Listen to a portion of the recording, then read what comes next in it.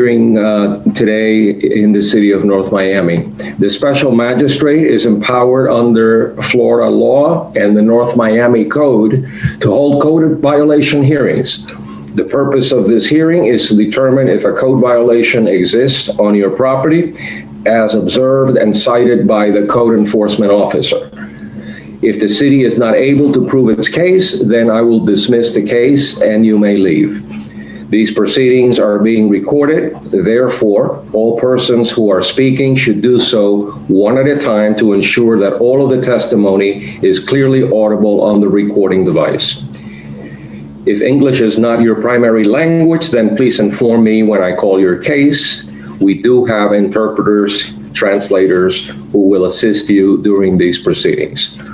When your case is called, the property owner, agent for the property owner, or any witness that you may have should announce your presence and let me know that you're here.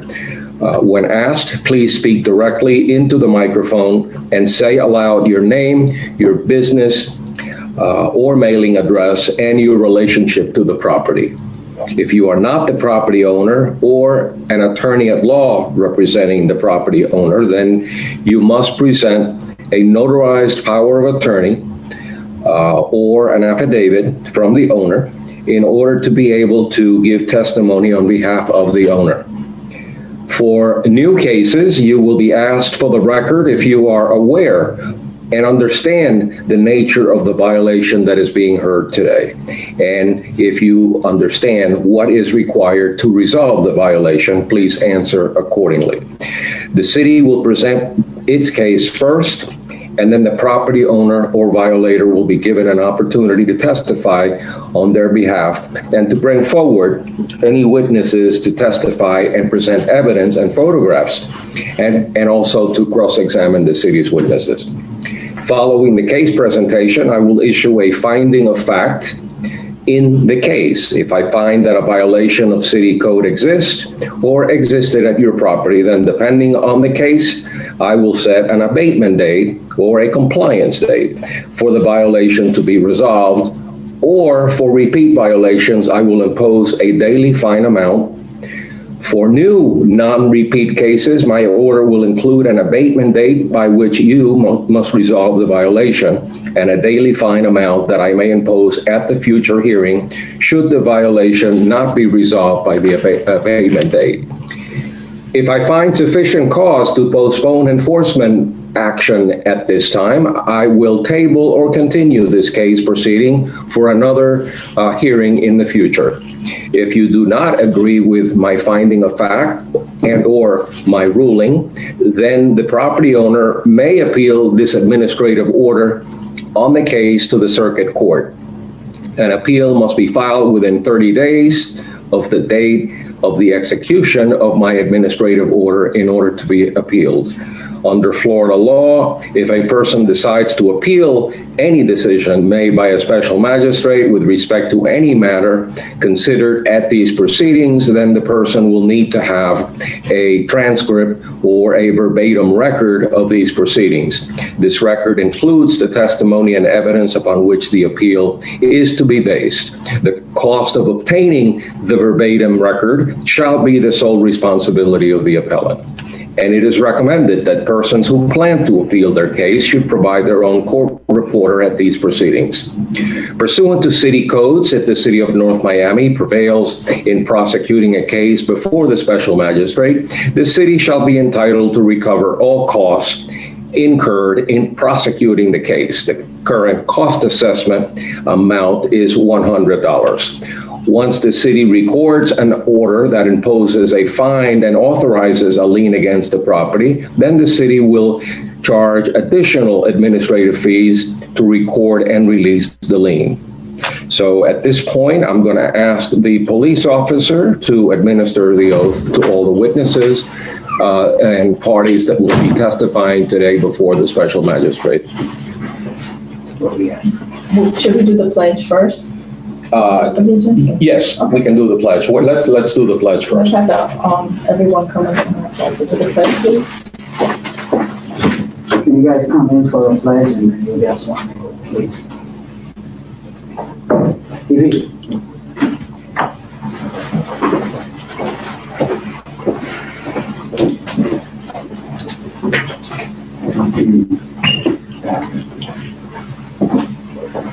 All right, to face the flag, repeat after me. I pledge allegiance to the flag of the United States of America and to the republic for which it stands, one nation, under God, indivisible, with liberty and justice for all. Guys, don't leave, he's gonna swear you in. So now we'll be doing the swearing in. Raise your right hand. Do you solemnly swear or affirm that the testimony you are about to give in this proceeding shall be the truth, the whole truth, and nothing but the truth, so help you God? If so, please say, I do. I do. Always swearing in on the inside. The translators need to be sworn in. You guys can go, thank you. Translators? I can't hear you, Crystal. You're mute. There. Can you move forward with the virtual instructions, Pilar? Our translators are not on the call yet. Thank you. Yes. Good morning, and thank you for participating in today's special magistrate hearing. I will review the process by which today's hearing will be conducted. Make sure your device is muted at all times unless you are giving testimony on a case. If you are using two devices to participate in today's hearing, be sure your audio is only enabled on one device. If you registered in advance for today's hearing, your case will be given priority. When your case is called, your system will receive a notification that it has been given access to audio and video so that you may give your testimony. If you did not register in advance and you would like to speak on behalf of the case, when the case is called, I will ask whether there is anyone present on behalf of the property. If you want to speak, please click the raise hand button to be given the ability to speak on the case. Once the magistrate allows you to give testimony on your case, please state your name, property address, and relationship to the property. Any additionals, deletions, changes to the agenda? Yes. Cases that have been postponed is Camilo and Francisco Mormal, case number CEDPR 2020-00019. Now I will read the cases that have come into compliance. The first case is 770 Condominium Association, case CEMHF 2020-00003. Case 775 Northeast 138th Street LLC, CEPFY 2020-00135. Bertha Aladdin, case CEJNK 2020-00023. DeJuice Valcourt, CEFAW 2020-00037. Beatrice Roussac, case number CEGMP 2020-00006. Delicia Mazzano, CEJNK 2020-00004. Nathan Grossfield, CENUS 2020-00104. Exotic Like Me, case number CEZCU 2020-00004. Shamara Absansian, case number CEWWC 2020-00003. Exotic Like Me, CEFOB 2020-00005. And Cummings, CEMHE 2020-00003. Irvin Peretz, case CERCV 2020-00078. Galvez, CERCV 2020-00032. Irene Backham, CEWWC 2019-00068. Ismael Perez, CEODS 2020-00003. Julio Suarez Rodriguez, CERCV 2020-00026. MacPac Enterprises, CEPFY 2020-00079. Paradis Social Club, CEBPR 2020-00022. And the last case is Roy Anderson, CERCB 2020-00031. Those are all the additions and deletions to the agenda. Special Magistrate, at this time, the first case on the agenda, if we can go ahead and table that item for a future hearing and move into the second case on the agenda.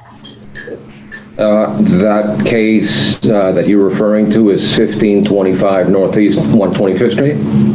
No, sir, it's 1015 Northwest 130 Street, TA 2018 One Borrower LLC. Very well. Pilar, you can move forward with the next case. The next case is Dorset House Association, case number CESCN 2019-00003, property address 2500 Northeast 135 Street. Officer Shanna Sanders. And I have a Tara Mullery and Tanya Hamlai that I'm going to give access into the meeting at this time. How do I? I'm going to do it. I have it. Thank you. Okay, Dorset House Association, Inc. Who's here on behalf of the property owner? Good morning, Your Honor. Attorney Tara Mulberry on behalf of Dorset House. Very well. I also, Tanya Homelid is actually the engineer that the association has hired for this property. So I do have her. She should be either on the line or coming on the line. Yes. Okay, there are two cases involving the same property? Yes, Your All right, so we're going to hear the exposed rebar case first, Dorset versus, Dorset House Association. Let me hear from the code officer if she's ready. Before you get started, I just need to verify that all audio is connected and that the parties are sworn in. Audio is connected. Audio is connected, okay. Tanya, Okay. okay. Pilar, can you move forward with doing a swearing for the Tanya Hamlai and whoever she's with? Can you please raise your right hand? And certificate of Optimus. Can you please raise your right hand? Do you solemnly swear or affirm the testimony you're about to give in these proceedings shall be the truth, the whole truth, and nothing but the truth, so help you God? Please say, I do. I do. Thank you. Thank you. All right, very well. Let me hear from the code officer. Shanna Sanders, City of North Miami Code Officer. Before I begin giving testimony on this, I would like to be sworn in. I was not present with the swearing in. All right, why don't you stand up and be sworn? Please raise your right hand. Do you solemnly swear the testimony you're about to give in these proceedings shall be the truth, the whole truth, and nothing but the truth, so help you God? Please say, I do. I do. Thank you. All right, go ahead and present the case. Shanna Sanders, City of North Miami Code Compliance Officer, presenting this case for property address 2500 Northeast 135 Street for not for general maintenance of property. I initially cited this property last year, November 7, 2019, to be exact, whereas I opened up a notice of violation, sent a few letters. I did not have any contact with the property owners or the management company. I saw them for the first time when we came to the last special magistrate hearing, whereas they asked for the case to be tabled. I have not had any conversations with them anytime after that. Upon my reinspection last week, on the 8th, the property still remained in the same condition. I'll let the management company in or someone from 2500 Northeast 135 Street give testimony as to what's going on. But again, as of my last reinspection, the property remains in the same condition. All right, you had previously provided us with photographs of the condition. Yes, I have. Okay, so that's already part of the record. Yes, it is. Let me ask the property owner to respond to the citation. And if you contest a violation, you can proffer any testimony you wish. If you need a little bit more time, let me know and I'll consider it. Okay, thank you. So just to clarify something, we did reach out to Ms. Saunders. There was an additional violation for a lack of a address on the waterway, which we did clear. And basically what's going on is the association is trying to come under compliance. This was previously tabled because we were trying to get a loan for the association. This is significant repairs that need to be done. The loan was actually procured the day after the last hearing. And there's an engineer that has been hired for the property. This is a massive construction project that needs to be undertaken. It is exposed rebar. Lots of things have to be done in stages, which I will have the engineer discuss, as well as the timeline for it. I hate to jump back and forth, but basically with the 12 units that are missing screens, the other violation, we can't really do those screens until we go ahead and replace the... Why don't we wait on that? Let's just deal with the first one. Let's deal with the rebar, which seems to be, to me, the more serious one. Yes, Your Honor. So the association has engaged an engineer. Last year, they did try and procure somebody to start this work. I can't really discuss much now that matter is in litigation, but they weren't able, that company was unable to do the work. So we procured a loan, and now we have an engineer and another party that's getting ready to get started. They actually, it's my understanding, they are on site today and doing the initial inspection in order to get the permits and everything started. But that is Tanya. I have her on the line if she wants to go ahead and explain the timeline for what needs to be done and how we're going to go about doing that. All right, let's hear from, first let's swear in the witness. Has she been sworn? Yes, Special Magistrate, the witness was sworn in. Okay. All right, so tell me succinctly what's the plan here to remedy the violation and the condition that I'm looking at in the screen. Is it me or me? Can you? So, can you hear us? Hello? Yes, we can hear you. So we have been just retained to produce the engineering evaluation of the existing building, to review the existing conditions of spalling, and prepare the plans with the specifications on how to repair the areas which need structural repairs. We just arrived on site today, so this is our first day here.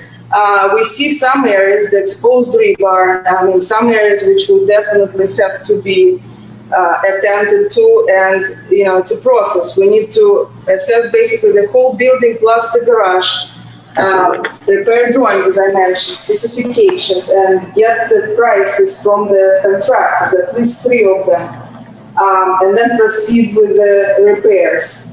We will also be inspecting these repairs during the actual construction and signing off on whatever work is being done. So it's a process which will take us a few weeks, I would say, to assess it, and then probably a few weeks to get the contractor signed on, and then proceed, like apply for permit and proceed with construction. That's the process that we are basically started now. All right, so do you have a contract with a contractor at the moment? We don't have a contract with a contractor. We have a contract with structural engineers. We have a contract with the association. Well, the structural engineer can't do anything unless you have a contractor. So and from what I'm looking at, that's major work. Yes. That's the association engaged the engineer to make sure that everything, they're assessing the entire building, not just these certain areas that are photographed. So once they have the full assessment and the plans from the engineer, then the contractor gets engaged and then they'll start the work.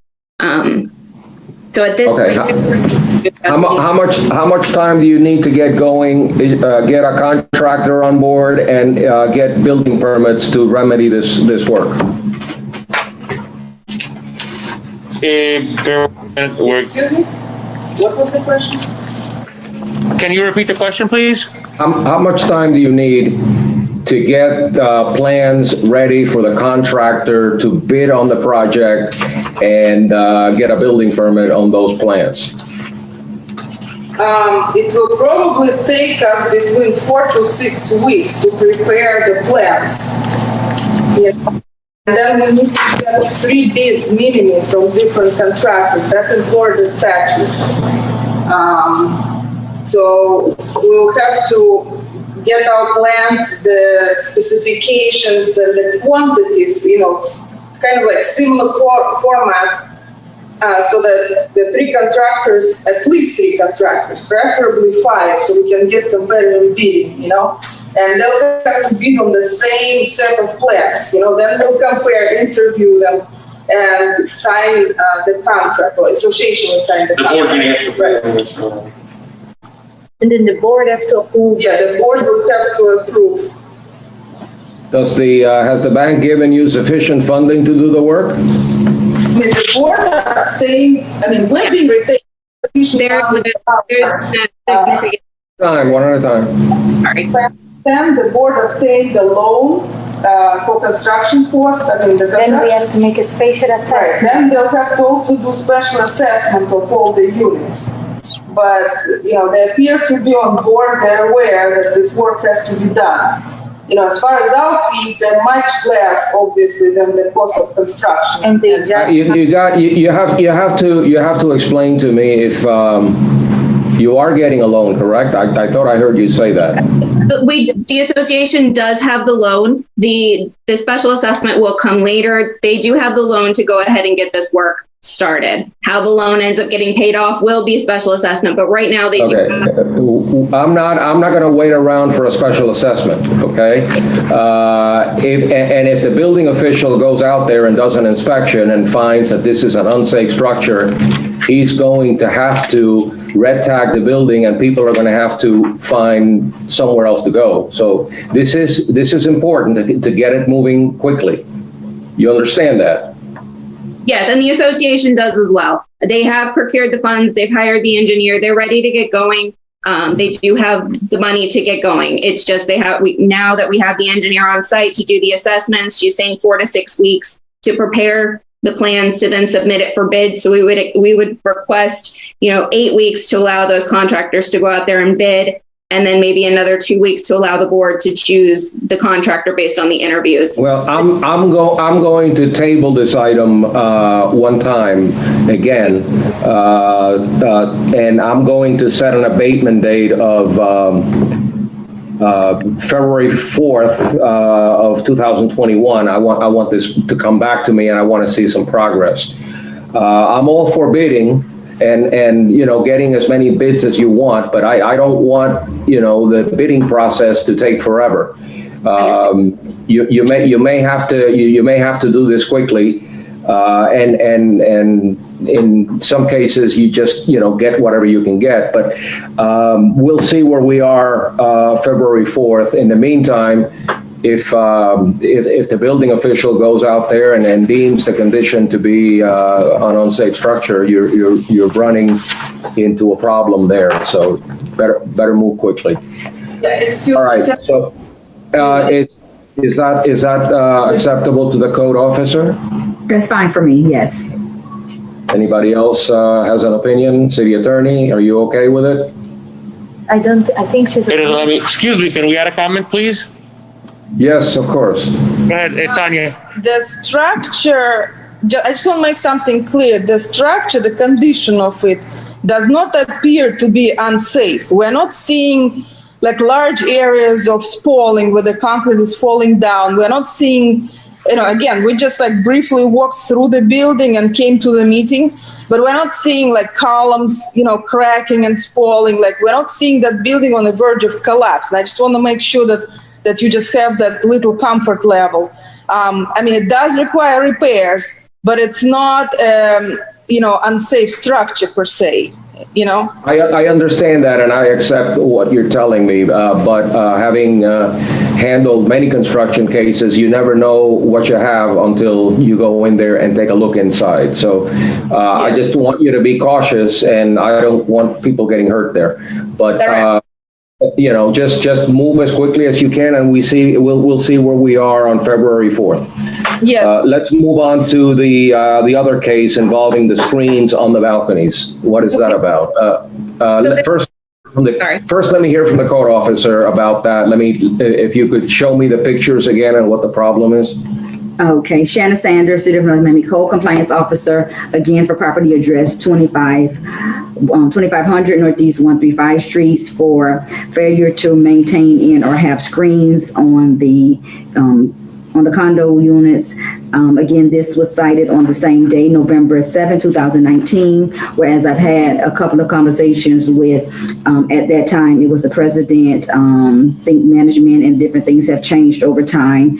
As stated, we had a conversation about address numbers, but we didn't have any conversations about these matters here.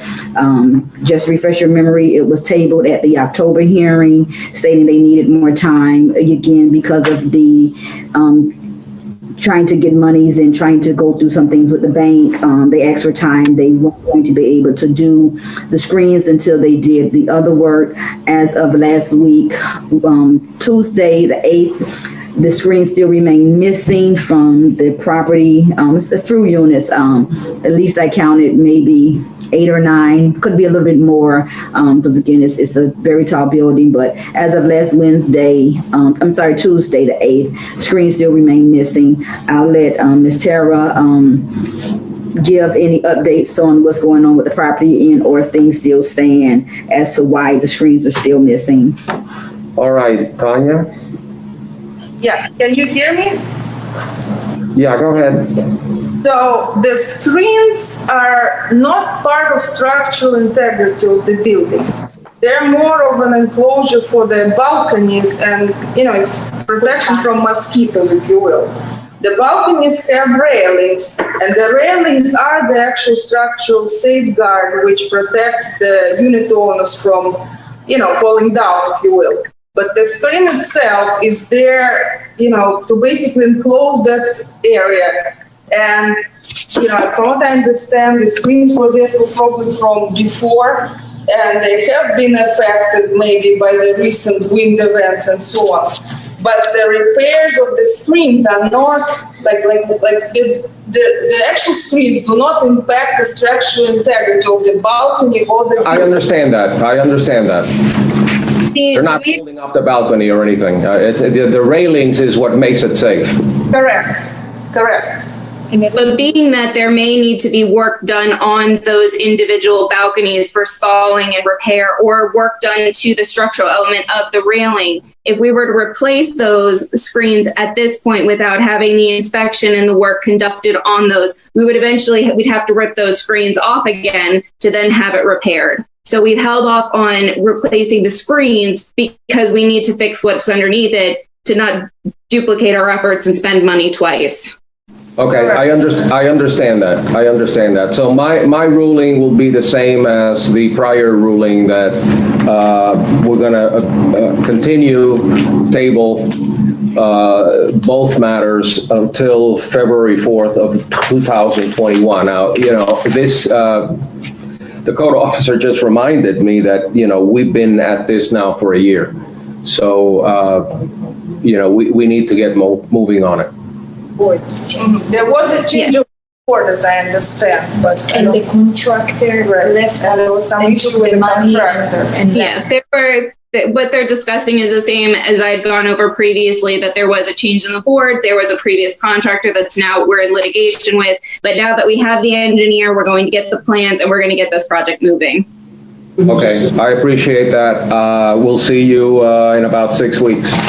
All right, let's move on to the next case. The next case on the agenda is for John F. Jelke, case number RCCOR 2019-00047. The property address is 1940 Northeast 118 Road. The officer on this case is Gary Beswick. The whole stuff. All right. Special Magistrate, Anybody here for the property owner, John F. Kelvey, the fourth? it looked like we had someone that registered, but I don't see that individual in the meeting. If there is someone registered for this case, please hit the raise hand feature so that we can acknowledge you. John. Right? Yeah, we've changed numbers around quite a bit here. Under new business is number 4. I have a John Jakey registered, but I don't have that individual present for the case today. So, Special Magistrate, do you want to hear this case towards the end and move forward? I want to hear the case because there was an adjudication, as I see, in November.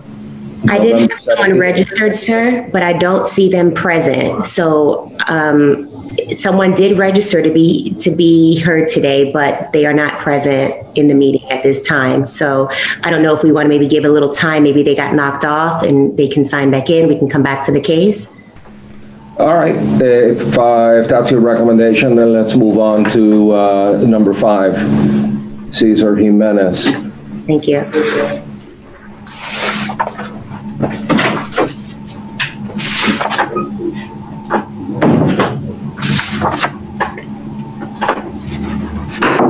Can you call the next case, please? Yes, give me one moment.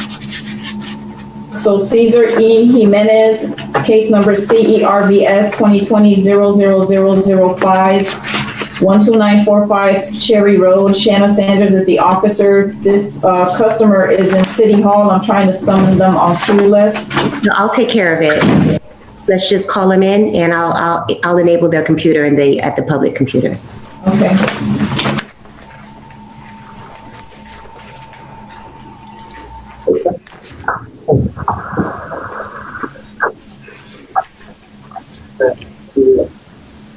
Please state your full name, sir, and your relationship to the property.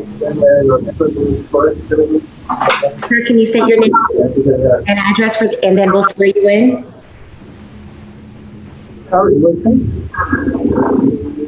Do you need a translator? Yes. Do we need a translator? Señor, necesita un intérprete. Yes, you need a translator. Okay, it appears as though Special Magistrate, our translators did not show up for today's hearing. I don't know, Jennifer, if you want to chime in and give a recommendation here. I don't have any translators today. We would have no choice but to postpone the case at this point, unless we have a translator. Laura, can you give any guidance on where the translators are? Are they going to be on today's call? I've texted them and I've emailed them and I have yet to hear back from them. I added them to the Zoom meeting yesterday and I sent an invite and an email letting them know, and I haven't heard anything from them yesterday nor this morning. Okay. Well, in the absence of a translator and the comment by the city attorney, why don't we wait maybe 15 minutes or so? Maybe we can get a hold of a translator and we'll come back to this case instead of just letting it go. Let's just wait 15 minutes. Okay, no problem, sir. Okay. In the meantime, let's see if we can get one. Thank you. Jose, can you advise? Yes, I'll send it to the translator. No problem. Okay, Next case on the agenda is for Susan Hygen. Case number, she has 2 cases on the agenda. RCCOR 2019-00026, property address 2500 Northeast 135 Street. Gary Beswick is the officer. I'm sorry. It seemed like he had the wrong gentleman up there. Why did he? Who was that guy? That's not Cherry Road. That's not Cherry Road. That's why I was asking him. Is that? I don't know who that guy is. we can hear you here, please. Thank you. No, that's code. Who's that? Susan, I'm going to enable your camera and your audio. Please accept the invitation to be heard on this item.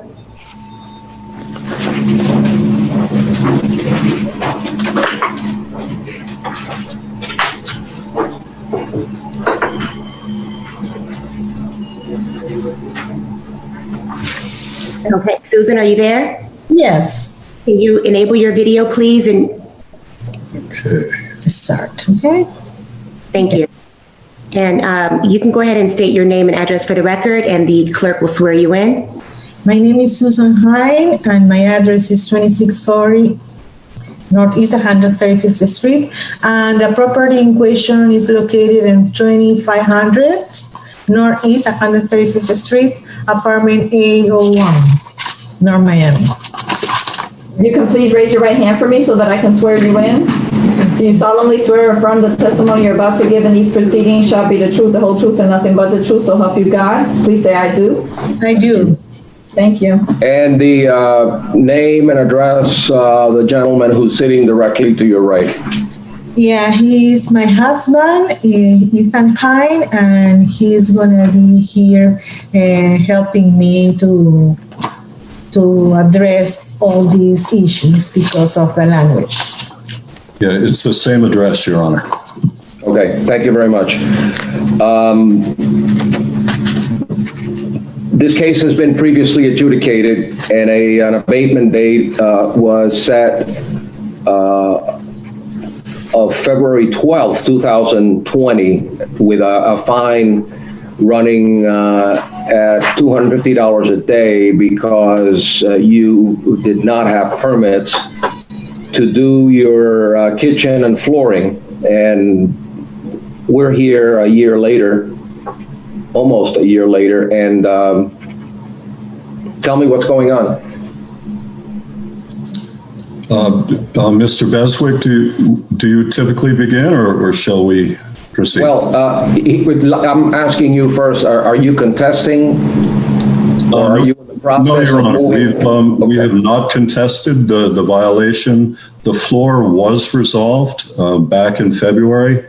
The kitchen took more time because we were unable to afford it until recently, but we've made significant progress on that. We are prepared to talk about the issue of the kitchen.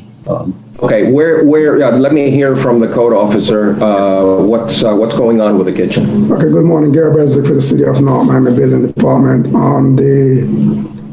The letter I just handed you was a letter received from both of them, basically giving an update of what's going on. They did apply for the permit, so it's going through the process now.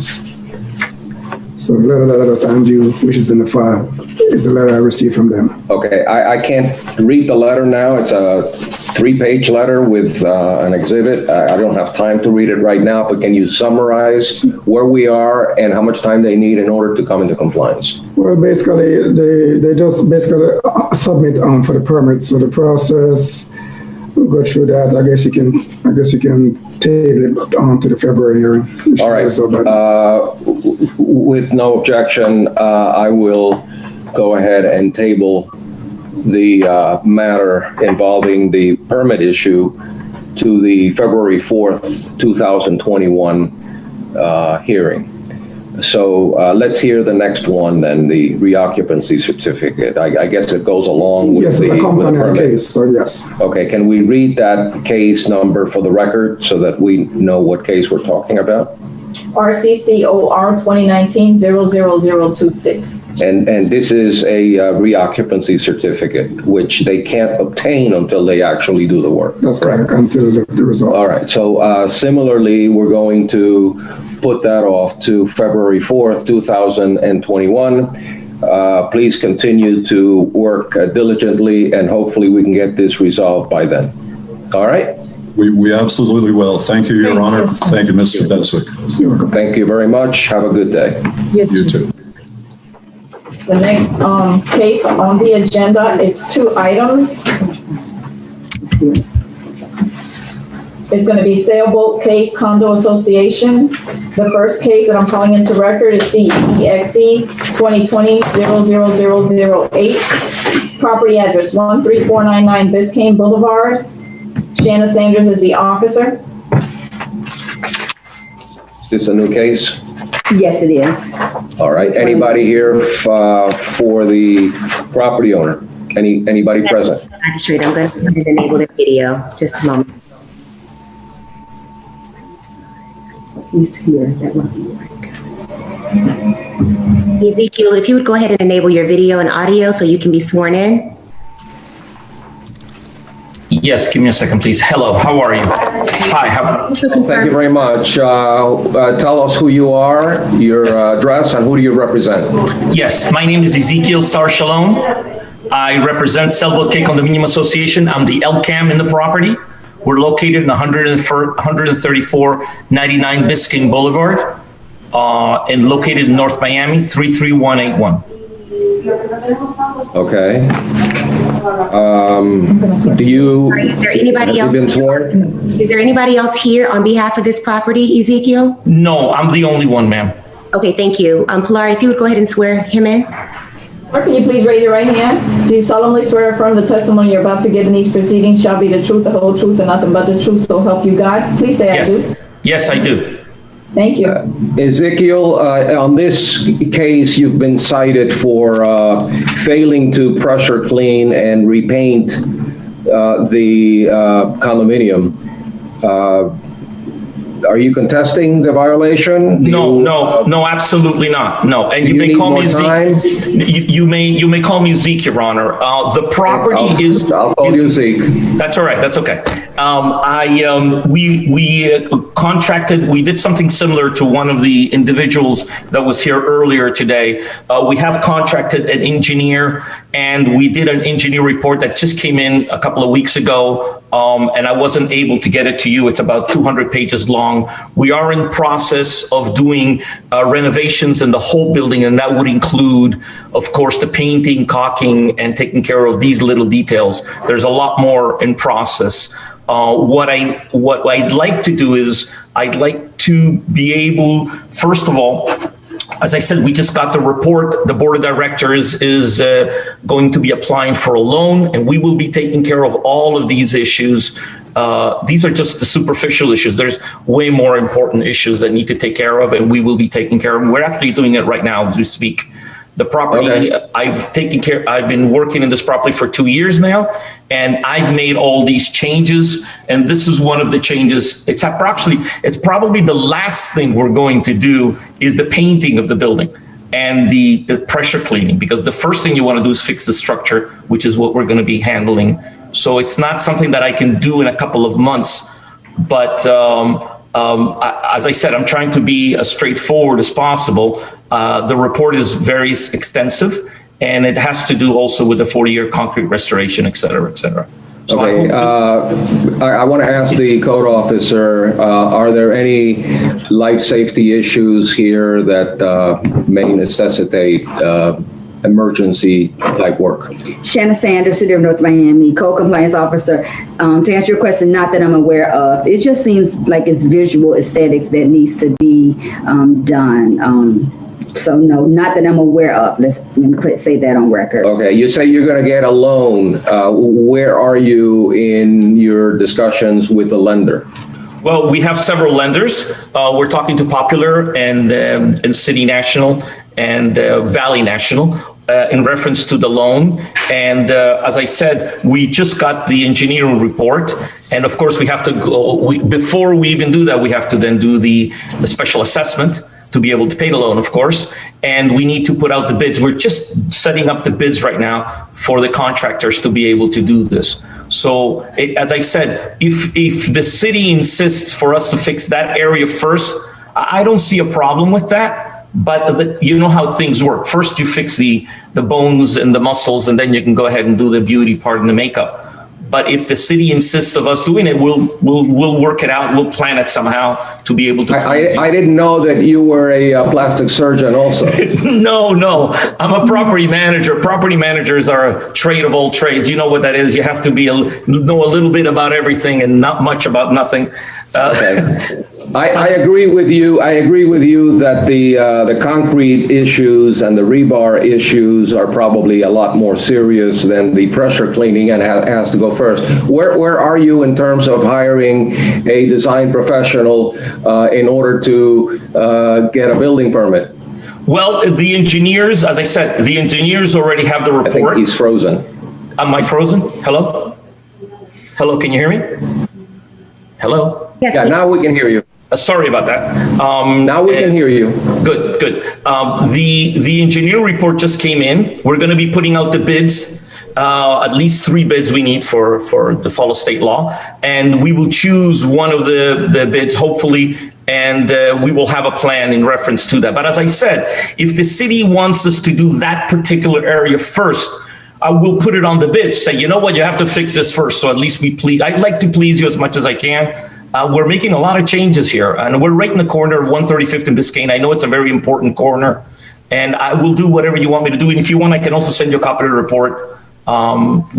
Just so you see what stage. No, unless the code officer wants to see it, you want to see a copy of the report? No, I don't. What is your recommendation, Ms. Sanders?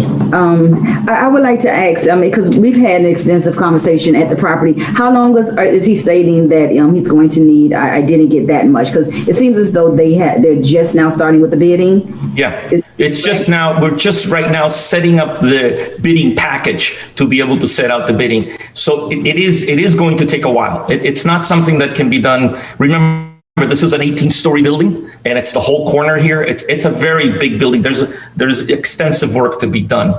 And it's not something that I can do, the date on this was the 8th of December. And we, and I understand. I mean, it looks like, yeah, you just patch it up and put paint on it, but it's a little bit more complicated than that. As I said, I'll do whatever the city wants, but we do need some time. I would probably.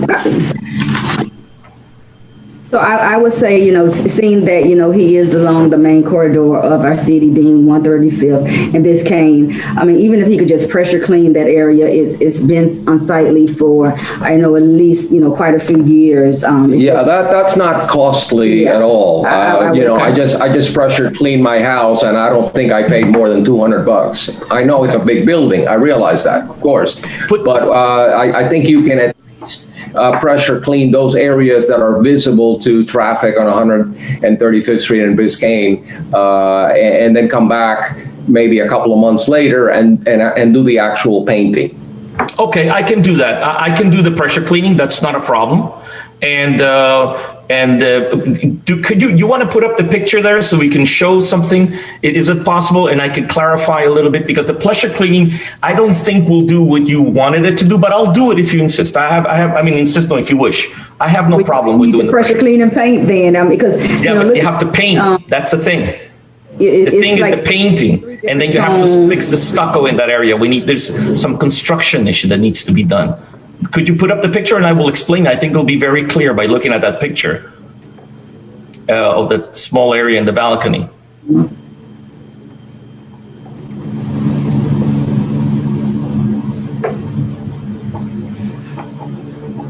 As we look in here, as you see, it's 3 tones there on the side of the property. I don't see the picture. Yeah, you need to put the picture on the screen so we can see. Oh, she may need to share it. I'm sorry, I'm trying to pull them up. So,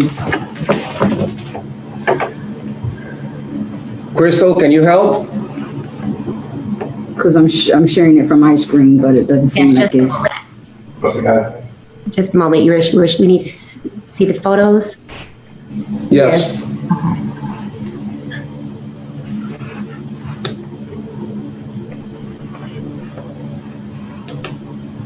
I'm sorry, which number is that we're looking at here? Sailboat K?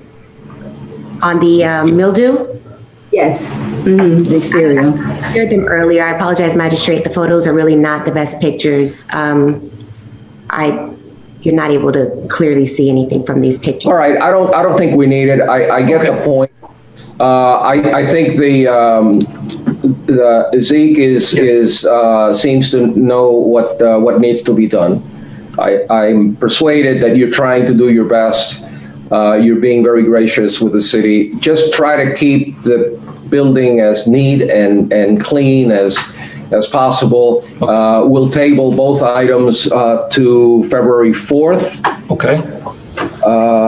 If you need more time on the actual construction, we'll consider that based on the fact that you were recently cited. There are no health issues here. There are no structural issues. It's aesthetic primarily. So just do the best you can in the meantime, and I'll see you on February 4th.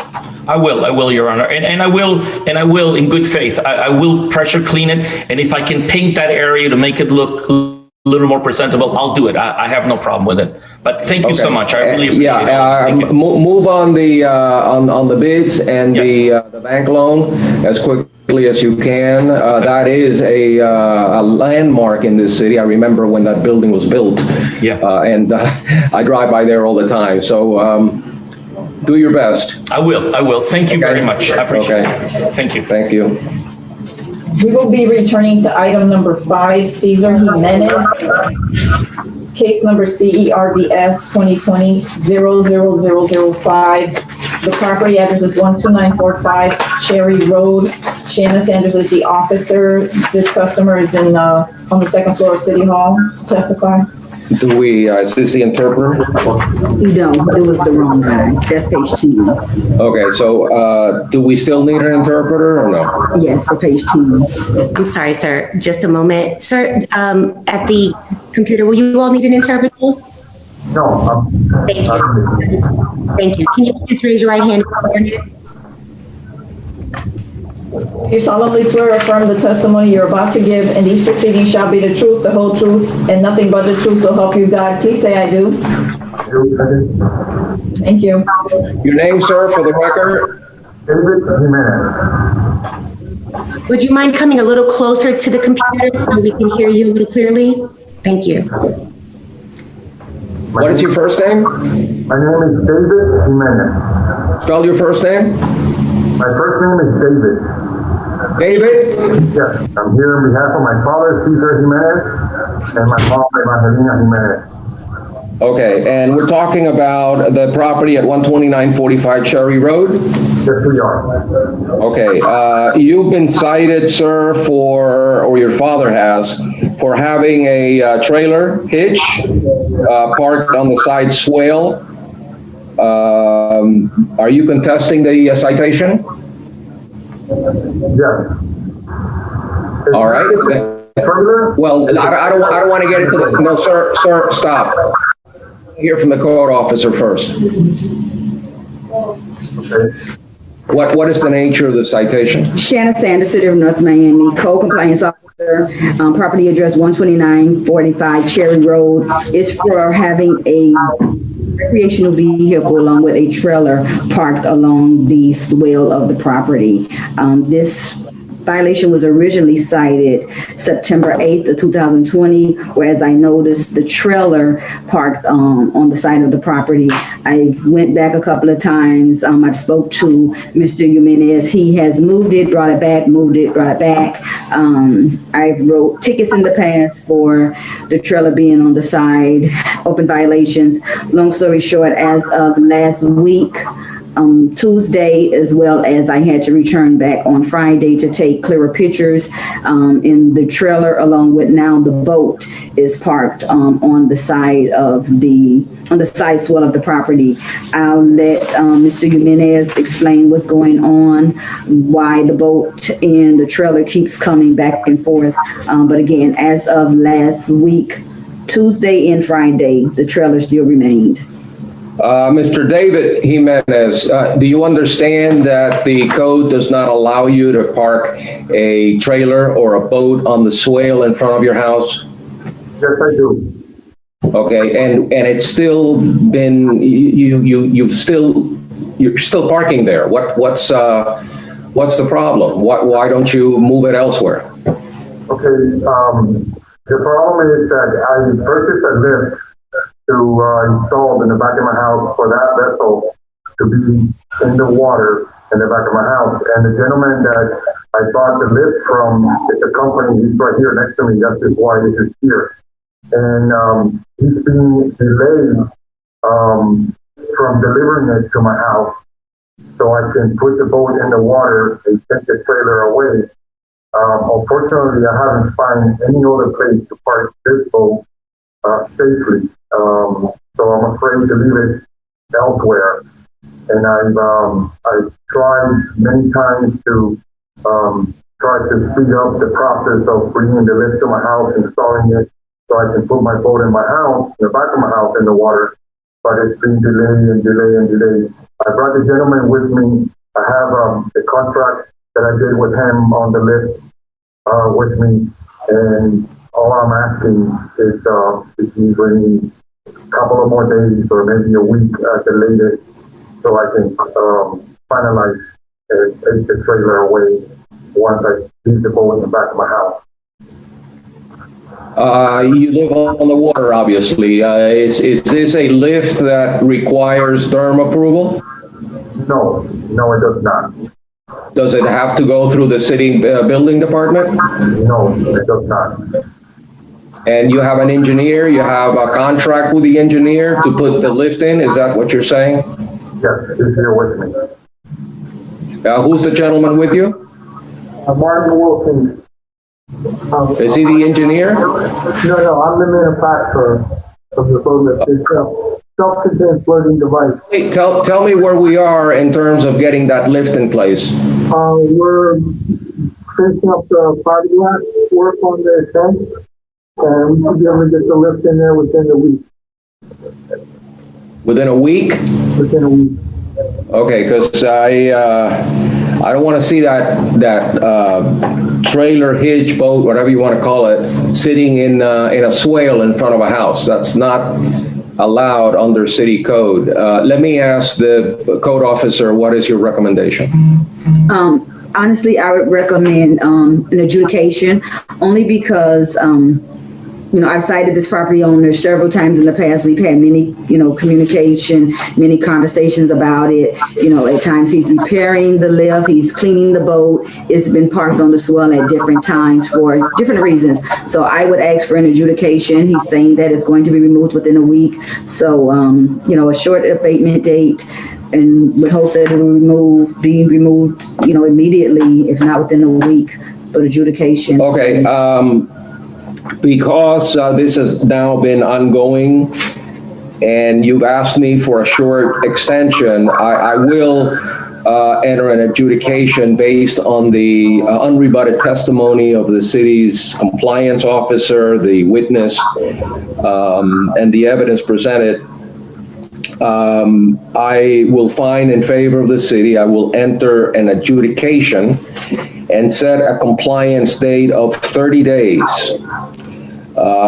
You have 30 days. In the event of non-compliance, if that hitch or boat trailer is still there 30 days from now, there will be a daily fine of $300 until the violation is abated or complied with. So I've given you more time than you asked for, but you need to have that trailer hitch removed or face a fine of $300 a day 30 days from now and going forward.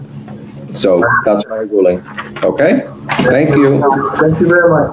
All right. The next case is Roger Gonzalez, case number MHVIO 2017-01269. I apologize. It was previously adjudicated. The abatement date set was December the 2nd of 2020.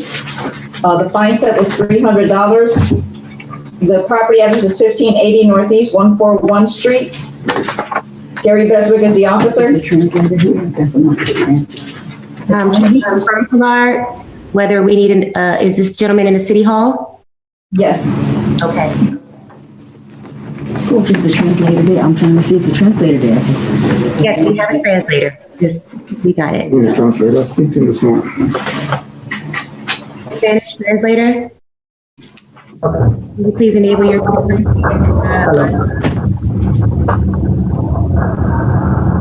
Spanish translator, can you please enable your camera and audio? Hello, this is the interpreter. Thank you. Can you, we're going to move forward with swearing in the respondent. The interpreter needs to be sworn in, Your Honor. Yes, who needs to be sworn in? Pilar, can you swear in the interpreter? Yes. Can you raise your right hand, please? Do you solemnly swear or affirm that the translation which you are about to give in these proceedings will be accurate and correct to the best of your knowledge, skill, and ability? Please say, I do. I do. Thank you. Thank you. Pilar, now can you assist with swearing in the respondent through the interpreter? Hola, buenos días. Yo soy su intérprete. Buenos días. Sí. ¿Puede quitarse la máscara, por favor, para escucharlo mejor, siempre que haya distancia? Gracias. Okay, translator, please translate. Do you solemnly swear or affirm the testimony you're about to give in these proceedings is the truth, the whole truth, and nothing but the truth? So help you God. Please say I do. Por favor, levanta la mano derecha. Jura y afirma que el testimonio que dará sea la verdad, toda la verdad. Lo jura ante Dios. Por favor, diga sí. I do. Puede bajar la mano. Please tell us your name, your relationship to the property, and why we're here today. Bueno, por favor, díganos su nombre, la relación que tiene con la propiedad y por qué razón estamos hoy aquí. Roger González, soy el dueño y estoy por una notificación que recibí. Repito su nombre otra vez. Roger González. Roger Gonzalez, I am the owner, and I am here because I received a notification. Okay. This matter was already adjudicated on November 17th of 2020. Please translate that. Este asunto ya ha sido adjudicado y fue en noviembre 17 del 2020. With an abatement date of December 8th, 2020, and a fine of $300 per day. Y fecha de cumplimiento era diciembre 8 del 2020 con una multa de $300 por día. All because the permits for the kitchen and bathroom renovation were not obtained. Resulta que los permisos para la renovación del baño no fueron obtenidos.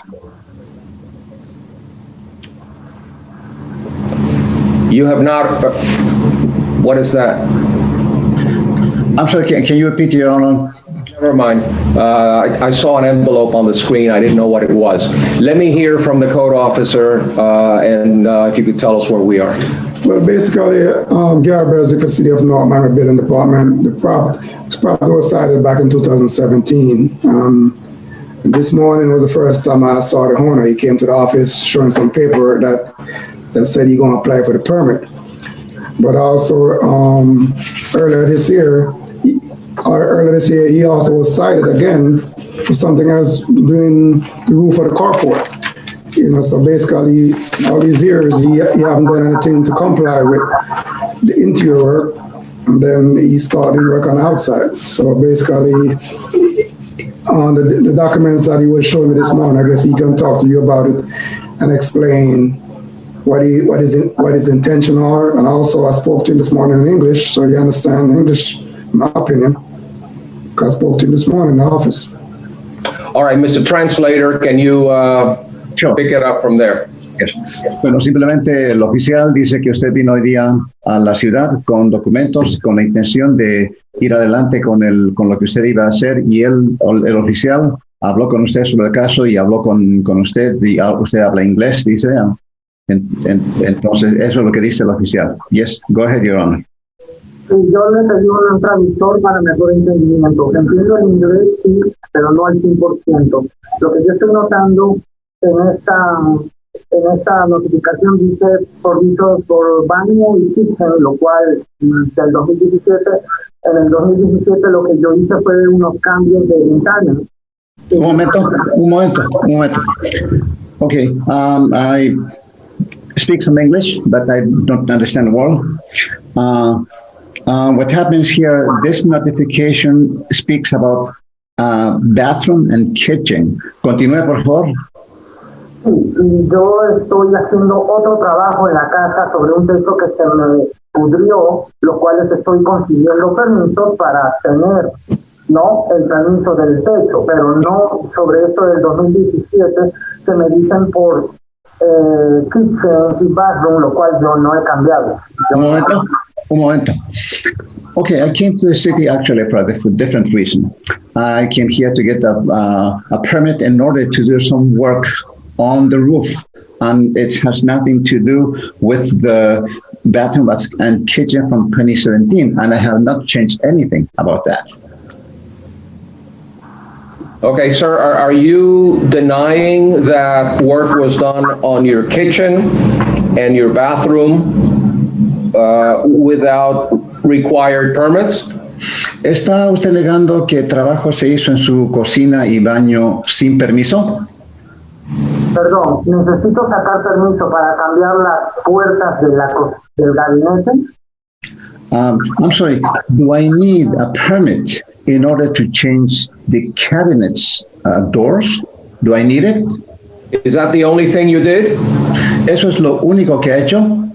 Supuestamente el inspector que fue a ver las ventanas, cuando estaban inspeccionando las ventanas, el cual tenía permiso, me dijo que estaba cambiando la cocina. Yo le dije no, Well, cambiando las puertas.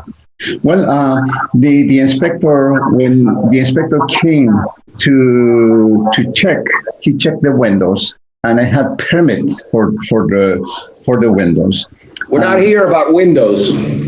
Well, that's how it started. Okay. When the inspector went to do the inspection for windows, that's when he observed the kitchen and the bathroom was also, renovation was in process and there was no permit. That's how it started. Okay, but the property owner is alleging that all he did was change a door and that there is no permit required to change a door. Is that your understanding of what happened? No.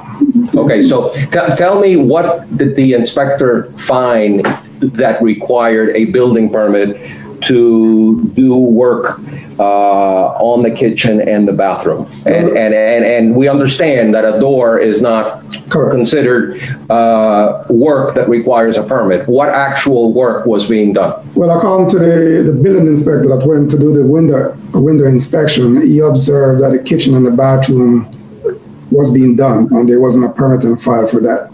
And the inspector in question would be the inspector that would actually have done physically do the inspection for the permit. So what he observed, he knows that it required a permit. So it was more than just putting on doors. Simplemente dice el oficial que en realidad es verdad que se hizo trabajo a la ventana, pero en realidad no solamente era que se estaba haciendo un trabajo de cambiar las puertas, sino había un trabajo que se había hecho en la cocina y el baño. Mire, cuando estaban cambiando la ventana, unas losas de la ventana se rompieron y reemplazarla, no sé qué tenga que sacar permiso para eso. No sé, esto ocurrió en el 2017. Un momento. Well, the window was being changed. A tile broke, and that needed to be replaced. I don't know if I needed a permit for that tile to be replaced. And also, this happened on 2017. We're not here about a window, sir. We're here about a kitchen and a bathroom. Señor, was work being done at the kitchen and the bathroom when the inspector went to your house to inspect the window? No estamos hablando de la ventana, estamos hablando de cocina y baño, y eso fue lo que vio el inspector cuando fue a su casa. Lo que el inspector vio es lo que le estoy diciendo, cambiar las puertas de las cocinas, de los gabinetes de cocina, porque estaban podridos, despegados, y reemplazar unas losas que se rompieron cuando cambiaron las ventanas del baño. Eso necesito permiso. Well, again, some cabinet doors were replaced in the kitchen, and some tiles in the bathroom were replaced because they got broken. Do I need a permit for that? What's the answer to that? Well, again, the inspector that did in window inspection, he's the inspector that do the building inspection from the building department from the city. And if he observed and said that the bathroom and the kitchen renovation is in process, that was what was going on. It wasn't just taking off the kitchen a door from the cabinet or a tile is damaged. I disagree that was what's going on. But basically, if you disagree, basically he can schedule an inspection for tomorrow, and me and the inspector that I got a complaint from, we can meet him there tomorrow, give me a time, and we schedule an inspection to verify what you're saying. Okay, go ahead and translate that, and then I'm going to rule. Sí. Bueno, en realidad cuando el inspector fue a ver, notó que había un trabajo que estaba haciendo, un trabajo en proceso que estaba sucediendo, pero de todas formas el oficial de la ciudad dice que de todas formas se puede programar una inspección para mañana. Go ahead, John. I would like to hear from the inspector in order to be able to rule on this case, because, it not only is it hearsay, I'm not even sure whether or not it's something that requires a building permit. And if it does require a building permit, it's very easy to just get an after-the-fact building permit after an inspection. So I am going to table this case for Special Magistrate. Is somebody else talking? Yes, it's Crystal. I'm sorry. I actually have the building official on the call. Okay, I'd like to hear from him because he's the one that really should be speaking on whether or not a permit is necessary for the work that was being done. And if it was necessary, then how do we, what do we go from here? Mr. Building Official, I see you. Mr. Basillo, please tell us who you are and who are you employed by? Steve Pizzolo, building official for the city of North Miami. Unfortunately, I just stepped back into the room. I missed most of the testimony. I know it's dealing with the kitchen and a bath. I'm sorry, I don't mean to cut you off, but we just need to swear you in. Oh, sure. Pilar, can you swear Stephen, please? Do you solemnly swear from the testimony you're about to give in these proceedings shall be the truth, the whole truth, and nothing but the truth, so help you God? Please say I do. Thank you. All right, let me see if I can sum it up in a nutshell. Go ahead, Mr. Officer. Okay, basically, I got a complaint from Joel. He went to the property in 2017 to do an inspection on windows. While doing inspection on windows, he observed that a kitchen and bathroom renovation was in process, and he informed me about it. I opened a violation. Now the property owner is stating that all he did was change the kitchen, the door from the cabinet, and in the bathroom, a tile was damaged, and he changed.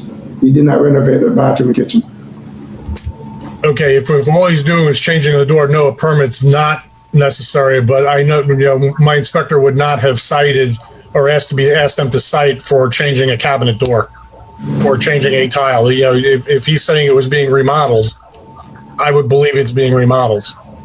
All right, so what we're, Mr. Building Official, what we have discussed before you came on is a re-inspection to determine if unpermitted work was done, and if so, how do we deal with it? Do we then require the property owner to get an after-the-fact permit? But I think first thing we need to do is we need to do a re-inspection. That's fine, we can schedule that. All right, so we're gonna table this case to allow for the building department to do a re-inspection and determine whether or not a permit was necessary. And if a permit is necessary, then one will have to be pulled. If a permit is not necessary for the work that was done, then we'll dismiss the case. So I want to hear this case back in our next meeting, which is February 11th. Hopefully we can get this resolved way before then. I'm going to translate, Your Honor. Bueno, simplemente el oficial vino y a corroborar de que se hizo una inspección y en realidad un inspector no podía dar un ticket por algo que no habría considerado un trabajo que estaba sucediendo ya. Pero de todas formas, el juez, antes de dar el fallo, lo que va a hacer es va programar una reinspección. Y si después de la reinspección se nota que solamente eran los detalles que usted dijo, la puerta y cosas que no necesitan permiso, entonces el caso se va a desechar. Y si no, de otra forma, tendrá que sacar un permiso que se saca después de haber hecho el trabajo. Y la fecha para esto será en febrero 11 del 2021. Well, let me correction. Whatever work needs to be done has to be done by February 4th. And if it's not in compliance, then I will hear it on February 11th. Bueno, corrigiendo. Cualquier trabajo que se haga tiene que ya ser terminado en febrero 4 y después, y si no ha sido hecho así, entonces veremos este caso una vez más en febrero 11.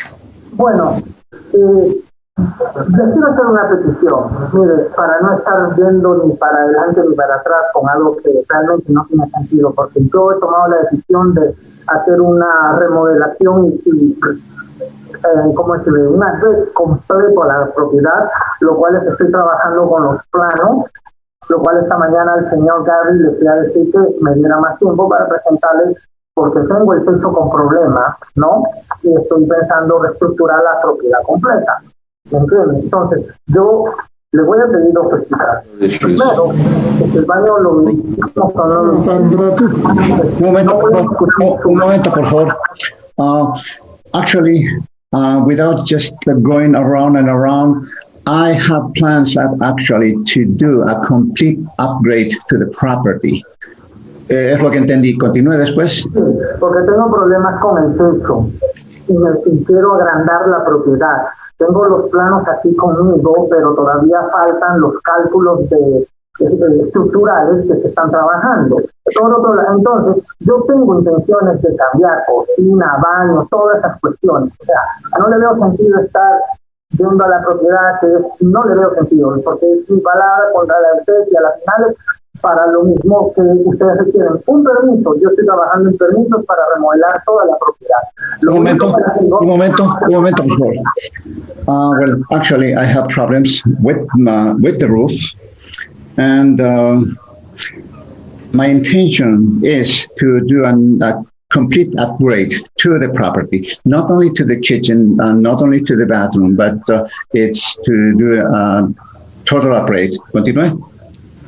Well, as I stated before, he began doing the work without a permit. He was cited for that, which is a different case. But we still need to do an inspection on that property to verify if what inspector observed is what it is or what he's saying is true. We still need an inspection inside to see the kitchen and the bathroom to see if it was done in 2017. Bueno, vamos a empezar por donde empezamos. En realidad estamos aquí porque un inspector fue allá y vio que se había hecho un trabajo sin permiso, y esto fue en el 2017. Esa fue la razón por la que empezamos. Yo vengo desde el 2017 discutiendo, yendo a Code Enforcement, y todas las veces que he venido se han cancelado, se han postergado las citas por cuestiones del coronavirus, ahora último, pero tenemos ya 3 años en esto, nos vamos para el 4º año y no solucionamos nada. Entonces, un momento. Since 2017, I've been coming often to the city, and meetings were canceled, and it's this year it was because of the coronavirus, but we've been with this for the last 3 years. Now it's going to be 4 years. All right, I think we're discussing many problems here, and I want to bring it back to the issue at question. Is he willing to allow the building department to inspect the work that was done without a permit, according to the code, or not? Bueno, en realidad estamos hablando de muchas cosas, de varias cosas. En realidad vamos a concentrarnos por lo que estamos aquí. ¿Está usted dispuesto a que el oficial de la ciudad vaya a inspeccionar lo que se hizo? ¿Sí o no? Yes. All right, that's it. We don't have to worry about roofs or anything else, expansions, additions, alterations. The only issue before me today is whether or not, and you've already been adjudicated, so you've already been found guilty, and there's a fine that is accruing as of the abatement date, which is December the 8th, of $300 a day, which I will stay for one meeting to allow the building official to do a reinspection. If that reinspection doesn't happen and you don't address this issue with the building department, the issue of the kitchen and the window and the kitchen and the bathroom, then I'm going to let the fines keep running. Bueno, entonces simplemente que el inspector va a ir a su propiedad a verificar esto. Usted ya por este caso, ya el caso ha sido adjudicado, en otras palabras, ha sido considerado culpable de haberlo hecho y ha estado acumulándose después de la fecha que se dio para que termine y han sido de $300 por día. De todas formas, yo voy a sostener que se aplique esta multa hasta que el oficial vaya a hacer la inspección y después continuará acumulándose.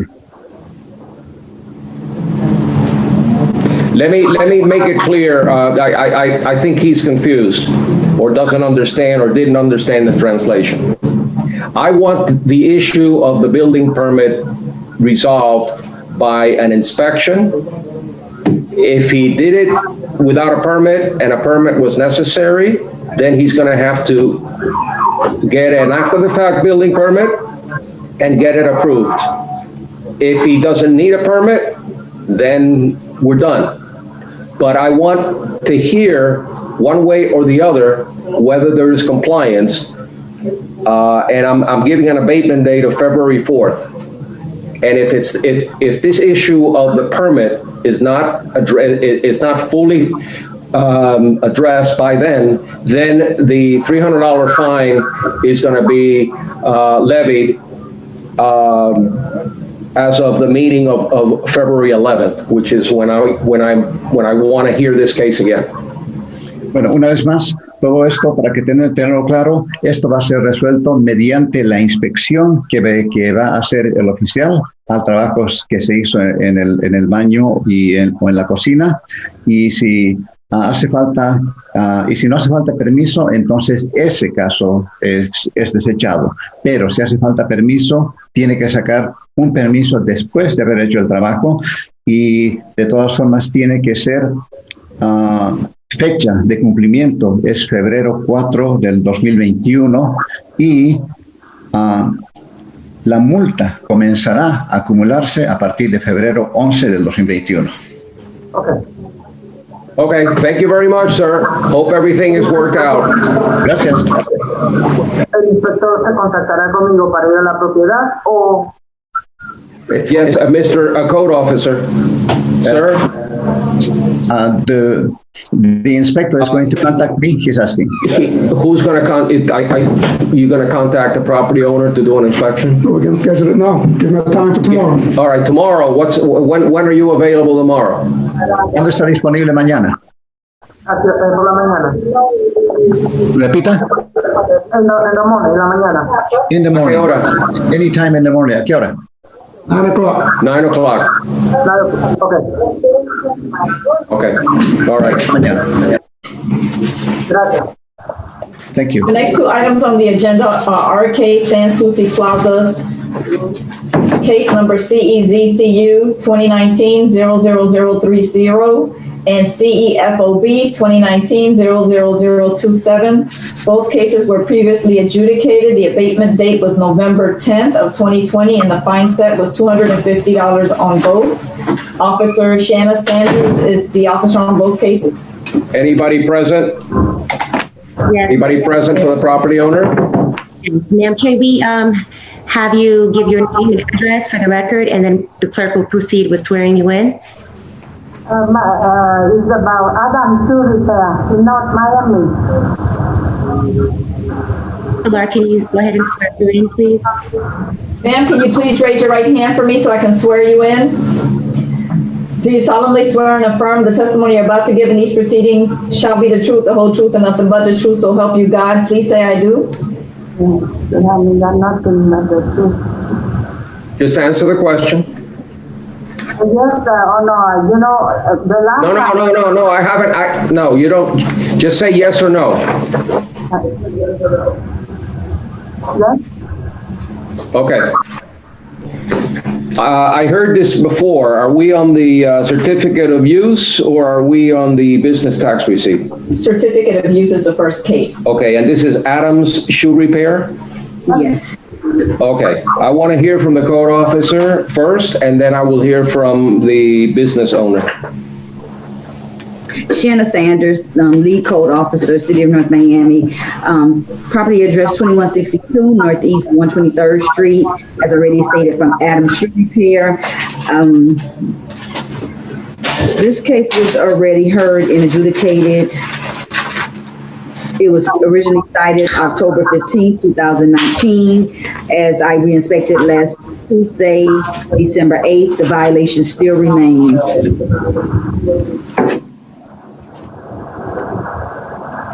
And this, just so that I'm clear, the violation has been, the citation and violation have been against the business owner, not the property owner, right? It has been against the business owner. Both have been notified of the hearing and of the violation, but it's against business.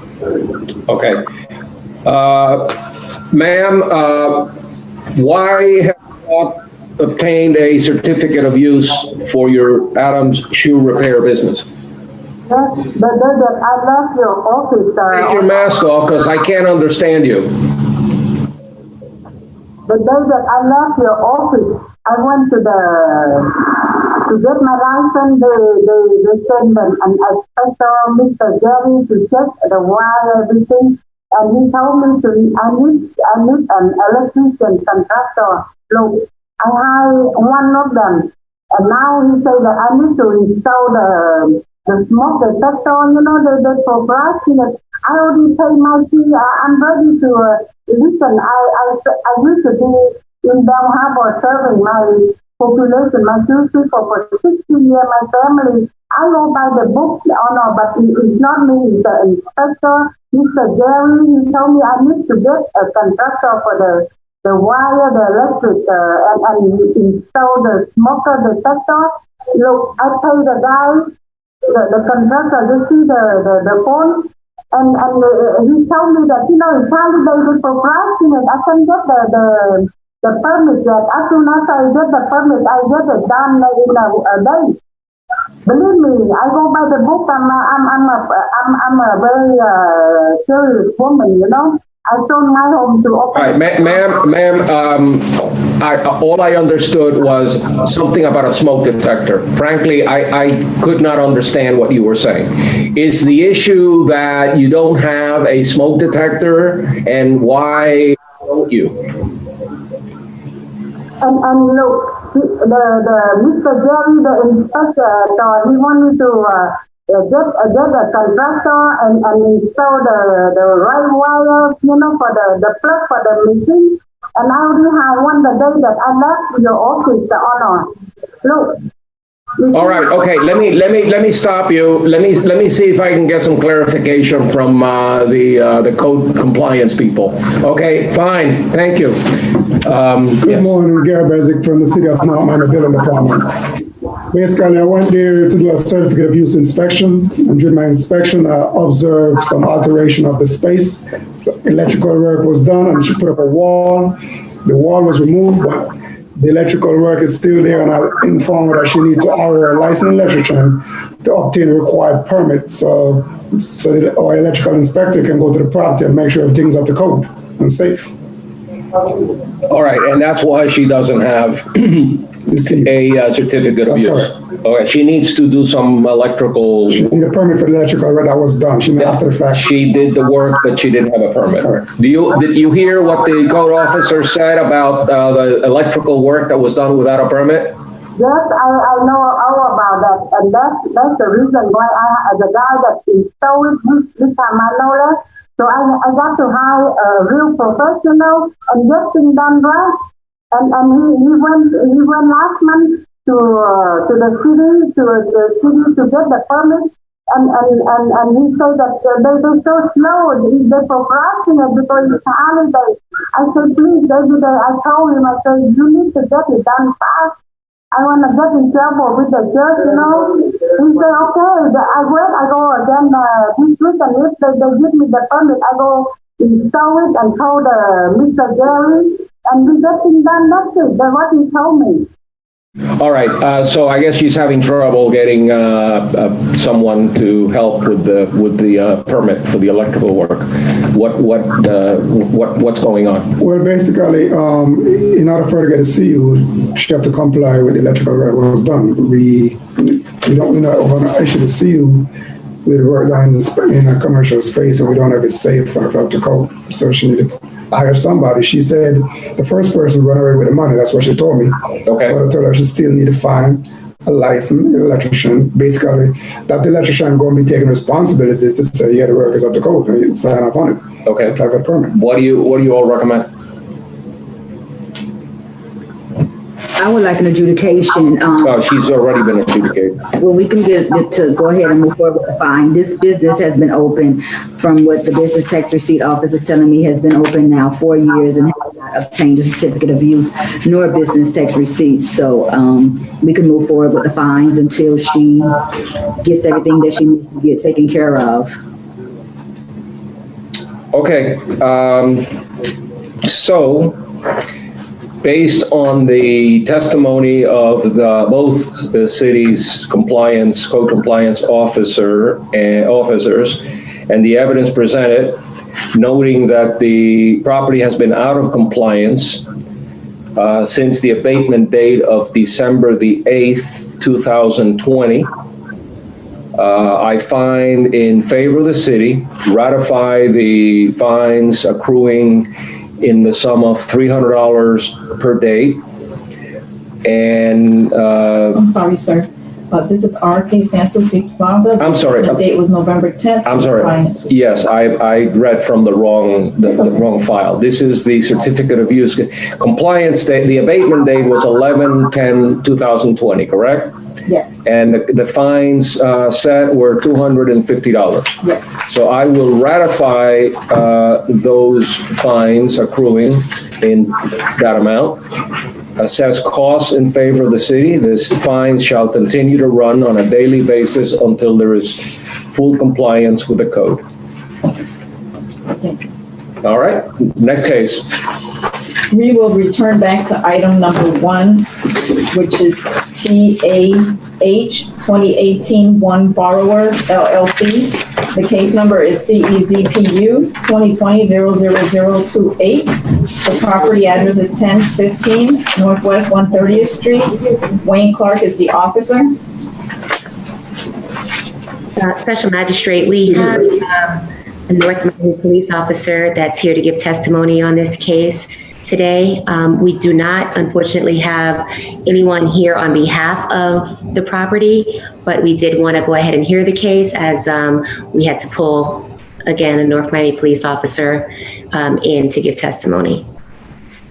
Okay, can you repeat the case number again? It's item number 1 under new business, and the case is TAH 2018-1 Borrower LLC. Okay. I've reviewed the file. Is the property owner present? No, sir. We don't have anybody here on behalf of the property today. However, the officer will give testimony that the property was properly serviced and notified of today's hearing. However, we do have a North Miami police detective give testimony. I would like the code officer to introduce the case, tell me what it's about, what the citation is for. Wayne Clark, City of North Miami Code Compliance. Good morning again. This case is in reference to the zone prohibited use that was determined by way of the City of North Miami Police Department visiting the property and alerting us or making us aware of an issue in the property where it was used to house several people. And as the officer, Bonnie said to me earlier, instead of it being called an adult living facility, they consider it an independent living facility. And it's not allowed in the R2 district zone of the city, more than 6 tenants at a time. And there was well over that amount at the property. Of course, as you know, there are living facilities, throughout some of our city and others too, as well. But then there's also prohibited areas of the city that it's not allowed. All right, let me understand, because I did review the file. This is an adult living facility, community residential property. Well, this is actually verbatim of the ordinance description itself. However, a little while ago, Officer Bonnie, am I saying your name right, Bonnie? Bonnie, I'm sorry. Made me aware that it's also something called an independent living facility. I guess that's where there's nobody watching them and they're like responsible for their own actions or whatever.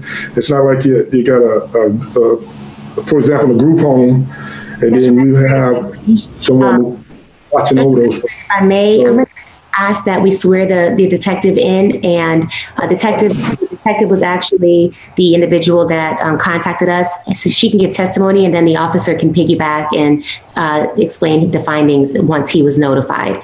Pilar, can you swear the detective in, please? Yes, I'll swear and affirm the testimony about to give in these proceedings shall be the truth, the whole truth, and nothing but the truth. So help you God. Please say I do. I do. Thank you. Good morning, everyone. All right, so who wants to go first? You want to go first, Detective? I'll go first this time. Okay. I have a general idea of what happened and what's going on. So why don't you just I'll keep it short and sweet. Keep it short.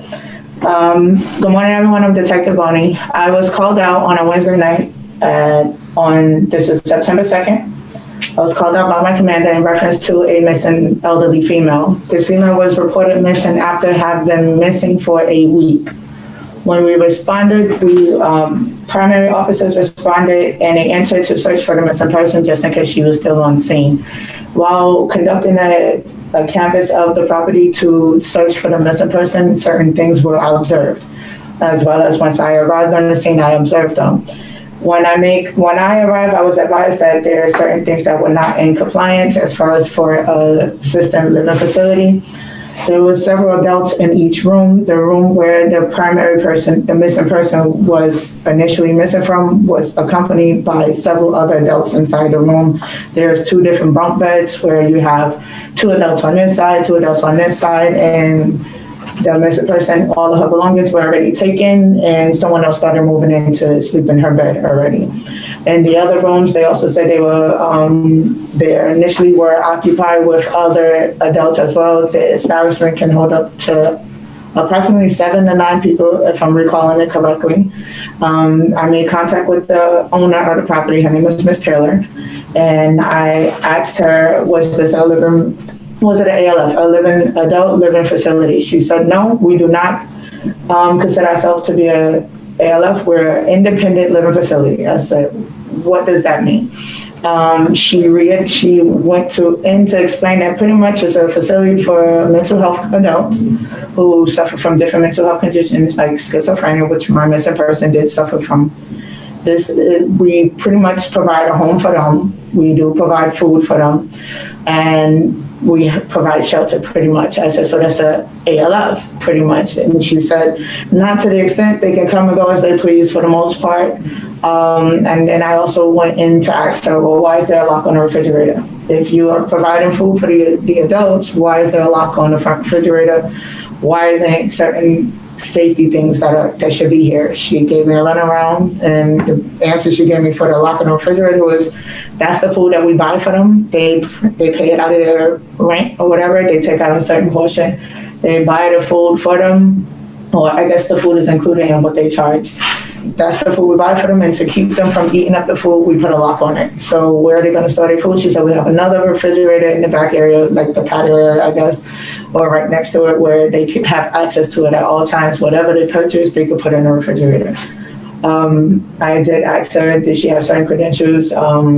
She did become offensive and didn't care to really answer my questions on that part. She was like, I don't feel like I need to answer to you for that. I also asked her, why is it that this person is missing for a week, knowing that she has a mental health condition? You guys are just now contacting the police. what happened with that. And she said, oh, well, I wasn't aware. I said, let me stop you there. I made contact with one of your other tenants. This is another mental health adult who was the one who knew of this missing person for the most part, like knew her whereabouts, shared the same room as her, or was seeing everything that's going on. She said that she did notify her when the missing person went missing. Her name is Miss Comas. She was recovered, by the way, recently. When she did go missing, she did notice her leave in the middle of the night or sometime, and she noticed that she didn't come back. She waited for some time and then notified Miss Taylor. Miss Taylor did not notify us. I guess they realized after a week she's not coming back. Then they notified us. They said she has gone missing twice in the past, but never stayed out this long. So they didn't consider her as missing because she just leaves. She goes with her, whoever she wants, and she comes back. I did advise her that because of the condition of the home and because you having several adults, and I asked her, does anyone stay here to supervise these adults? She says, no, I have someone who works for me, which was the primary person on scene, the lady that was there, and it was Christine. Christine Selman is the missing person. Mrs. Because this lady was gone prior to me getting there. There was a lady there who actually called in the lady being missing, but she wasn't cooperative. She did not want to tell us anything. She didn't even want to stay to speak to anyone. She didn't want to do anything. She just said, I was just told to contact you guys, let you know she's missing. I don't have to answer any of your questions. I guess after a records check of her background, because she didn't have a history, they let her go prior to the person who called it in. That person who called it in is actually the person who comes on a day-to-day basis, cooks food, prepares, I guess, their meals for them, locks up the refrigerator back, and leaves. She said she comes and she just checks. All right. Here's my issue. Okay, we're dealing with multiple situations, multiple issues affecting various agencies and departments. The issue, as I understand it, correct me if I'm wrong, the issue is whether or not this property is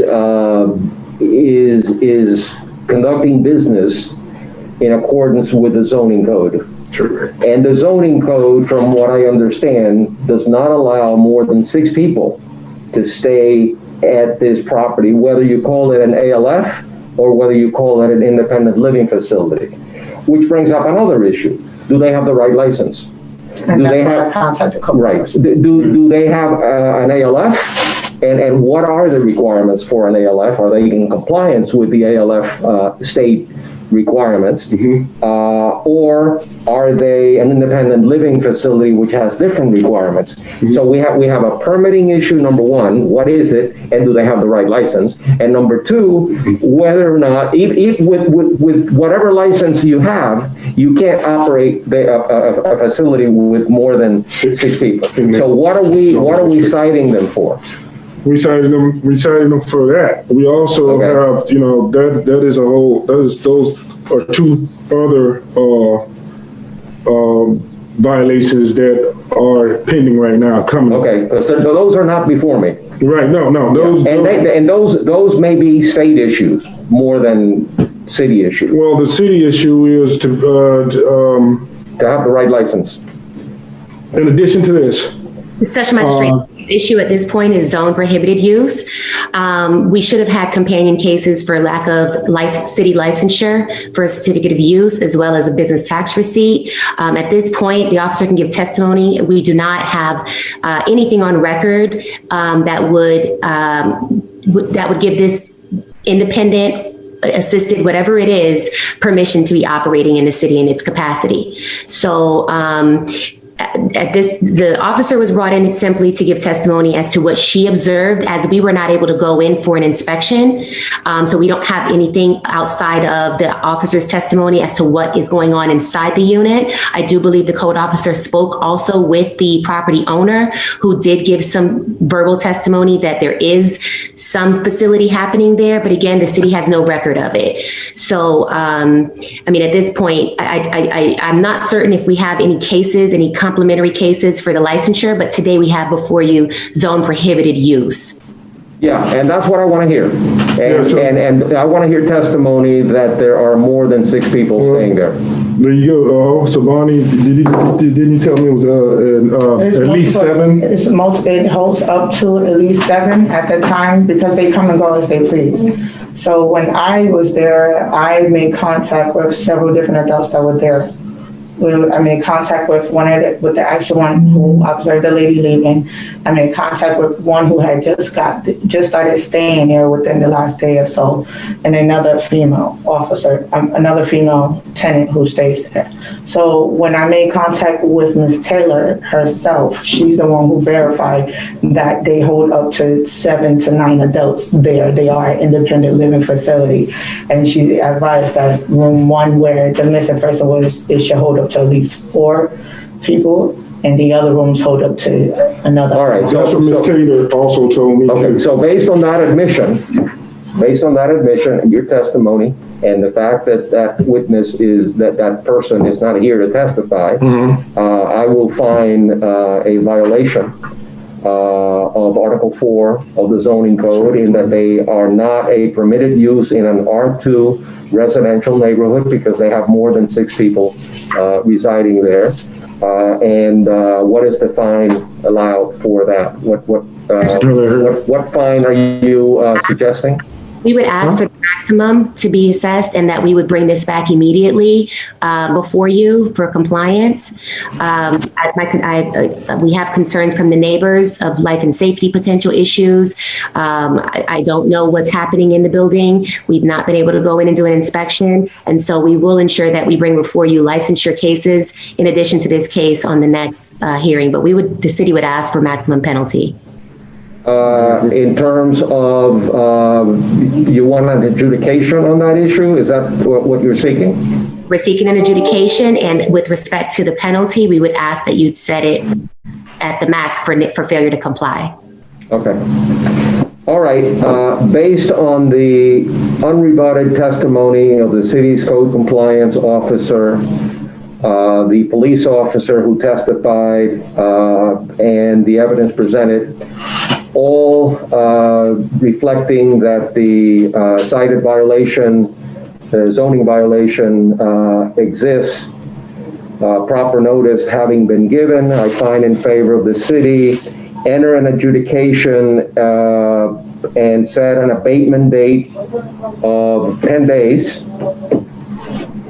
In the event of non-compliance, there will be a daily fine of $1,000 until the violation is abated or complied with. Okay, so those folks that are exceeding the occupancy limit, they're going to have to go somewhere else.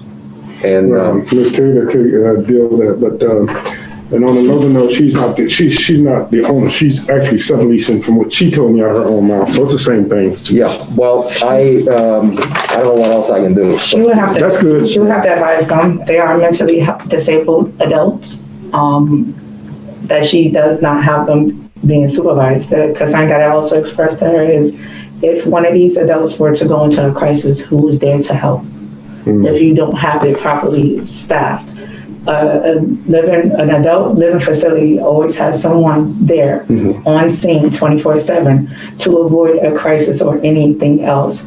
And she does not have that, and she could not answer the phone. Well, do you need to get the state involved, or is the city able to? It's a concern. Hopefully the city can communicate, but the thing about it is, even with me working the case of the missing person, having to look around, having to check with the medical examiner's office till finally the missing person was located in Fort Lauderdale at a hospital. With going through trying to find this one person, I barely have been able to speak to her. When I have in my notes, when I would reach out to her, I attempted to contact Ms. Taylor via phone, however, it went straight to the voicemail. I reached out via email. How is the owner of this business getting compensated? I asked her, that's another thing that I asked her, and she said, I don't feel like that's a concern for this missing person. She said they do pay. I said, is it a direct pay or are you getting compensated through the state? She said they pay rent. That's what she told me. Now, what she explained to him, I have no clue. I think you need to, and I commend you for bringing this to my attention. I happen to have experience in this area. I think that you need to move quickly before other people get hurt. And I think you may need to do further investigation as to what's really going on there. And you may have to shut them down. So we're out with the city, with code enforcement to shut them down as far as the finding. I have my report here for me the documentation to assist you in what you're going to be looking for. Madam City Attorney, this is where you might be helpful. What can the city do legally to go into court perhaps and get an injunction and get this property stopped from doing business? Now that we have some guilty violations, some adjudications, we will be able to proceed. We would have enough evidence if the Code Enforcement Division wants us to proceed. We may file a case for injunction, but we would obviously need the support. We would need the testimony of the lead detective, and obviously any adjudications by this magistrate would be helpful in that endeavor. Right. Well, my findings are strictly on the zoning portion of it. I don't have any authority to adjudicate any other kind of regulatory or licensing issue. That's for someone else. Well, the code department does have cases, I do believe, on the city licensure special magistrate. So we'll bring those cases on the list. Well, to the extent that I have jurisdiction over licensing issues, I'll be happy to entertain those, but some of these licenses are state issued. Right, the state licensure will work to refer to the appropriate department. Okay, thank you. When you look into it, I have here if you need it, who the property is registered to, it's not registered to Mr. I know, that's what I was telling Taylor. Right, and when you bring back these cases, make sure that you serve the owner. She's not here to be served. She doesn't stay here. And that's the hard part about making contact with her. Again, let's not be mistaken. Ms. Taylor doesn't own the property. Ms. Taylor is leasing the property. I understand that. Renting rooms out the property. Well, somebody owns the property. It's a company out of California, right? It's a company that's out of California. This company is called One Borrower LLC. It's a Tricone American ETA company. However, Ms. Taylor currently resides in Apopka, Florida. Okay, well, I would suggest working with the city attorney that you serve all the people, anybody associated with the property, the landlord, tenant, owner, whoever is associated with the property should be part of any case presented. They're aware of it because I don't know. I got an email from a lady. And all it says, she had the attachment of this case and the licensure cases that's going to be coming attached to the email, and just asked me. All it said was, "Is this taken care of?"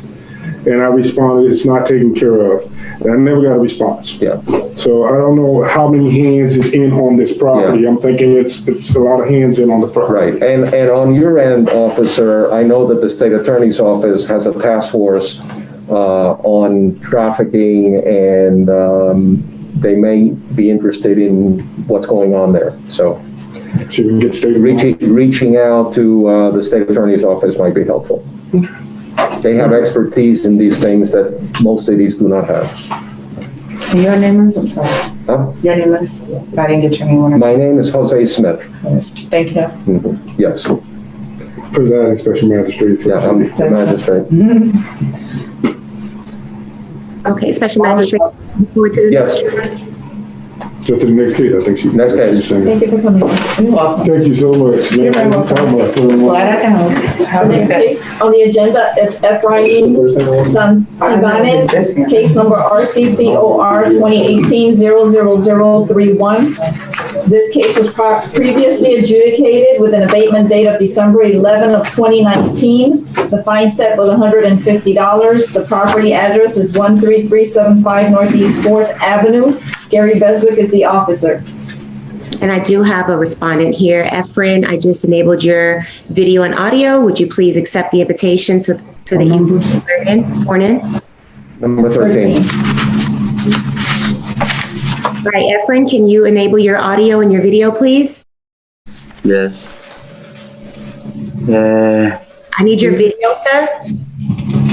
Thank you. Efrain, E-F-R-A-I-N.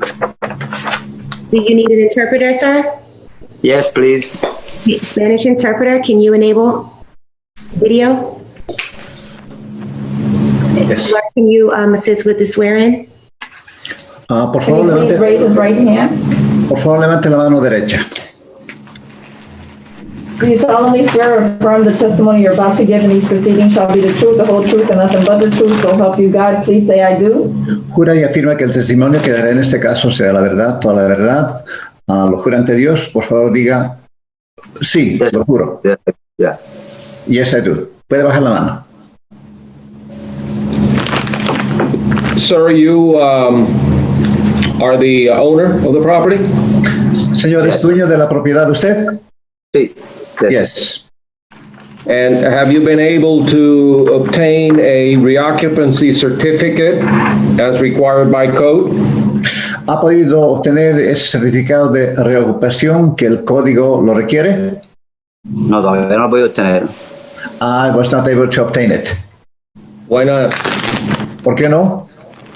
Bueno, en estos momentos estoy en el proceso porque tengo que sacar los permisos. Bueno, ya tengo todos los permisos, ya me falta solamente la firma del plomero para obtenerla. Aquí tengo el papel que me dieron ahí en la ciudad. Bueno, le dieron al contratista que me está haciendo el... Un momento. I am in the process. I need to just get the permits. I have the signature of the plumber already. ¿Qué es lo que tiene en la mano, dijo? Este papel que me dieron... Repita. Este papel que se lo dieron a él al contratista que me está haciendo el trabajo, que está llevando todos los papeles. Porque solamente falta la firma del plomero para obtener los permisos ya. Está aprobado todo. Está aprobado todo. Lo que no pudo sacar los permisos ayer porque le falta la firma del plomero solamente. Pues son 4 contratistas. Un momento, por favor. Un momento. I was not able to obtain the permit yesterday because I did not have the signature of the plumber yesterday. All right. Let me hear from the code officer. Escuchemos. I'm Gary Basic for the City of North Miami Building Department. I'm going to refresh y'all memories. The last time we was here, I told the gentleman that it was approved and you need to go pay for the permit. And I told him to call me the following morning and be the office open at 7:30, and he agreed to do that. And as of today, he still haven't paid for the permit. I told everybody that the permit was approved and was ready to go paid and picked up. Stop right there, let the interpreter. Bueno, simplemente la última vez que estuvo acá, en realidad lo que tenía que ustedes ir y pagar, y repitió eso una vez más, y tenía que pagar por el permiso. Perdón, ¿puedo hablar yo? Yo soy mi esposa, que me está... No, not yet. I want to hear from him first. Pero es que yo fui la que me encargué. She'll have a chance. She'll have a chance. Ya tendrá su oportunidad. Un momento, por favor. Okay. ¿Hablo yo? Sí. Yes. Ok, ese último meeting que tuvimos aquí, yo salí de aquí, fui para la ciudad a pagar. Cuando llegué a pagar, la cantidad de $2,781, me dijeron que no podía pagar porque necesitaba las firmas, porque son 4 contratistas. Necesito de plomería, electricidad, aire acondicionado y building. Un momento. Un momento. The last time I was here, I was told that I needed to pay, I believe it was $181. I needed 4 contractors for the plumber, for the air conditioning, for electricity. Continúe. Ok, y for building. Y me dijeron que no podía pagar porque necesitaba varios datos que piden ellos de los contratistas que van a firmar por la firma de esos contratistas. Por eso tiene que ser contratistas que van a firmar esos papeles. Eso no puede firmar cualquiera, ¿no? Un momento. And I needed the signature of all the contractors, and not anyone can sign those contracts. Ok, y entonces la persona que está llevando todo, que es el contratista que está llevando todos los papeles, ya tiene las 4 firmas, pero cuando fue a presentarlo ayer, le dijeron que la firma del plomero tenía que firmarla porque supuestamente el plomero está como reconocido en la ciudad, pero le dijeron que tiene que firmarlo y por eso no he podido para obtener los permisos. Un momento. And the contractor who is handling this whole situation, he went yesterday to the city, and he had all the signatures except the signature, and that's the signature he needs. Continúe. Ya, eso es lo que necesita para poder obtener los permisos, pagar los permisos, obtenerlos y bueno, y pedir las inspecciones finales. And that's all I need in order to pay for the permit and then to follow with the inspections and everything.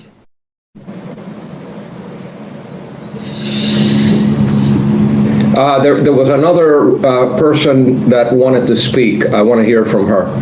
Había una persona que quería hablar, quiero escucharla, dice el... No, es mi esposa, porque ella es la que está más involucrada en eso, porque como yo estoy trabajando, ella es la que está además en contacto con el contratista y esas cosas. Well, she's my wife, she's more involved with the contractors and everything because I am at work. We need to swear her in. Tenemos que tomarle juramento a ella. ¿Qué habla? Ok. Levanta la mano derecha. Levanta la mano derecha. Do you solemnly swear and affirm the testimony you're about to give in these proceedings shall be the truth, the whole truth, and nothing but the truth, so help you God? Please say I do. Jura decir la verdad, toda la verdad, lo jura ante Dios, diga lo juro. Lo juro. I do. Puede bajar la mano. You want to add anything to what your husband testified to? ¿Tiene algo que agregar a lo que su esposo ya ha testificado? No, exactamente era eso lo que quería decir, porque ayer estuvo aquí el contratista y no pudo concretar todo porque faltaban esos papeles. La intención de nosotros desde hace rato es ya hacer el pago, pero no se pudo. Ahora, si ellos autorizan que ya hagamos el pago, lo hacemos hoy mismo. Un momento. Dice que no. Un momento. I don't have anything else really to answer, to add to his testimony, because he was at work and myself, I was pretty much in charge. And if they authorize Ustedes se autorizan hoy día, repite esa última parte, por favor. Ok, si ustedes autorizan hoy mismo, hacemos los pagos. Okay, if you authorize today, then we are going to make the payment today. Ahora mira el papel este. That's the paper they give you. Es el papel que nos dieron ayer. This is the paper we were provided with. Yeah, explain to her that she doesn't need my authority to go and pay for the building permit. Bueno, en realidad usted no necesita mi permiso, mi auto para que usted vaya a pagar. No lo necesita, dice el juez. Sí, pero no se puede efectuar el pago cuando vamos, no lo reciben, porque dicen que tienen que tener las 4 firmas. Yes, I understand, but they cannot accept the payment because they need all 4 signatures. All right, I'm very confused as to what's keeping the city from, if at all, from signing off on the plumbing. What's happening with that? I'm not sure, because I told him to meet me at the office. He never meet me at the office, so I can't speak. I'm not sure what he's referring to. When I checked it the last time, it was approved, ready to pay for, so I'm not sure what he's talking about. What is the work that is contemplated to be done? Well, they're completely renovating the space. Let me see if I put it.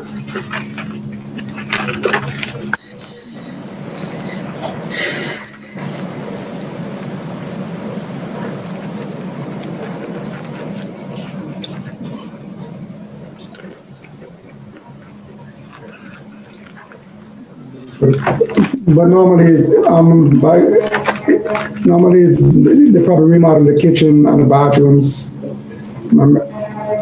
Normally stuff like that probably happen. Okay, do you know why they have not been able to get a sign off on the plumbing? No, because they were supposed to meet me. He promised he was going to meet me at the office or call me. He never did. Can you translate that? The court officer's commentary about trying to meet with him and he never showed up? Sí, simplemente el oficial dice que llamó a usted, quería reunirse con usted, pero nunca se presentó. ¿Cuándo? No. A mí nadie me llamó. Nobody called me.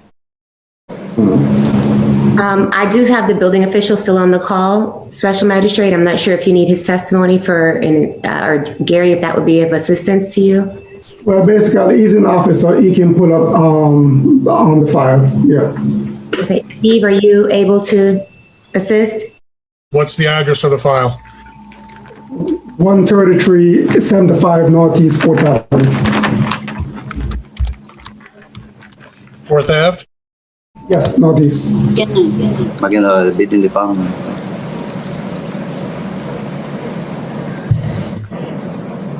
Steve, is that you on the call?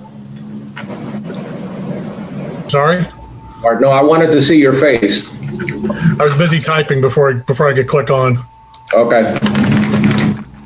All right. Do you know what the issue is with plumbing? I will tell you in a second. Un momento, por favor, le va a decir cuál es la razón, cuál es el problema con el asunto de la Bathroom, windows, doors, central AC, electrical panel.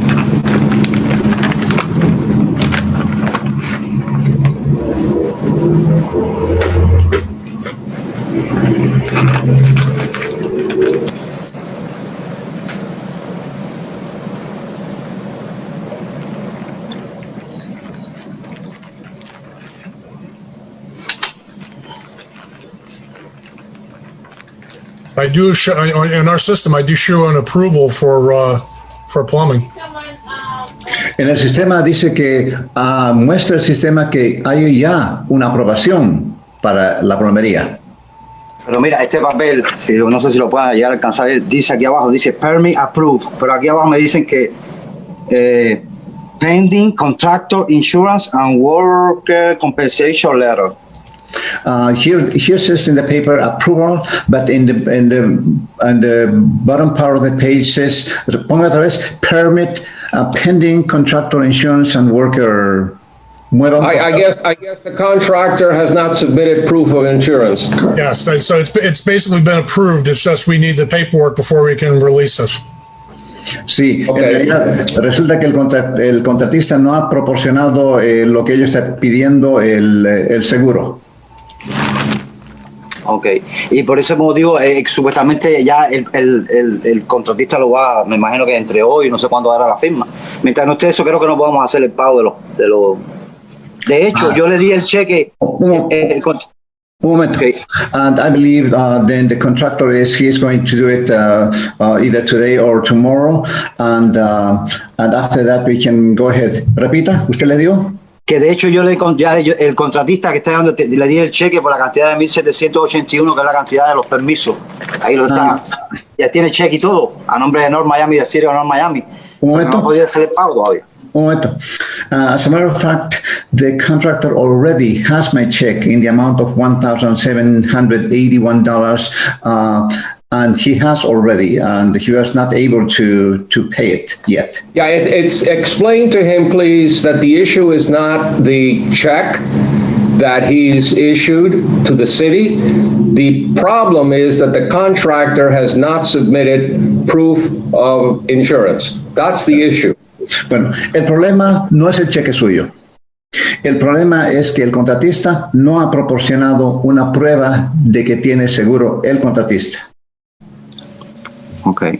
Él lo va a proporcionar ahora. They are going to provide it now. Now, like today? No, not today. Not today. What's your recommendation? You can table it next for the February hearing. Okay, this is gonna be the last time we're gonna do this because you've already been found guilty.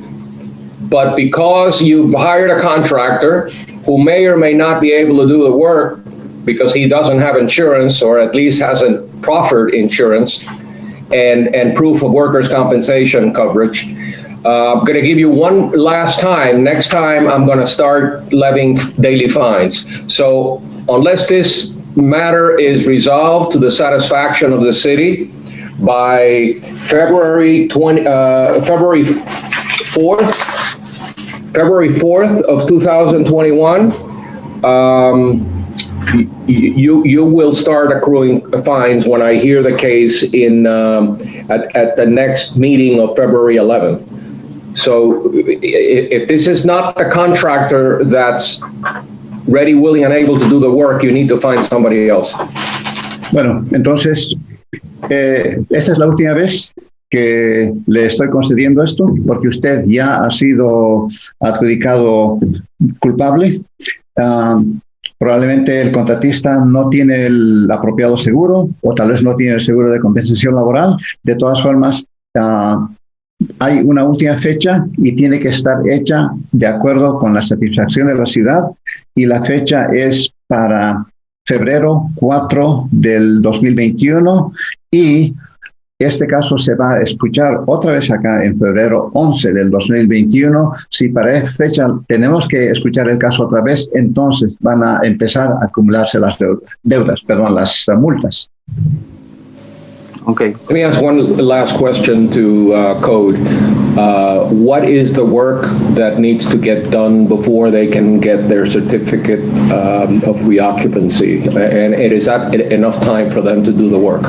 No, the work is done. It's an after the fact. So basically just to get inspection to make sure it's done. Okay. Yeah. Right. So it's basically, okay, it's an after the fact permit.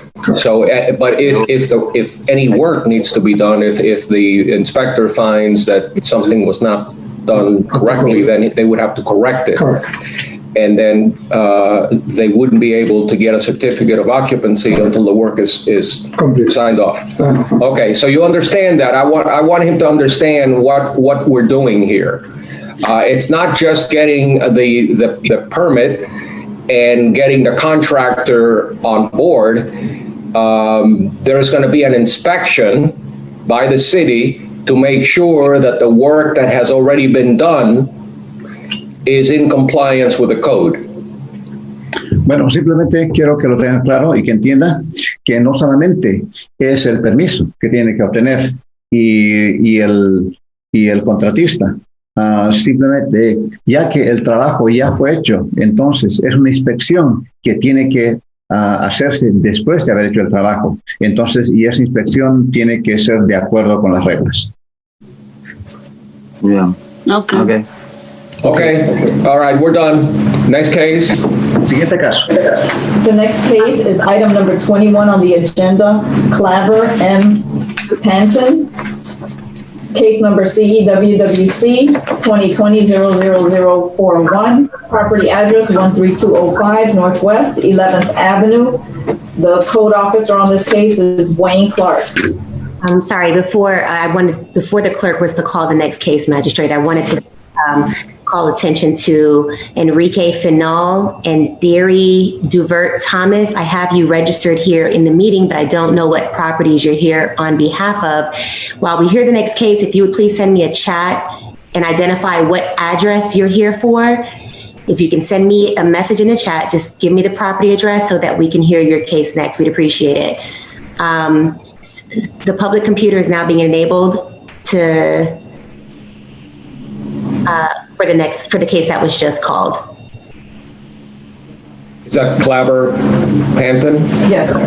There's two cases. Yes, sir. Companion case. Laura, did you call the second case into the record? Which of the two cases are we calling first? The mildew or the roof? CEGMP 2020-00053 for mildew. Okay. You can come a little closer to the computer, sir, so we can hear you when you speak. And if you wouldn't mind raising your right hand to be sworn in. Can you please raise your right hand so I can swear you in, sir? Do you solemnly swear or affirm the testimony you're about to give in these proceedings shall be the truth, the whole truth, and nothing but the truth, so help you God? Please say I do. No. Thank you. Sir, it's Claver M. Claver Panton, Queen Representative, District Constable, Washington County. Okay, sir, I'm going to need you to tell me if you're the property owner and if you understand the nature of the violation. I'm ready, to be honest. Are you the owner of the property? Are you Claver Panton? Yes, sir. And where do you live? 12205 Northwest 11th Avenue, Are you the owner of the property? Yes, sir. Do you understand? You can put your hand down. You can put your hand down. Thank you. What is the, do you understand why you're being cited?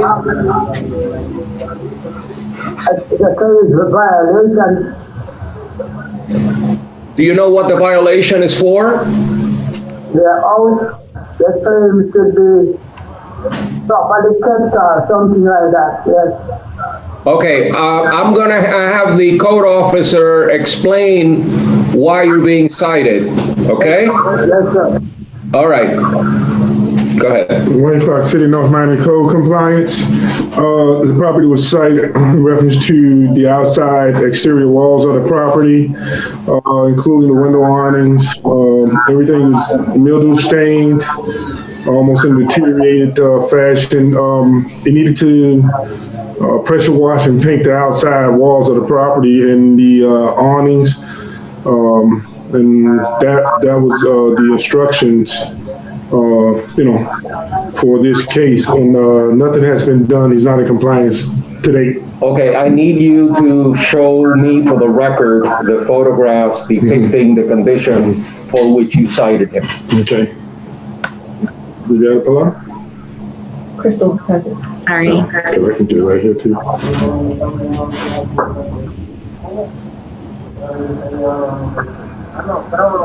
Yeah, there you go.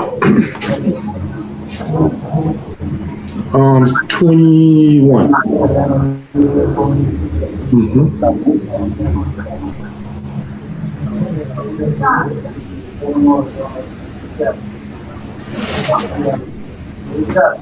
Right there.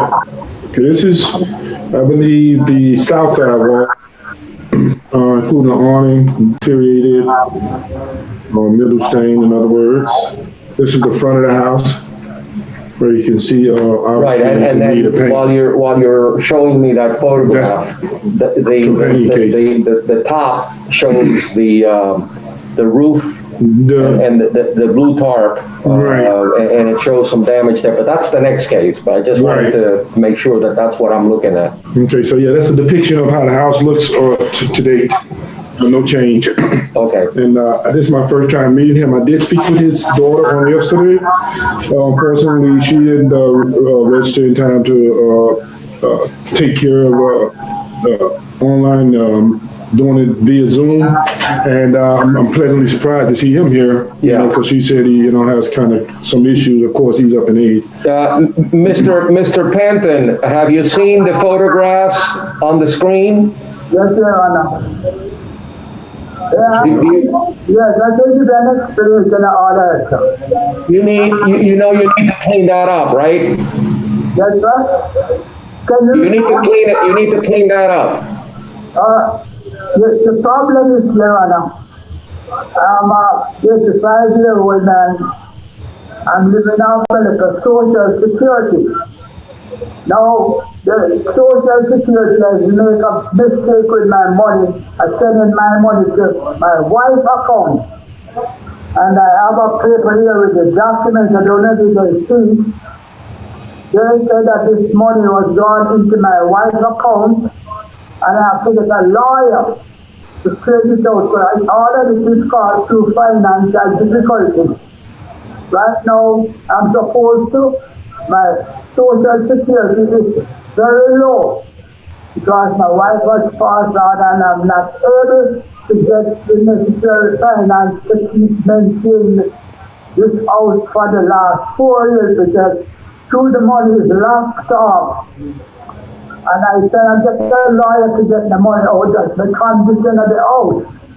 When I bought this house should never become on the market for sale because it wanted a roof. I tried to maintain it, but the last 4 years created a problem with my finances, so that's what caused position.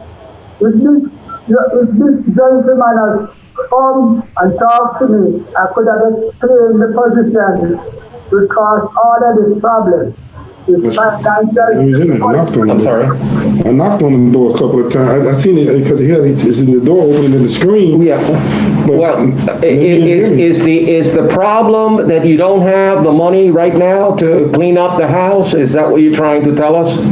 That's right. Yes, sir. I could have explained it to him that he would understand the problem. It's not a matter of not doing it. I spend a lot of what I have, but Social Security is very small. I know that my wife is dead for 4 years. I can't get the money locked off. I can't get the money because I can't get a lawyer. The violation still went forward if you didn't, Yeah. Okay, we postponed it once. Yeah. Last month, and then also, I think maybe the properties are. I can't figure out, What's the document? Ask me what the document is. Sir, the document, the paper that you have in front of you that you're showing us, what is that?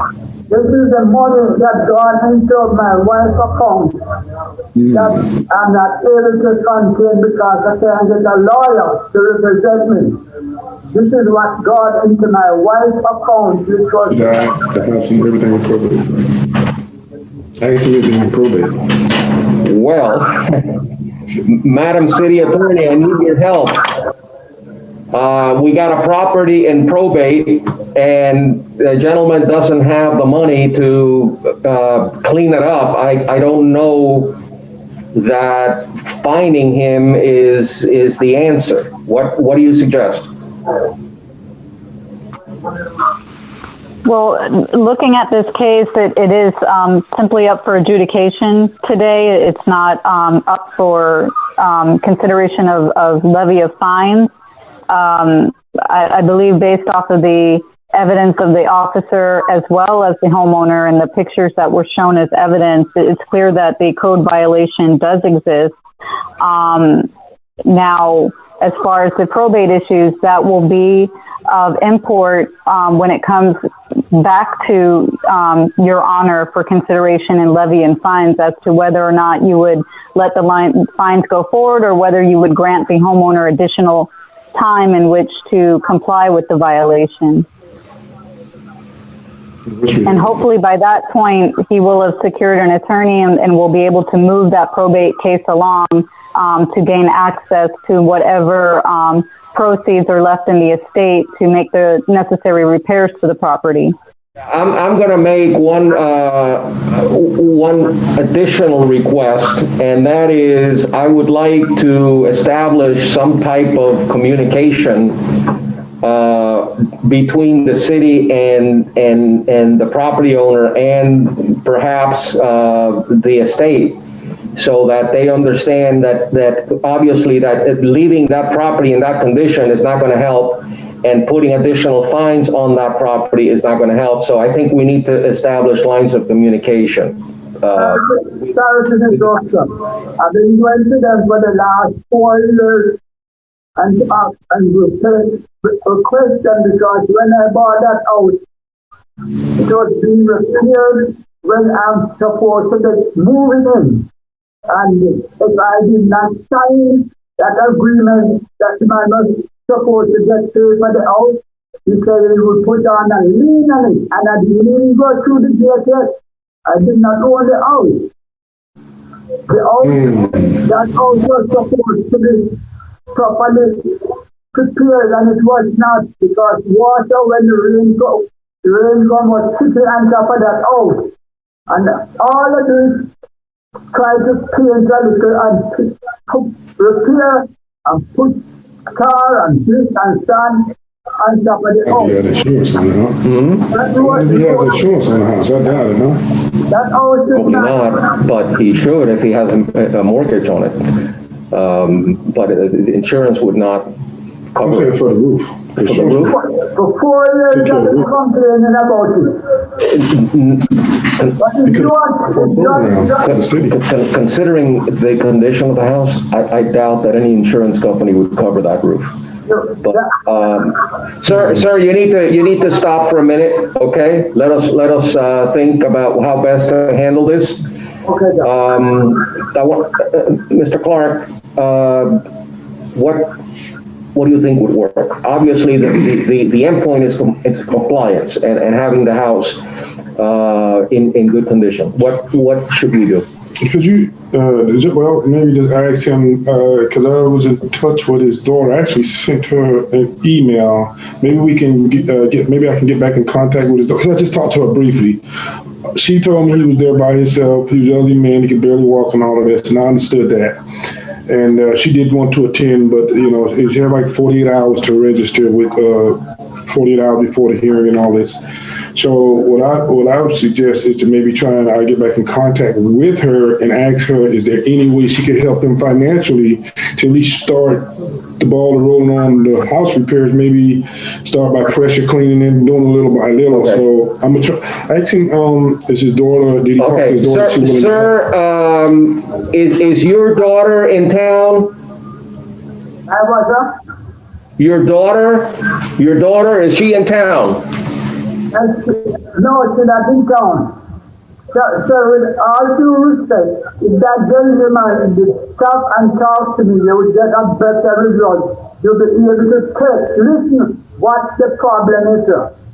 In 5 minutes, I went to my house the other day and drink a little water, but then I come back and put a mark on his head. All the other people could give him is reason for all the problem and to give us some confusion today.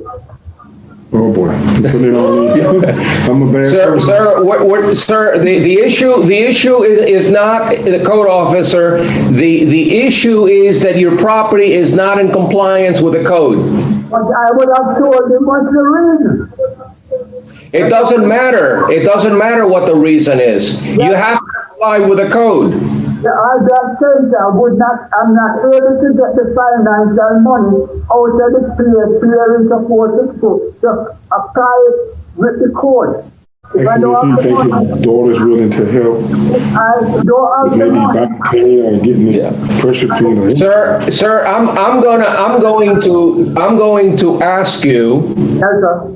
I'm going to ask you to have your daughter call the code officer, Officer Clark, tomorrow to talk about how we get this resolved. With due respect, sir, is that my daughter well done? This is social security problem of giving me the money. That's the problem. That's the only thing I can find the lawyer to get the social security to let go the money. They are the one that have the money, not my daughter. I don't care about lawyers. You know, this is not about lawyers or court cases. This is about getting the property cleaned up. And we're not going to keep going back and forth. Sir, now it's my time to talk. Okay, I've heard you enough. Okay, the house is not in good condition. And the city cannot allow that house to remain the way it is. So what I'm going to do is I am going to give you time to do whatever you need to do to remedy the problem. I appreciate that, sir. I'm talking. And if you don't remedy the problem, you're going to have to pay fines to the city. And I don't want you to have to pay fines to the city, but the problem needs to be corrected. I don't care about lawyers. Okay? So I've already given you enough time to speak. I've heard from the code officer, and I'm going to make a ruling, okay? And the ruling is that the conditions that are existing on your property are in violation of the code, and that I find in favor of the city. I will enter an adjudication and set a compliance date of 30 days. 30 days to pressure clean your house. That's that's plenty of time. And if you do not comply, there will be a daily fine of $250 until the violation is abated. Okay? You have 30 days to pressure clean your house. How you do it, who does it? Thank you. Well, paint also, yeah. Pressure clean and paint the house. Okay, so you've got 30 days. If you run into a problem, we will come back and rehear the case.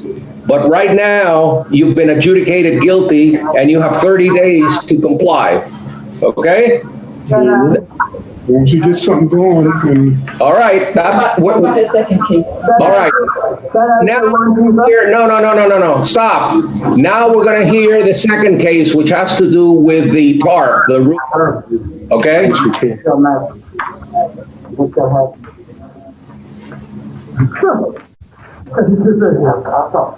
That's what happened. They gotta go to the next. oh, fella. That's what they work in their head. Really have a problem. And I'll talk to you. Keep your feelings like that. No, I'm sorry, Noel, he has one more case. One more case. One more case, One Noel. more case. Hold on. The next case is CEWWC 2020-00041, same property. All right, I saw the picture of the blue tarp on the roof. And you understand, sir, that that is also the code? That roof, that cutoff is come off already. Not clear enough. Okay, that has to be fixed. Yeah, let me take it off already. How much time do you need to fix it? Just tear it off the roof, and the roof's still in disrepair? I'm not very good at that, in 3 months.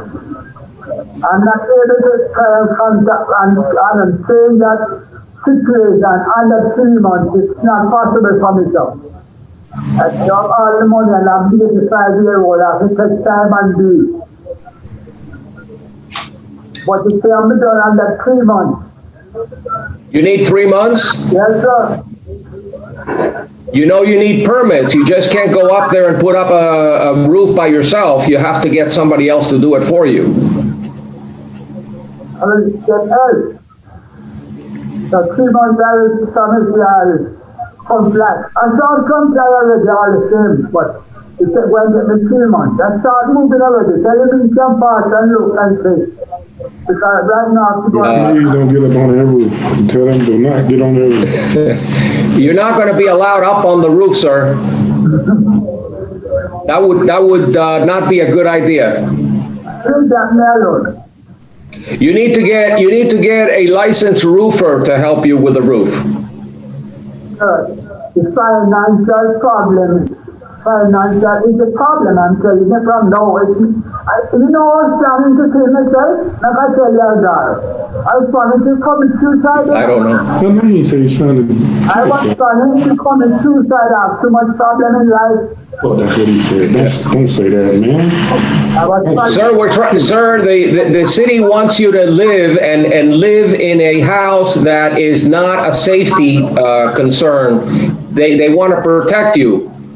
Don't talk nonsense, okay? And that's all the time that I can give my friend phone number. Right now, that I want to do. Don't do that, man. All right. So thank you very much for your consideration and all the things.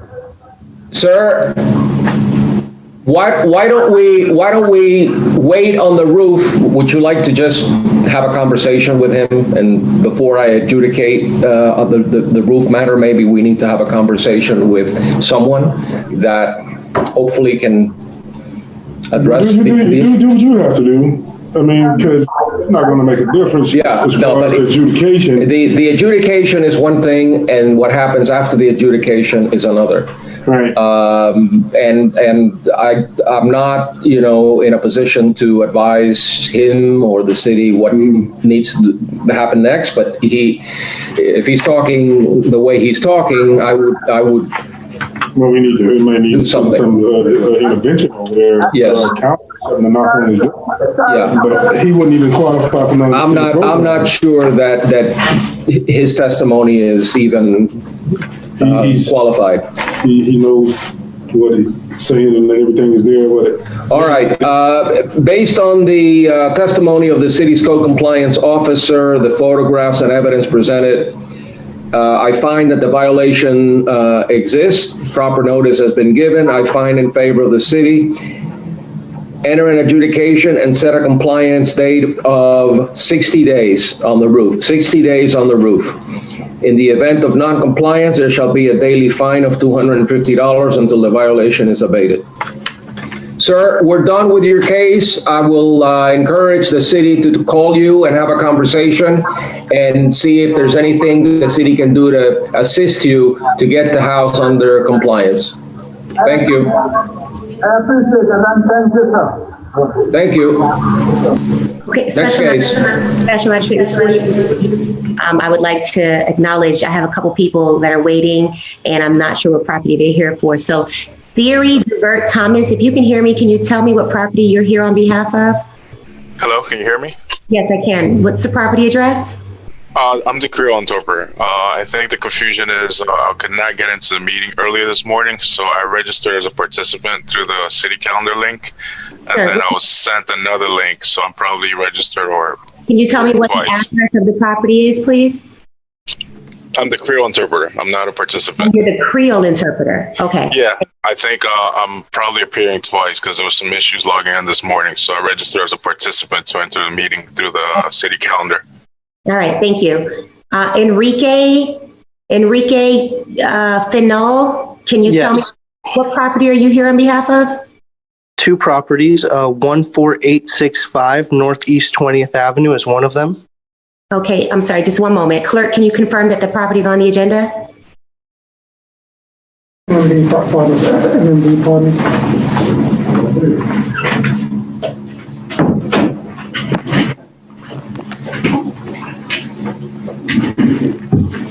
Would you repeat the address once more, Enrique? Yes, 14865 Northeast 20th Avenue. Okay, the clerk is going to advise whether that case is on the agenda for today. That one is complied. That case is complied. We apologize about that, sir. Your case is not on today's agenda due to compliance. It is on the agenda, but there is compliance. Okay, we've been working towards it. I know we had two of them. I thought the other one was in compliance, and this one might still be pending. NMB partners, I think should be. Gary, are there two cases or is there one? There's two cases. That is NMB Partners LLC, which is item number 40 on the agenda. The case number is MHBIO 2019-00198. The property address is 1962147 Terrace. Okay, sir, I've just enabled your audio and your video. Can you please accept the invitation for video? Yes. Thank you. Pilar, can you swear him in, please? Can you please raise your right hand for me? Do you solemnly swear and affirm the testimony you're about to give in these proceedings shall be the truth, the whole truth, and nothing but the truth, so help you God? Please say, I do. I do. Thank you. Sir, are you the owner of the property or a managing agent for the property? Correct. I'm a property manager at the property. Okay, and this has to do with the failure to obtain permits for interior and exterior alteration. There's an adjudication that took place and an abatement date of November 13th with a fine running at $500. Which one is that one? NMB Partners versus MHBIO 2019-00122. Is that not the one we're talking about? Oh, the address is 148. No. 148. That one is not on the agenda. The one that's on the agenda for NMB Partners. Yeah, that one is compliant. The one is number 40. So is compliant? No, the one he's talking about. the one that I just mentioned, 14865 Northeast 20th Avenue, that's in compliance? Yes. And the other one is 1962 Northeast 147th Terrace? Yes, that's the one I just called into record. Okay, that's the one you call. Okay, so required permits for kitchen, electrical outlet, plumbing pipes, an abatement date of March 2000 with a fine of $250. Where are we with that case? I got a process number from the city, and the plans are being reviewed by the county right now. So as soon as we get those plans back from the county, I'll be able to pull the permit from the city. What's the issue with the county? Nothing. They have the plans and they're being reviewed. Okay. The county's the wrong person. So they already gave me back the other plans, and that's why I was able to turn in the permit and get it finished. As soon as I get these back, I'll be able to do the same. Okay, it's been a long time since March when you were asked to complete the planning process, and a process number in the county doesn't really tell me very much. Where are the plans currently? Well, everything's being done online with the county now, so I have the plans physically, but they have the digital copies that are being reviewed. Okay, so no department in the county has signed off on any of the work? Not yet, no. Okay, Mr. Officer. You can table it. Mr. Best. You can table it. Table it? Okay, at the recommendation of the code officer, we're going to table this until our next meeting of February 11th, 2021. Okay, we should have it done by then. Please, thank you. No problem. All right. Next. The next case on the agenda is Margarita de Oro, case number CEWAL 2020-00001. Property address 12375 Northwest 8th Avenue. Wayne Clark is the officer. I do understand that do you all need an interpreter? Spanish interpreter? I'm here. Okay, sir, do you need a Spanish interpreter? Señor, ¿necesita traductor en español? Yes. Okay, Pilar, can you move forward with swearing them in? Please raise your right hand. Por favor, levante la mano derecha. Mano derecha.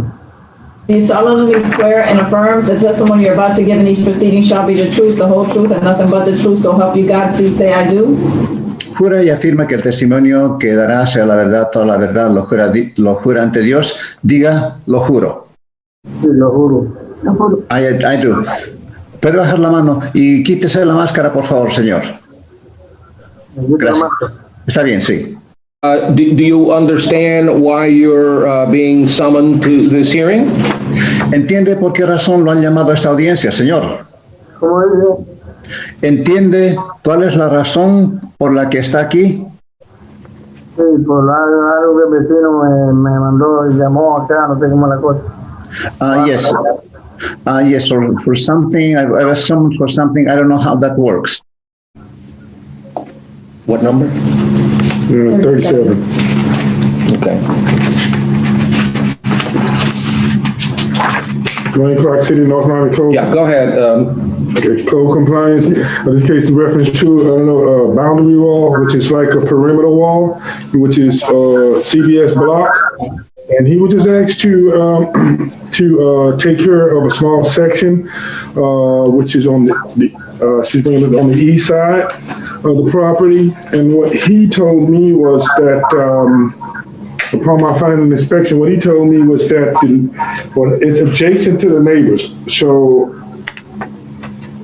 he would actually have to go, there it is, Special Magistrate. Okay, so I see. He would actually have to go onto the neighbor's property to take care of that.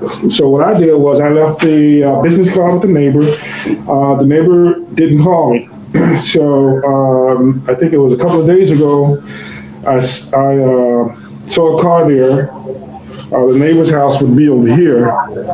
So I saw a car there and I rang the doorbell and the guy came and I said, listen, I spoke to your neighbor, I cited him for the wall, and what he told me was that you wouldn't allow him access on your property to pressure wash and paint the wall. He said that's not true.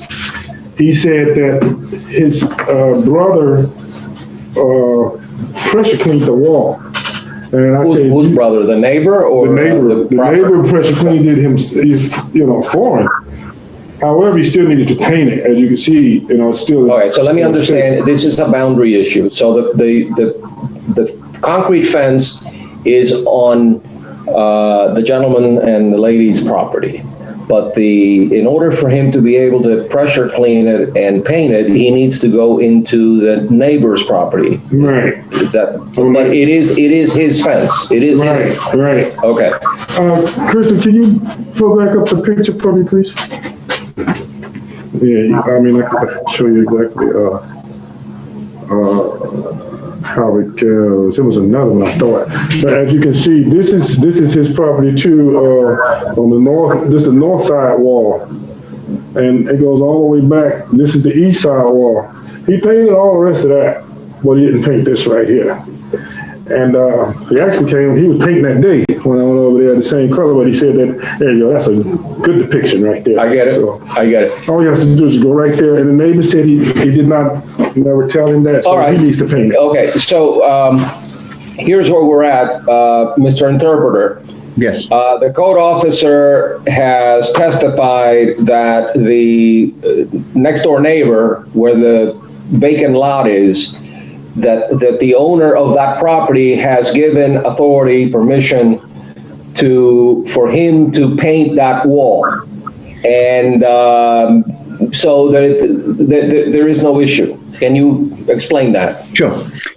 Señor, lo que dice el juez es lo siguiente, que de acuerdo con lo que ha testificado el oficial, el vecino del lado, la persona que tiene ese lote vacío, ha dado autoridad para que usted lo pueda hacer. Así que no hay ningún problema en lavar a presión y pintar.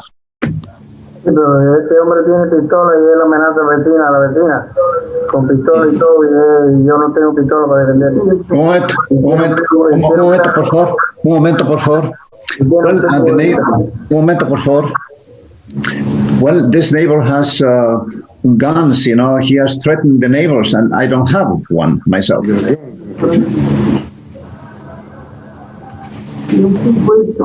I don't think we're going to get into that problem of a neighbor giving you. The neighbor said it's okay. So whether he has a gun or not, I don't think that matters. Bueno, yo creo que no va a haber ningún problema en eso.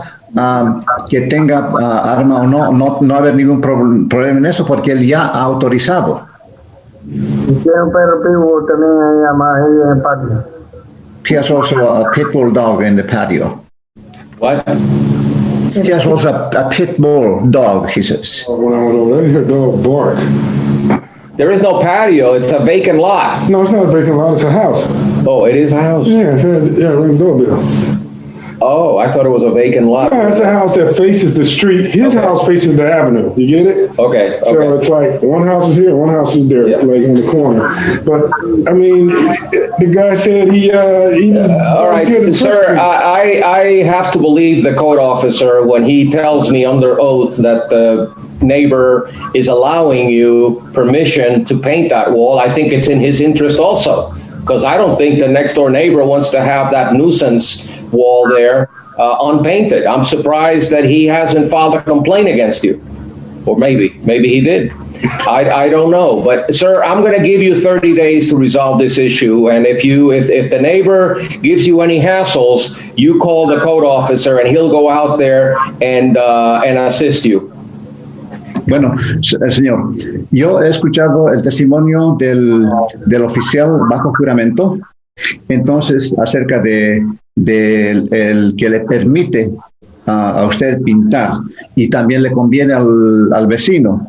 Y por lo tanto, yo le estoy dando 30 días para que usted cumpla con eso. Yo creo que no habrá ningún problema con el vecino. Si hay algún problema, usted llama al oficial. Pero el vecino ha dado el permiso para que usted haga el pintado.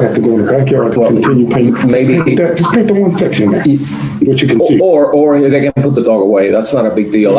Sir, I don't care how you do it. But, and if the neighbor is a problem, let the code officer know, because then we're going to cite the neighbor also. Okay? So go ahead, Mr. Interpreter. Yes. Bueno, entonces, señor, yo pienso que no hay ningún problema. Si hubiese cualquier problema, entonces usted llama al oficial de la ciudad, entonces nosotros le haremos una citación al vecino. Pero yo pienso que no habrá ningún problema porque él ya ha autorizado.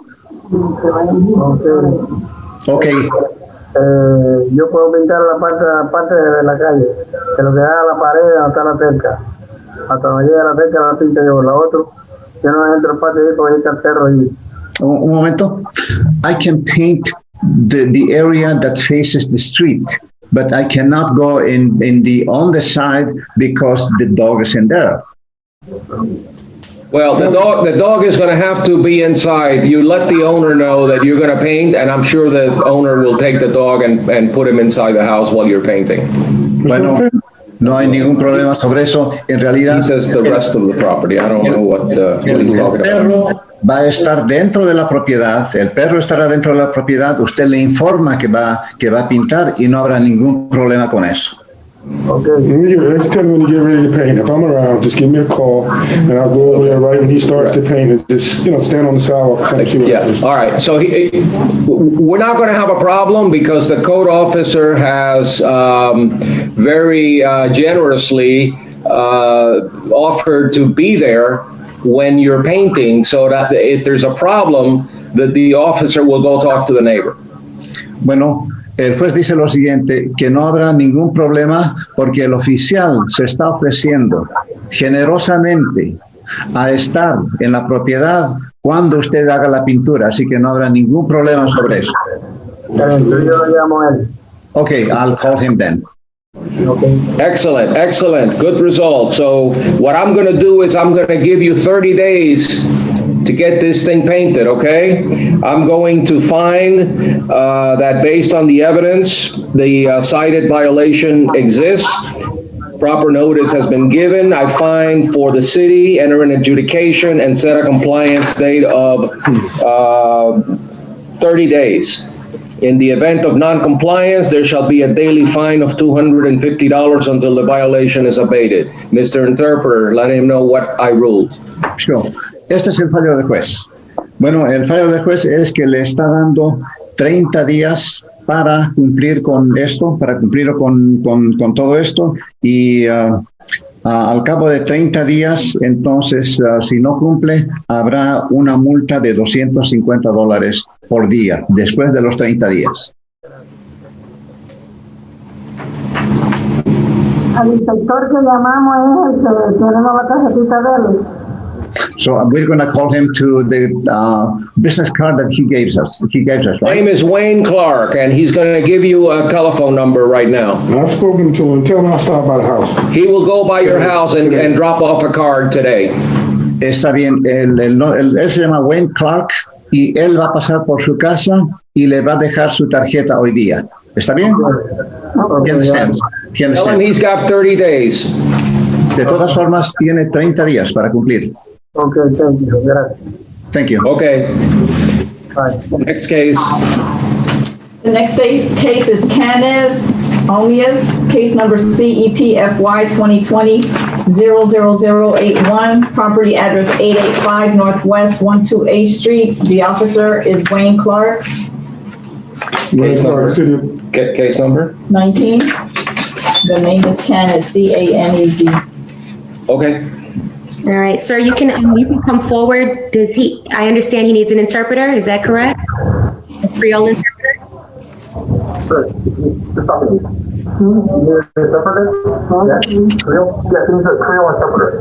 Yes, can you hear me? Yes, I'm going to promote you to it so you can show your video, Mr. Creole interpreter.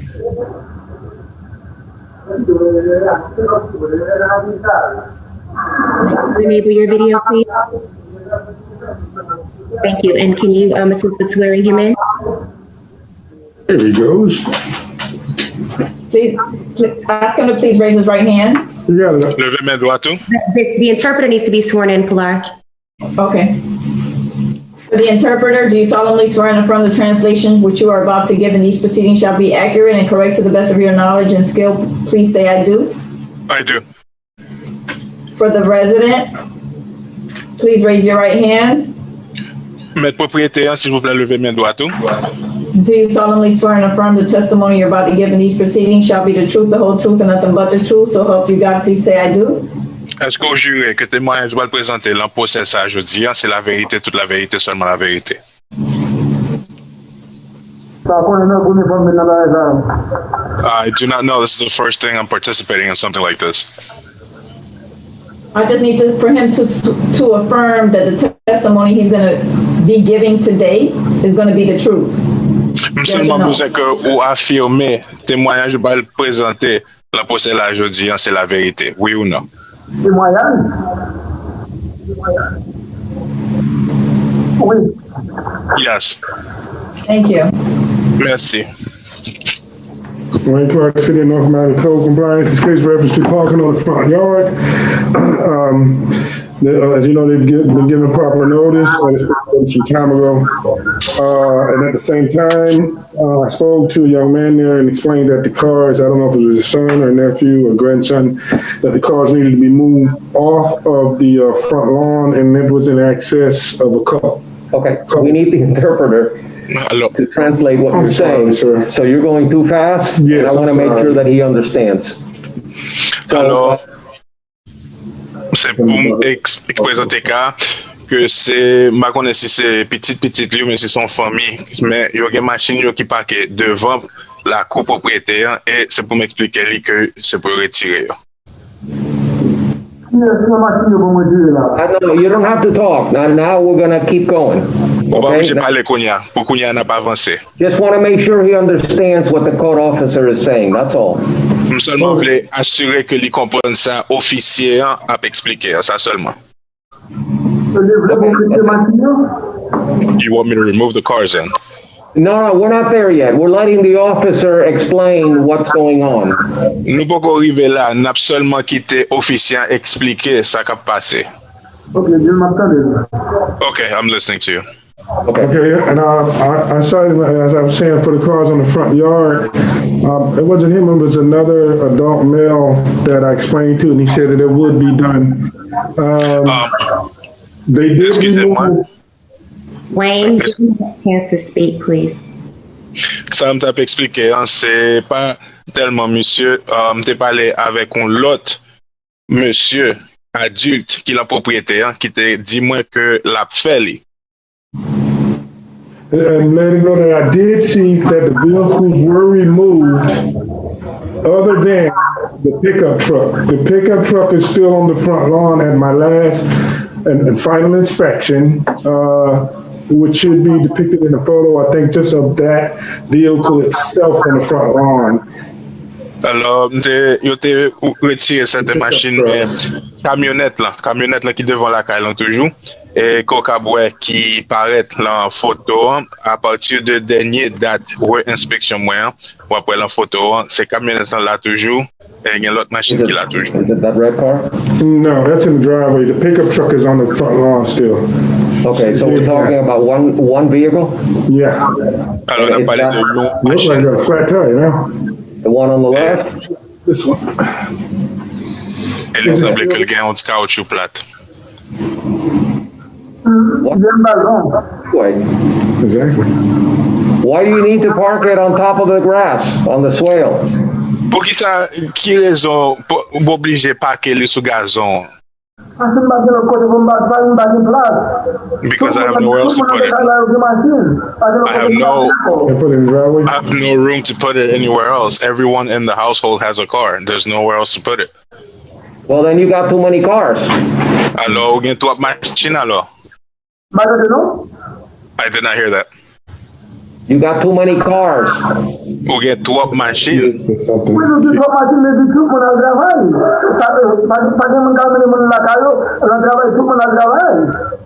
Well, everyone goes to work. Everyone has their own car, and they're not always there. Everyone goes to work.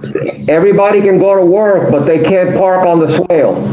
Tout le monde va au travail, mais yo pas qu'à parquer sous terre, yo pas qu'à parquer sous gazon, sous gazon la cour devant.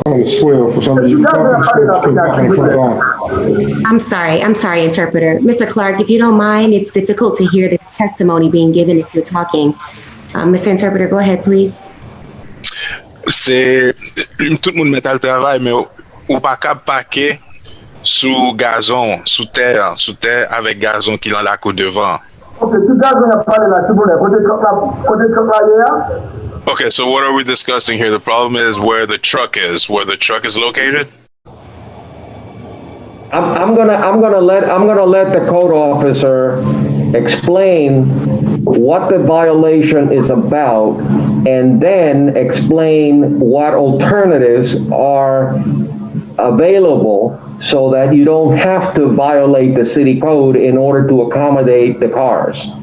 Alors, m'a quitté officier expliquer exactement qui sa violation est, et puis après ça, l'a expliqué qui alternative ou gagnent pour capable gagner machine yo et sans qu'on pas violer code city. Oui, mais qui zèbre la parler, ça c'est la reconnaître. Yes, but I would like to know what grass is he talking about? What grass is he referring to? I'd like to know. We'll explain it. L'a expliqué li. Do you see the pictures that are up? Can you see those, sir? Est-ce que vous avez photo qui paraît devant yo? Est-ce que vous avez yo? Oui. Yes, I see them. Do you see that truck on the front lawn and not the driveway? Est-ce que vous voyez camionnette ça qui est sous la cour devant, mais il pas sous asphalte là, il pas sous driveway? Hein? Pas de camionnette gris. You're talking about the gray pickup truck? Yes. Oui. Okay, well. Yes, I see it. It's not supposed to be there. It's not allowed. Not on the grass in the front lawn.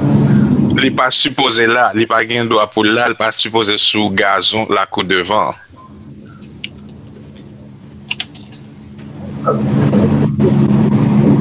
Tell him he can park it in the driveway, and then in the cars that are outside the property between the sidewalk and the street, he's allowed to park there also, facing the way that traffic is going on that side.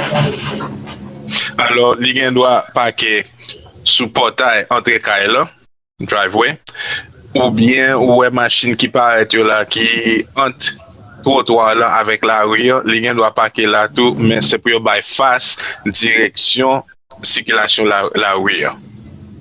Ok. Côté la parler, ouais côté ouais des machines rouges là. Okay. Machine qui battent là, ok? If you look at the area where the red car is, if you look at the photo, there's a red car there. Where that red car is, you see that? Yes. Oui. Okay.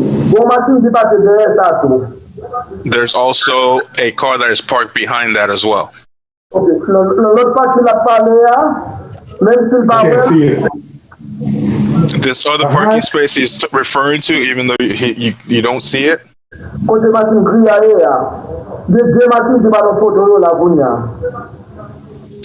the gray car is, there's two cars that appear right now. Do you see that area next to the air conditioner? There are two cars that normally park there. So,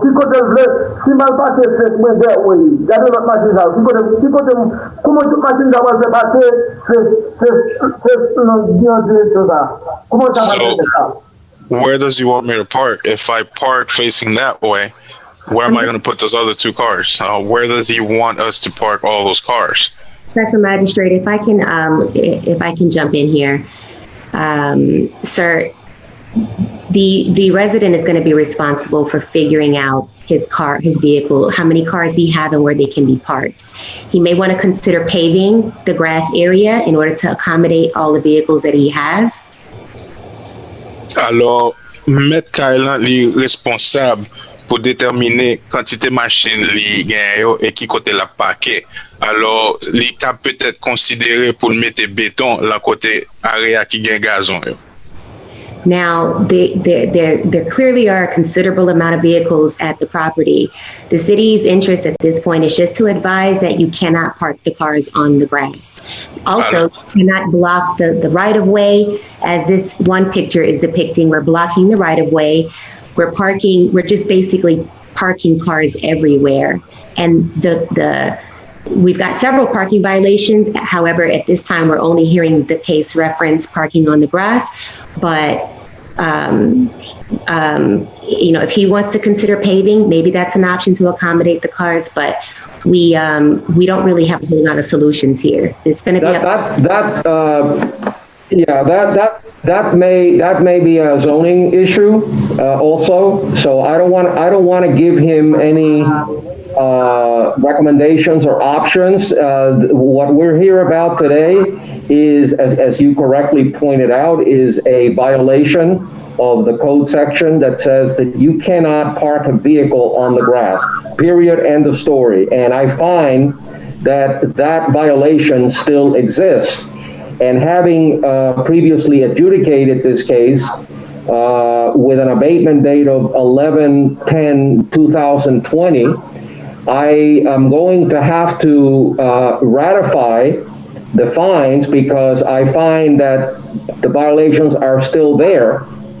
And I don't want to give him any hope that he can ever even remedy the situation because he may not be able to. There may be some zoning issues. There may be some occupancy issues. So this has been around a while. When did we adjudicate this case? It was previously adjudicated on November 10th of 2020. Okay, that wasn't that long ago. Yeah, of course, you know, now because of the COVID, we had to postpone them, but since March 8th. Since March 8th. So I'd like the interpreter to explain to him that we're not here to rejiggle, reconfigure his parking needs. We're just here to tell him that he can't park on the grass, period. Alors, interprète là expliquer lui que nous pas là aujourd'hui pour nous rebrasser conversation ou bien pour nous reconfigurer qui ça li gen pour faire pour nécessité de parking li, nous seulement là pour conseiller lui que li pas gen droit parquer sous gazon. Et si c'est celle machine, machine gris, il n'y a pas de même tellement, ou ça c'est tout gazon devant l'eau. Is it just the gray car that is parked out front that they are referring to? Is it all the cars that are parked on the grass? It's the gray pickup truck right now, because the other cars on several occasions when I went by, I see that those cars are no longer, from what I see during the daytime, are not parked on the front lawn. The only concern now is the pickup truck needs to be removed from the front lawn. And then the violation will be cured. However, if the vehicle's repeated after the fact goes back on the front lawns, then we're gonna be right back where we started at, and you know, the fines may be even heftier for you. So, in other words, you know, please don't play cat and mouse, because you can call me tomorrow. Oh, go ahead. I'm sorry. Pour qu'on y a seulement machine grise qui devant, parce que l'autre machine yo l'aime passer la journée, moi yo pas même genre. Pour qu'on y a ce problème là. Il y a le travail, parce que tout le monde a le travail le matin et l'après-midi, et ça fait pas jour. Si c'est pour machine grise, ok, ma pour gens pour m'ouvrir, pas de problème avec ça. Mais l'autre, j'en ai pour me battre dans direction ouvrière, pas capable, l'autre machine pas capable de me dire le conseil, parce qu'il y a assez place. Because everyone goes to work, they are away from the property during the day and the evening. So if it's a matter of the gray car, I can move it and figure out a way to park it. But in regards to the other cars facing them in that direction, I'm unable to. There's barely any space for one car to park behind the other. So I cannot apply that. But in regards to the gray car, I can just move them. I want to make sure. I want to make sure that we're clear here because I sense there's a little bit of confusion. But the cars cannot be parked on the grass, whether it's daytime or nighttime. The officer made of daytime. Parce qu'il y a une petite confusion. Machine n'est pas capable de parquer sous gazon ni la journée ni la nuit. C'est pas une affaire de la journée ou bien la nuit. Il n'est pas capable de parquer sous gazon ni la journée ni la nuit. Ça veut dire que c'est plus important pour le monde qui travaille pour payer des millions, mais ça a profité et de graisse. So, what is most important is for people to go to work during the day and earn the money to pay the bills, but what they're focused on is on the grass.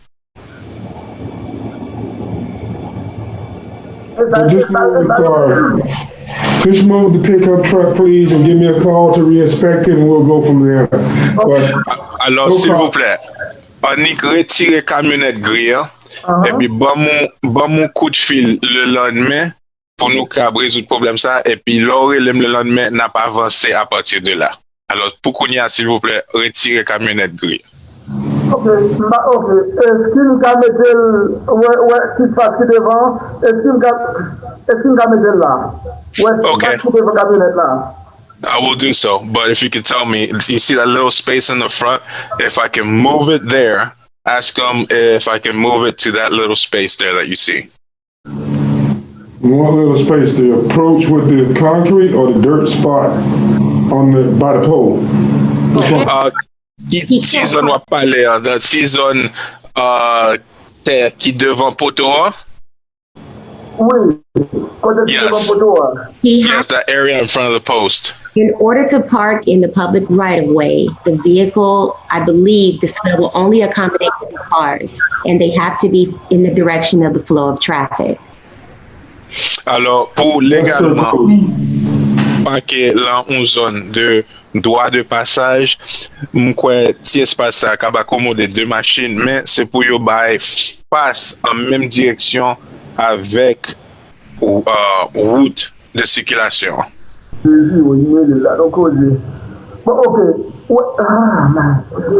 goodness, what an issue. Okay. Ok, est-ce que, regardez, est-ce que au côté où la machine rouge là, est-ce que vous avez machine son casier dans le vigilant de dehors pour m'aider? Est-ce que vous avez des machines en dedans, côté où la machine rouge là, est-ce que vous avez entre machines en dedans? Okay, I'll ask them the following. If I can put the car, see that area where the red car is, if I can park the car there, but then, that might be another issue. But if I can stick the car in that pathway, you see where the red car is, if I can place the car in there. If it fits, I suppose. Approach. As long as you're not blocking the right of way, if I don't know if there's a Wayne, you can probably go out and meet with him and identify where and how he can park.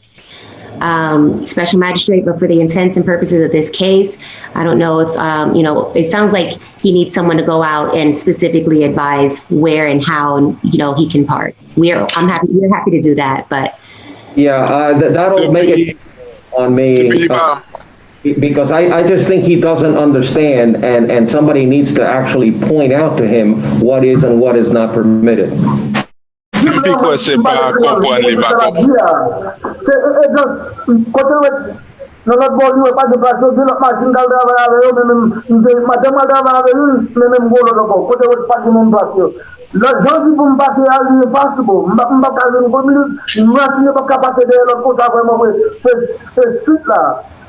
I don't just speak Creole, but I do understand everything he's saying. It's not a matter of the language. What he's saying is, I have a car, I go to work.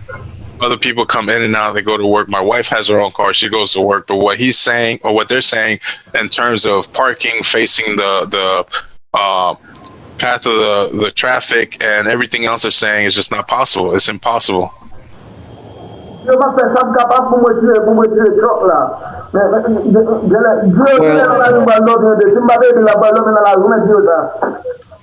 I will do everything possible to remove that truck, but other than that, as they're explaining it, I'm just gonna have to remain outside the house. I'm gonna have to sleep on the streets.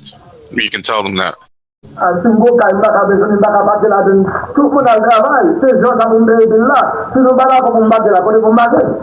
If I go to, we're trying to help you. We're trying to accommodate you and tell you what's allowed and what's not allowed.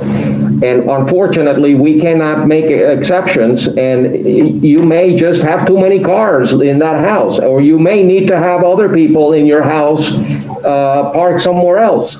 So I'm going to give you one shot by having the code officer go out and meet with you, and it's not funny, okay? It's a serious issue. That's our job here is basically to enforce the code, and we're going to give you an opportunity to meet with the code officer so he can explain to you where and where you cannot park. And if you still are not in compliance, the next time that this case comes before me, I'm going to set heavy fines. because you've already been warned, you've already been told at least twice that you can't park vehicles on the grass. Alors, nous là pour aider ou, c'est n'a pas essayé expliquer ou qui ça capable de faire, qui ça pas capable de faire. Alors, n'a pas essayé aider ou en termes que n'a fait officier à l'autre bord pour aider ou déterminer qui sont capables de faire, qui sont pas capables de faire. C'est pas une parole comique, c'est pas blague n'a pas, c'est pas sérieux parce que m'a bon une opportunité pour capable accommoder n'a voyé officier à l'autre bord pour capable conseiller qui sont capables de faire. Mais ça fait 2 fois déjà nous parlons de ça. Alors prochaine fois, si le problème n'est pas résolu, m'a pas obligé de mettre amende très ferme et sévère parce que ça fait 2e fois qu'on parle de sujet. Alors, nous avons voyé officier pour l'aider et puis pour capable accommoder et lui capable expliquer qui sont capables de faire, qui sont pas capables de faire pour problème de résoudre pour pas obliger de tourner devant. Okay, and that's it. There's no more back and forth. We're going to have the officer contact you, make an appointment, visit you, and he will discuss what the parameters are. Alors, pas de va-et-vient encore discussion, n'a fait officier relais ou, la communiquer avec vous pour prendre rendez-vous. We're going to basically table it for a month. We're going to table it for a month. When it comes back, you better be in compliance. Otherwise, you're going to be hit with a lot of heavy fines. Okay? We're going to wait.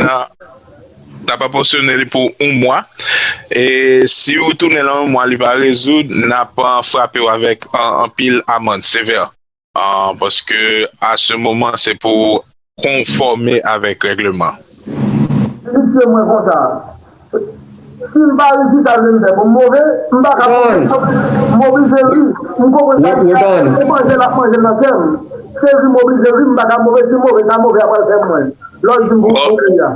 Explain that. What can I do? I cannot help you. I'm done. It's over. It's over. Fini.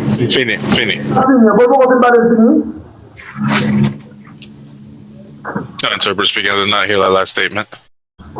I said we're done. No fini. There you go. We're done.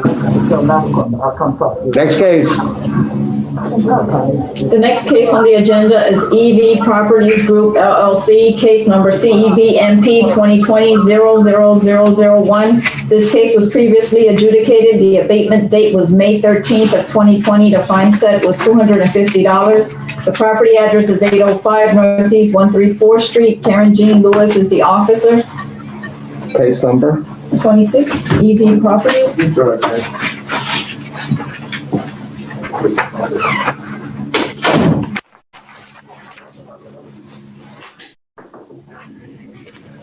Anybody here on behalf of the property owner? Yes, sir. Would you just click to unmute, please? Would you, I just need you to unmute. Where's the code officer? I'm sorry, he can unmute you.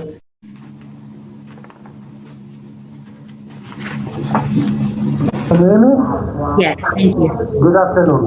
Yes, I'm on behalf of the owner. I'm actually the owner. Okay. Pilar, can you swear him in, please?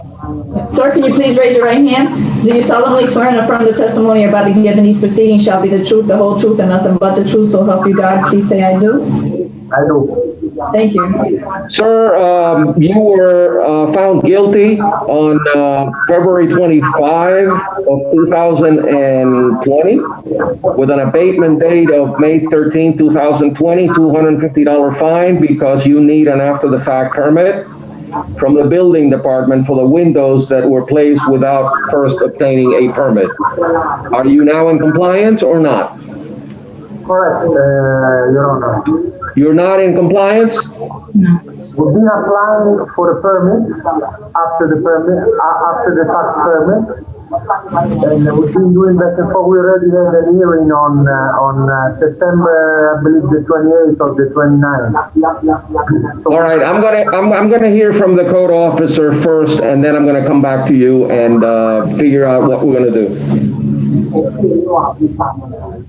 Good afternoon, Code Compliance Officer Karen Jean Lewis. The property 805 Northeast 134th Street was cited to obtain an after-the-fact permit. Like the magistrate stated, we were here before. I did notice that in the Eden records that the permit was denied and it was missing some information. They emailed the property owner, but since then there's been no change. So I don't know if the property owner has reached out to the building department and supplied the missing information in order for them to issue this permit.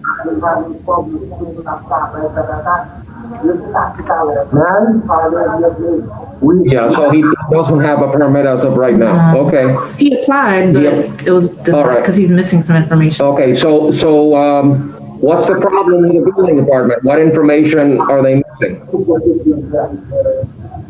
We've been requested for interior layout, which has been delivered to the city, and in the morning they also asked additional information, which was an elevation certificate and an anchoring schedule, which has been delivered drop off this morning. I didn't get it. He said that he had to submit a floor plan and elevation. Okay, you needed a floor plan and an elevation certificate? Yes, we did. For windows? Windows and doors. Okay, why did you wait till now to do that? The problem said that unfortunately I was overseas in Europe. We also got cut off on COVID. And we had an architect over here, which is an older guy, and it took a little bit longer to get a hold of him in order to actually fulfill all this information. We've been trying very hard, and now we finally succeed to do this one. I believe that very shortly we should be able to actually pull up a permit if we deliver this other information.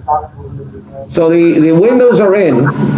The windows are in. Then all they need is the permit. And all you need is to have the inspector go out to make sure that they were installed correctly. Actually, we do need to pull the permit. So with this information we deliver, which was the elevation and the anchoring schedule, I believe we should be able to actually pull the permit, and then we're going to call for the inspection. What's the last thing that you show on the building permit application? Was that they were missing the same information he said. I guess they resubmitted it, but as of the 4th, it was denied again. So it said for the same thing to submit comment number 2 and 3, which was to provide the elevation and highlight the design load capacity on table. Okay, you understand what the code officer just stated? I could barely hear you. I know that the word denied it. That's the only thing that I heard. The word denied it. The building department is insisting on some floor plan or elevation certificate or something else which has not yet been submitted. How much time to submit that? I'm sorry, you're breaking off. I'm sorry. I don't mean to interrupt you. No, I want to make sure that you understand what we're saying. How much time do you need to comply so that you can get your building permit and the inspection carried out? Like I said, Your Honor, the elevation and the anchoring schedule has been dropped off this morning. 2 hours, 3 hours ago. So we assume, I don't know, maybe a week to do the permit, and then whatever time it takes. Okay, well, if it was done correctly, it should pass quickly, but if it was not done according to the code, then you're going to have a problem. When you deal with windows, sometimes you have issues that the code the building official is very concerned about. So I don't know what you did, and the building official doesn't know what you did, but they need to approve it and they need to inspect it. I'm perfectly agree with you, sir. Like I said, the paperwork has been dropped off this morning. We also planning to put the shutters on. In the permit, there's also shutters on the windows. However, like I said, this morning all the paperwork has been submitted. If they need any further information, we're going to check the comments on the website and eventually do if they need anything else. Why didn't you put up impact windows? Why do you need shutters? They were not impact windows, so that's why we put shutters. Well, that's going to be a problem for you if they're not impact windows. Because under the existing code, they have to be impact windows. They have to be impact resistant. No shutters, because our permit is a permit for shutters. All right, I'm gonna table this for 30 days. Or until my next meeting. I believe that next week we should have the comment. No, I'm not gonna be here next week. I'm gonna be here on February 11th. So if you're not in compliance by February 11th, I'm gonna fine you. Okay? No, we're here to comply. We're not here to not comply. We're trying. Yeah, but you need to comply. You need to comply by February 11th. Otherwise, I'm going to fine you. May I ask you something? And if they do need some additional information from us? You need to call the building official. Yeah, hold it. Okay? All right. We're done. Thank you. Have a good day. Next case. Mr. Magistrate, would you go ahead and dismiss the interpreters? If we have no further need for the interpreters, they're free to go. Thank you. The next case is Marlene and Jackie Alexandra. Case number RCCOR 2018-00038. Previously adjudicated with an payment date of March 11th of 2020. The fine set is $250. The address is 410 Northeast 141 Street. Gary Beswick is the officer. Ladies, if you can go ahead and get situated, and the clerk will swear you in. Mary Alexander, 410 Northeast 141 Street. Laura, can you swear in, please? Can you please raise your right hand?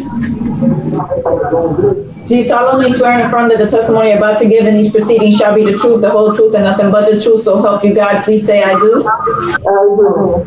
Thank you. Your name again, ma'am? What is your name? Mary Alexander. Okay.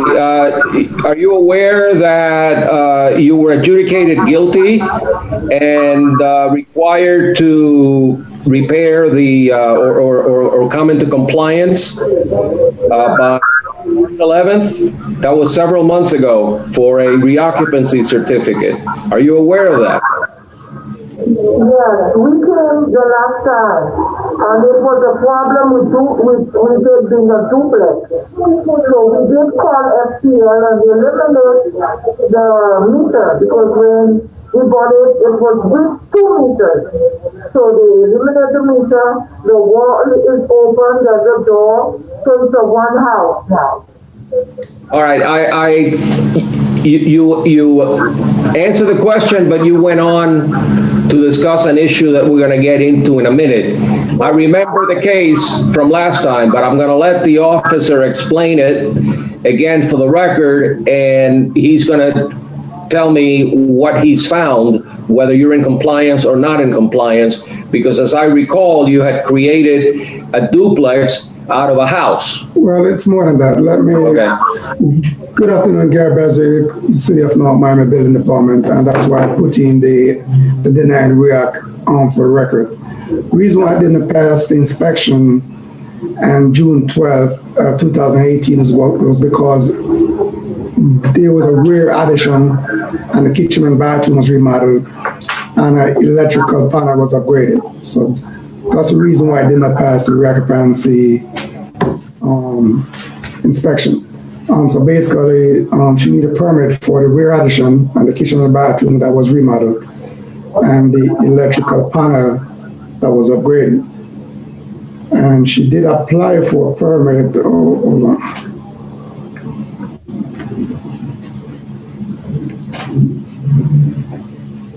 Yeah, when we went to the CT, they asked... Wait, I haven't recognized you yet, ma'am, please. He's in the middle of testifying.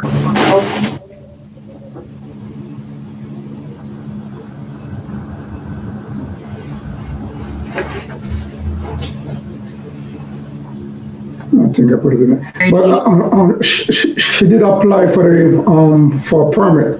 but the permit has not been approved or issued.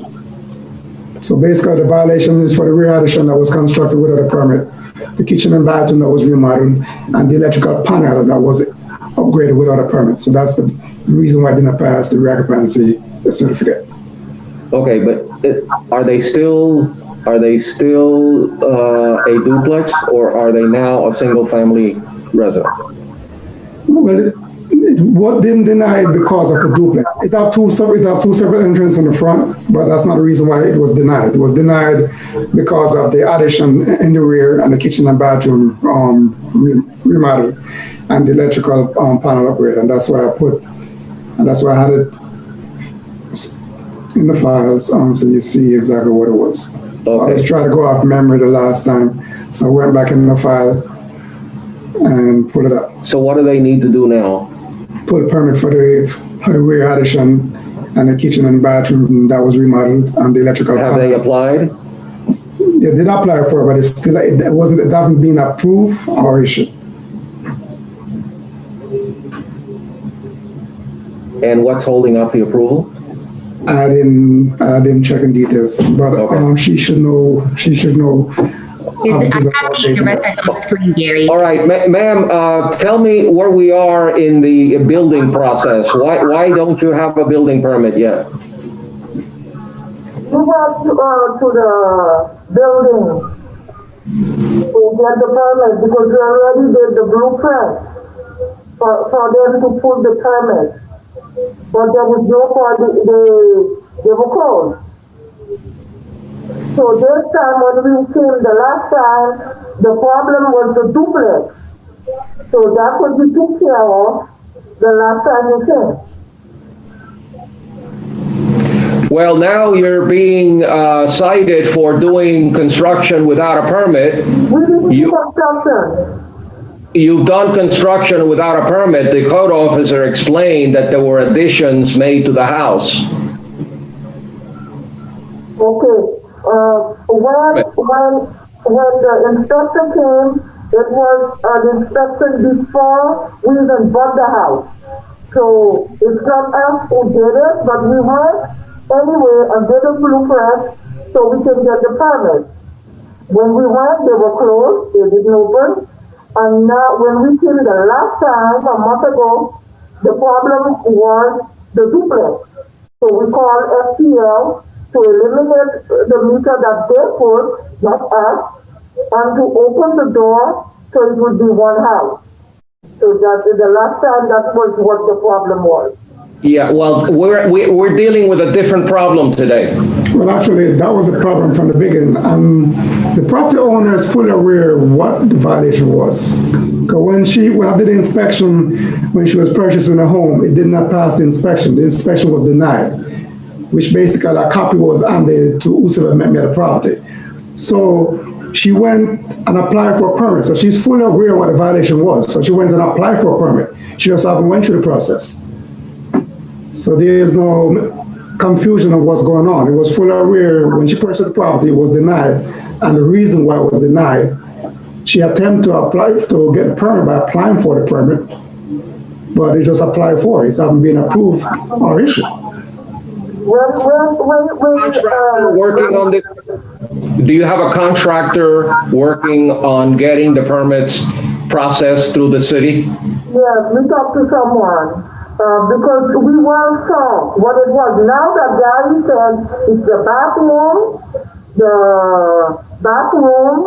and the kitchen. So now we will know because we didn't know what it was. It was like so broad. The main thing was the duplex. That's what we thought. No. The denial. We will work on what you just said. She's a property owner, right? Is that a yes? Is the lady on your right the property owner? Yeah. Okay, can she speak? Yeah. Okay, weren't you aware back in June 12, 2018? Weren't you aware why it did not pass the occupancy certificate? Oh, okay, June 10, 2018, when you do the inspection, I was not there. You do it by yourself, even though you not call nobody to do it. That's, you do it. I was not there. And Okay, I got access to do the inspection. My question is, they did not tell you the result of the inspection? No. So you need to contact your title company because it was denied. No, and then I didn't know, that's why, and then when you sent me the paper and then the first article on the code, I told the Jews, I didn't know if they always got a problem, and then that's you. If you know they always got a problem, you do the inspection, you not tell them they cannot make the closing. Why you let them, why you know the problem are, and then you not tell them to make the closing? They was told. I didn't know. It was denied, so you need to contact your title company. It was denied. Well, whether she calls the title company or the lawyer or the bank or whoever, we have a situation, ma'am, right now where your house it lacks a certificate of reoccupancy because there is work that was done there without a permit. Period. End of story. That has to be fixed. If it's not fixed, you're going to be fined. Okay? Now that you said three things, so we will work on the three things that you said. What's your recommendation at this point? Ratify the fines? Ratify the fine because Okay. the story keeps changing. Okay.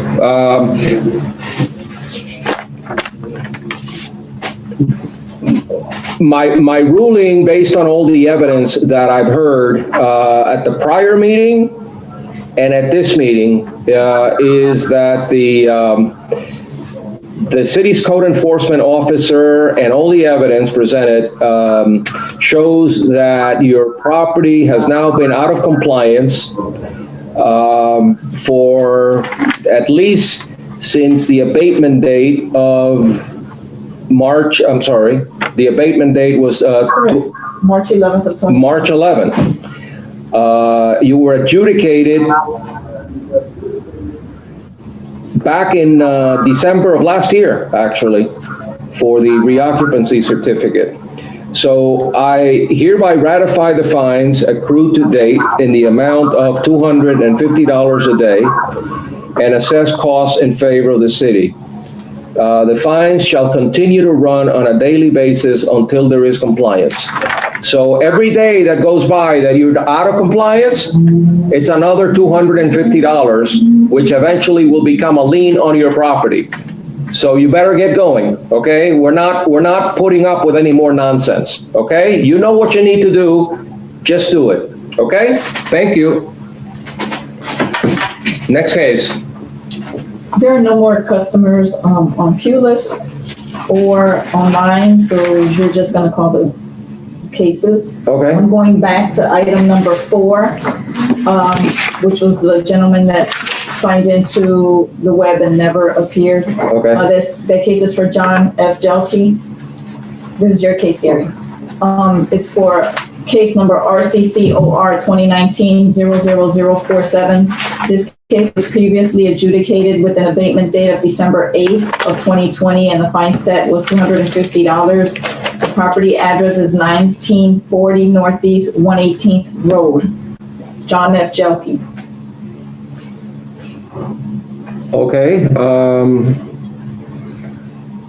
Mr. Code Officer, has there been any compliance? No, there's no compliance. Okay, so you want me to ratify the fines? Yes. Based on the unrebutted testimony of the city's code compliance officer and the evidence presented, reflecting that the property has been out of compliance since the abatement date of December the 8th, I find in favor of the city, ratify the fines accrued to date in the amount of $250 per day. The fines shall continue to run on a daily basis until there is compliance. Thank you. The next case is yours, Gary. The next case is 1525 Northeast 125 Street, Prestige Point. Case number MHVIO 2017-01304. It was previously adjudicated with an abatement date of December the 8th. The fine set was $250. The property address is 13020 Northeast 6th Avenue. Gary Beswick is the officer. And as of this morning, there's no compliance on the property, but I have a question. Remember we're supposed to change the name? This was one of the ones that the name was supposed to be changed. The address is correct, it's just the name. You have to change it in Eden. Okay. What is the number on that case? This is number 14. I'm sorry, Gary, are you saying that we improperly cited? No, it wasn't improperly cited. The address is correct, it's just the name. For some reason, because I printed the history of the property, for some reason, back in 2000, when it was, back in 2017, for some reason, whenever you pull up this address, 1525 Northeast 125th Street, Prestige Point, Honda, because I printed the history of the property, and there was other cases that was open for some reason in that name for that address. I don't know why. Supposed to say, what does property records reflect? No, property of it as one. It's not that name on the property appraisal. Okay, Special Magistrate, can we table the case so that we can remedy and correct the issue in terms? Yeah, apparently I did sign a final order here already. I saw that. This is for unpermitted work. Yes, for the and the issue is whether or not the right property owner was cited. There appears that there's a discrepancy with the name that was. The same owner, just different property. Name. It's the same owner. Okay. Well, you need to fix that. Okay. All right. Next. The next case is Ariad Quesada Santos, case number MHVIO 2018-00372. Previously adjudicated with an abatement date of December the 8th, and the fine set was $250. The property address is 1213 Northeast 133rd Street. Gary Beswick is the officer. There's no compliance. All right. Based on unrebutted testimony of the city's code compliance officer and the evidence presented showing that the property has been out of compliance since the abatement date of December the 8th, 2020, I hereby ratify the fines accrued to date in the amount of $250 assessed cost in favor of the city, and the fine shall continue on a daily basis until there's compliance. The next case is BCBG LLC. This property has two cases. The first case is CEZCU 2020-00026, property address 14135 Northwest 7th Avenue for Wayne Clark. The second case number is CEZCU 2020-00031. All right, we're going to hear the first one. The first one is the clothing company, right?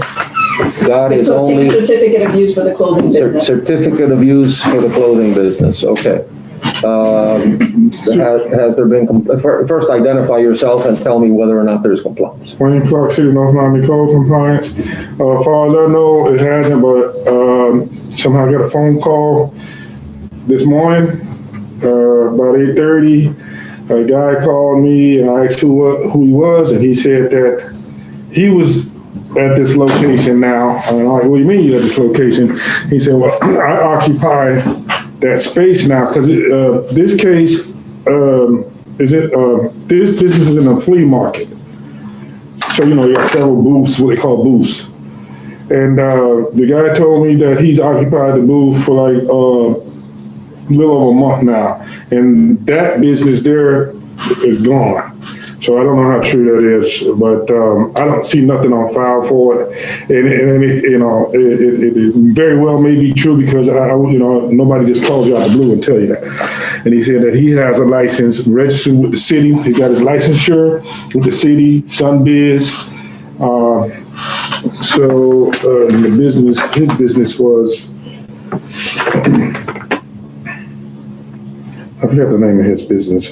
But in any event, Dope, It's a different Dope business. Clothing is his business, DOPE, Dope Clothing Does he Corporation. have a certificate of? Yeah, he said he has all that with the city registered and everything, so either we can go, Well, if BCBG is no longer there. No, and that's- BCBG is the owner of the building itself, Okay, the whole property. all right. Uh-huh. So what you're telling me is that whatever business was operating at that booth, which was a clothing business, if that business is no longer there, they don't need a certificate of use, and therefore that matter can be dismissed. Correct. Okay? Now, if you got a new business, that new business that took over then has to have a certificate of use. Yeah, he assured me that he has all the documentation and everything, and that it must have been. And it's the same location. Right. Okay, the address is one thing, and inside that building. Right. You have separate. Yeah, but you had cited one of those booths. Right, 26, and he said that he was in 26. Okay, so if that's the case, then I'm going to dismiss the case against the clothing store that was there previously. Correct. Because they don't need a certificate of use if they're not doing business. And similarly with the following case, Creative Control Booth number 12, is that the same business or is that a different business? That's a different business inside the flea market. They have about 20-something booths in there. Of course, since the pandemic, a lot of those businesses are gone. And we did a sweep a while back for the certificate of use and the failure for certificate of use and business tax receipt. And there's quite a few businesses in there without the proper licensure for the city. Is this one of them? This is one of them. However, in the documentation proof, when I did my research with the city, they did apply. Do have that attached. They did apply. They did get approval of the zoning manager. However, they were supposed to get some more additional inspections before, the process was completed and the license was issued back in March 2020.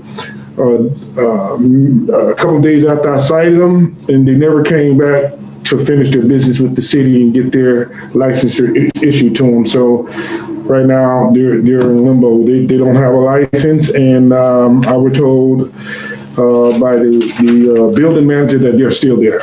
They're still there, okay. So I'm going to order an adjudication based on the unrebutted testimony of the city's code compliance officer and the evidence presented depicting that the cited violation for a certificate of use still exists and proper notice has been given. I find in favor of the city, enter an adjudication and set a compliance date of 30 days. In the event of non-compliance, there shall be a daily fine of $250 until the violation is abated. Thank you, sir. The next case is BSD 18 LLC, case number FYBRR 2019-00095, previously adjudicated with an abatement date of December 8 of 2020. Fine set $250. Property address 13130 West Dixie Highway. Gary Beswick is the officer. What's the number? I think I'm done. You're done? Have a great day. Great week. Thank you. You as well. Thank you very much. All the best to you. Thank you.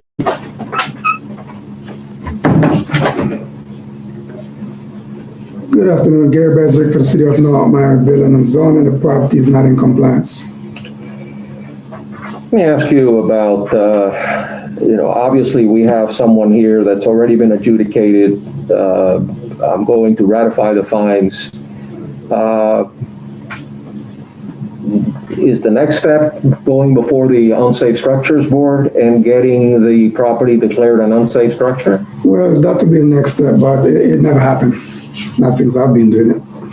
Okay. The lien just go on the property. Do we know what's keeping them from getting the recertification? No. Okay. All right. This is the same property that had the those other booths, right? No. This is 131. Oh, I'm sorry. It starts with a B and then an S, so it's a different LLC. I get it. Okay. Based on the unrebutted testimony of the city's code compliance officer, the photographs and other evidence that have been previously presented, showing that the property is out of compliance since the abatement date of December the 8th, I hereby ratify the fines approved to date in the amount of $250, and the fines shall continue to accrue on a daily basis until there is compliance. Thank you. The next case is Chris Mean v. Case number CEWWC 2020-00025. Karen Jean Lewis is the officer. This was previously adjudicated with an abatement date of December 8th. Fine set was $250. The property address is 1151 Northeast 139th Street. Good afternoon, Good afternoon. Ms. Jane Lewis. Yes, Code Compliance Officer Karen Jean Lewis. The property 1151 Northeast 139th Street was cited for the roof. It was previously adjudicated, and as of the final reinspection date, there's still no compliance.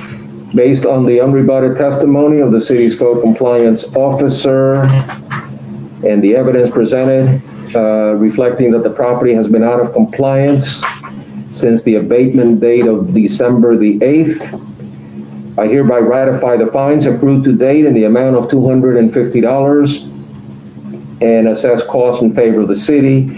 The fines shall continue to run on a daily basis until there is compliance. Thank you. Stay there, Karen. We got 3 cases. The next case is Edith Clairvaux. Case number CEODS 2020-00039. Property address 911 Northeast 140 Street. Karen Jean Lewis is the officer. Good afternoon, Co-Compliance Officer Karen Jean Lewis. The property 911 Northeast 140 was cited for outdoor storage. It was a lot of work trying to get in touch with the property owner, even after posting the property, but I was finally able to get in touch with them. So I'm asking if we can possibly table this case, because the amount of stuff that's in the rear, it's gonna take them a while to actually clear it. You mean It's outdoor storage. the garbage sitting outside? Sorry, can you give me the name of the case number? Number 23, Edith Clairvaux. The pictures we saw last time is actually more. I can imagine. Special Magistrate, I would ask that you would consider the officer's request to give more time. However, I'm sorry, did we already adjudicate this case? Because if not, I would ask that we would enter the adjudication and just give a little extra time. No, it's not previously adjudicated. Yeah, I don't even find it in my list, but I don't remember. I remember seeing photographs though. Edith Clairvaux. It should be under E. What number is it? I'm sorry? 23. Okay, I can show you the, oh, there's no attachment. Oh, I found it. Outdoor storage. Okay, yeah, I found it. If the code officer is telling me that the owner is in good faith trying to remove the materials, I will table it until the next hearing, but please explain to the property owner that there will be no further continuance. I believe I remember seeing photographs in the agenda. Do you happen to have the file in front of you? I have photos here. Hold on, just a moment. Has Crystal to show the photos? Crystal, can you show? Share? Yeah. Can't hear you. There's no attachments from what I can see. No? I have some. Okay. Hold on just a moment. Maybe a different case I saw. Do I have permission to share? No, I don't have permission to share. Okay. In any event, we'll table it until the next meeting. Okay. Next one. The next case, the next 2 cases are for the same property, Ellie Investments. The first case is CEFLR 2020-00029. This was previously adjudicated with an abatement date of November 10th of 2020 with a fine set of $250.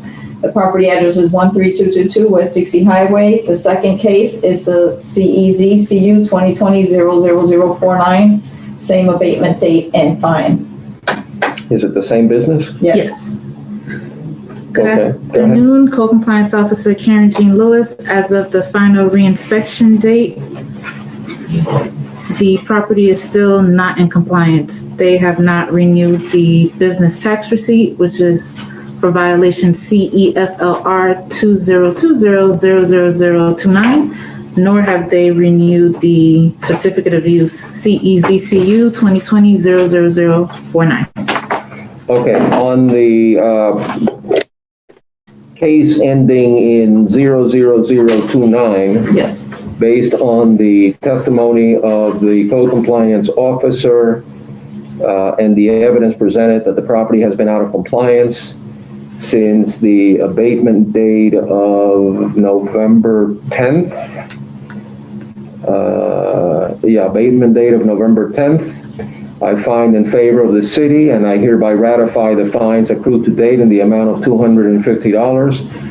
Said fines shall continue to run on a daily basis until there is compliance. On case number ending in 00049, I similarly find in favor of the city based on the testimony of the city's code compliance officer. I also ratify the fines accrued to date in the amount of $250 per day and assess costs. The said fines shall continue to run on a daily basis until there is compliance. Next. The next case is for Shanna Sanders, case Ferrer Carpentier, case number CEFOB 2020-00032, property address 13202 West Dixie Highway. It's the second case for the same property with the case number CEZCU 2020-00065. Let's hear the business tax receipt.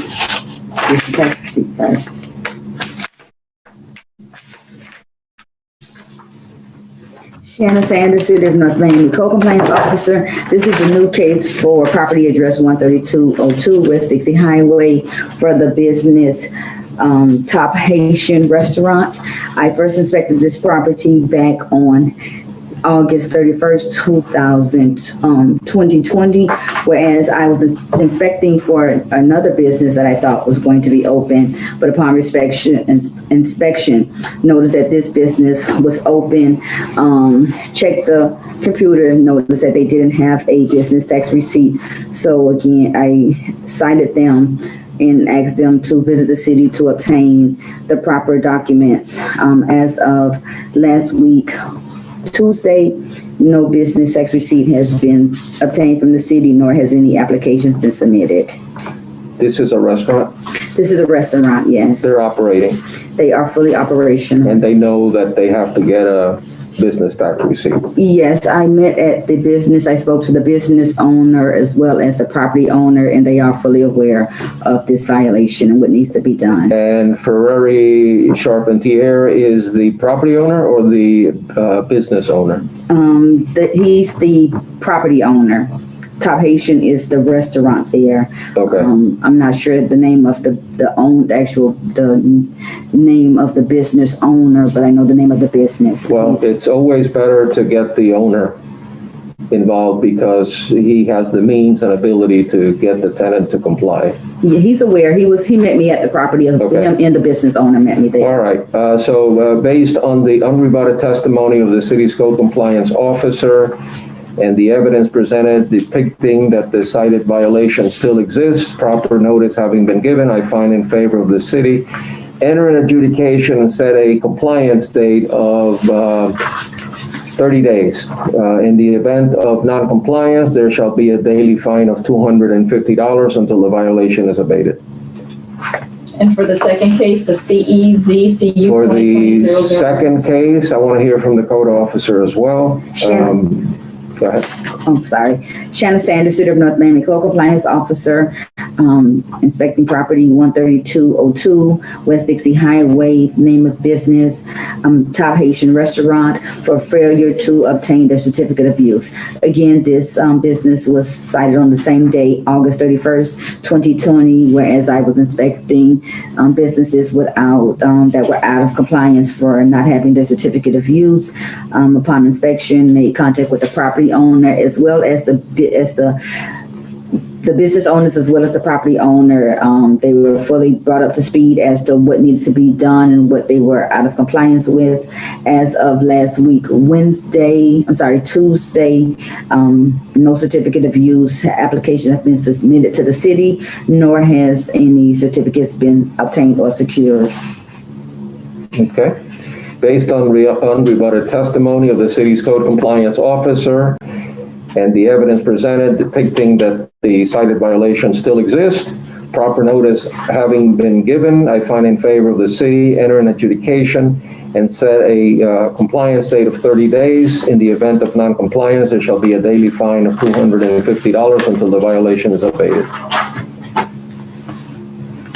The next case is Gargar LLC, case number RCCOR 2019-00039. Gary Beswick is the officer. This was previously adjudicated with an abatement date of December 8th. The fine set was $250. The property address was 12450 Northwest 13th Avenue. Item 29, Gary. Good afternoon, I'm Gary Beswick for the City of North Miami Building Department. There's no compliance on the property. Based on the unrebutted testimony of the city's code compliance officer, the evidence presented that the property is out of compliance and has been out of compliance since the abatement date of December the 8th, 2020, I hereby ratify the fines accrued to date in the amount of $250. Said fines shall continue to run on a daily basis until there is compliance. The next case is Gary and Marie Antoine LaFay, case number CEFAW 2020-00040. Karen Jean Lewis is the officer. The property address is 932 Northeast 146th Street.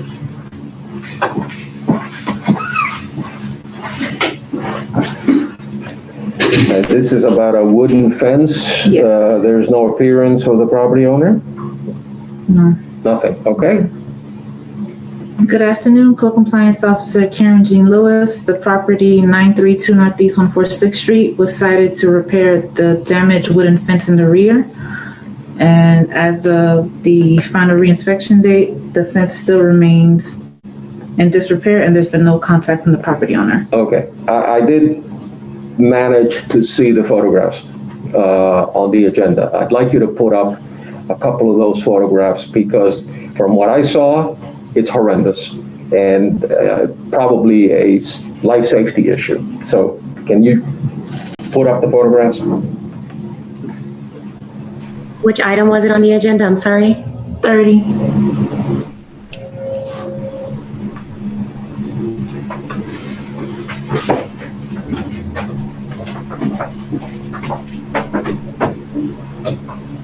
That's the fan. I saw other photographs that are probably worse than that. Is that the only one? No, she might have to go back because there's two more. I saw a couple of photographs that were even worse than that one. Yeah. Okay. Any more? There's another one.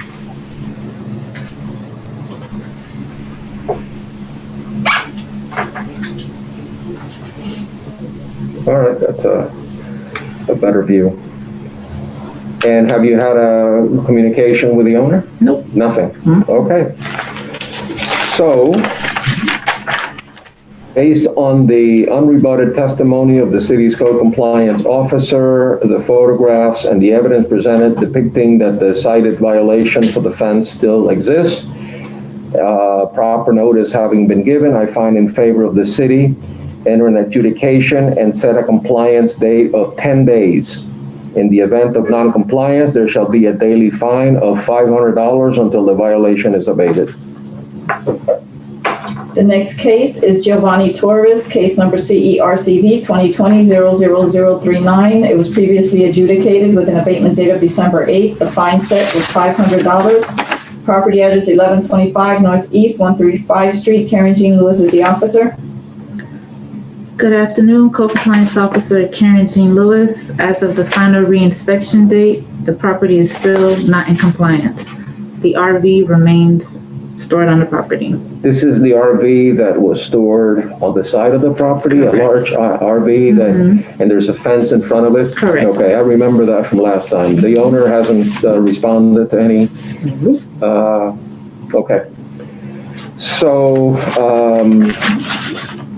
based on the unrebutted testimony of the city's code compliance officer, the photographs and the evidence presented, and finding that the property has been out of compliance since the abatement date of December the 8th, I hereby find in favor of the city, and I hereby ratify the fines accrued to date in the amount of $500 and assess costs in favor of the city. The said fines shall continue to run on a daily basis until there is compliance.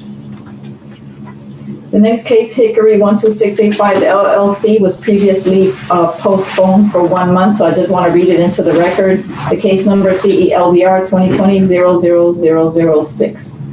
The next item on calendar is Nell Callwood. She has 2 cases. Case number CEFLR 2020-00018, previously adjudicated with an abatement date of November 10th of 2020. The fine set was $250. Property address 1105 Northeast 134th Street, and the companion case is CEZCU 2020-00037 with the same adjudication. Good afternoon, Code Compliance Officer Karen Jean Lewis. The case ending in 00018, as of the final reinspection date, still remains in non-compliance. There still hasn't been any contact from the property owner, and there's no business tax receipt on file for that property. Okay, I noted in the file that this is an ALF. Correct. Have we determined whether or not they are licensed with anyone? Yes, they're licensed with the state. I did check the DBPR records. Right. They have up-to-date licensure with them, but they didn't follow through with the city. Okay, I would suggest that perhaps when I order in this and the next case that perhaps you want to send that order to the state so that they understand that the ALF does not have city approvals, and they don't have certificate of use or a business tax receipt. Maybe the state will put some pressure on the operator. So based on the unrebutted testimony of the city's code compliance officer, the evidence presented, and finding that the property has been out of compliance since the abatement date of 11/18/20, I hereby ratify the fines accrued to date in the amount of $250. The fines shall continue to run on a daily basis until there is compliance. On the second case is the certificate of use, correct? Same thing. Correct. All right. Based on the unrebutted testimony of the city's code compliance officer and the evidence presented showing that the property is still out of compliance since the abatement date of 11/20/20, I hereby ratify the fines accrued to date in the amount of $250. Said fines shall continue to run on a daily basis until there is compliance. The next case on the agenda is Ingrid Valera, case number MHBIO 2019-00384, property address 1180 Northeast 133rd Street. Yuri Beswick is the officer. It was previously adjudicated with an abatement date of December 8th, and the fine set was $1,000. Why did I impose such a high fine, or was I the one that imposed the fine? For which one? Ingrid Valera. So repeat violator. What was the violation? Alteration, renovation of the front porch and patio in progress without a permit, which was done. Okay. Can you refresh my recollection? Can you show me a couple of photographs? Yeah, I'm going to it.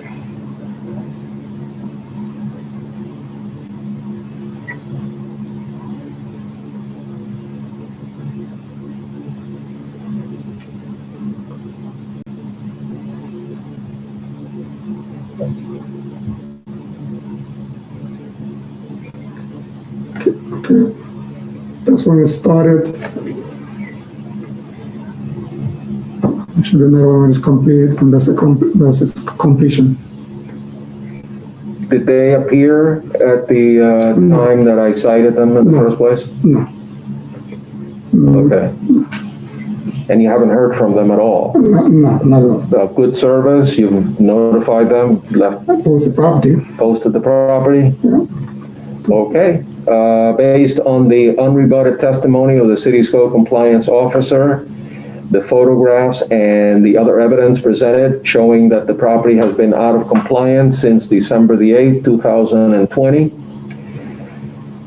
I find in favor of the city, and I hereby ratify the fines accrued to date in the amount of $1,000 and assess costs in favor of the city. The said fines shall continue to run on a daily basis until there is compliance. The next case is Jennifer Rebecca Teal, case number CEFAW 2020-00035. Karen Jean Lewis is the officer. The property is 12790 Northeast 12th Avenue.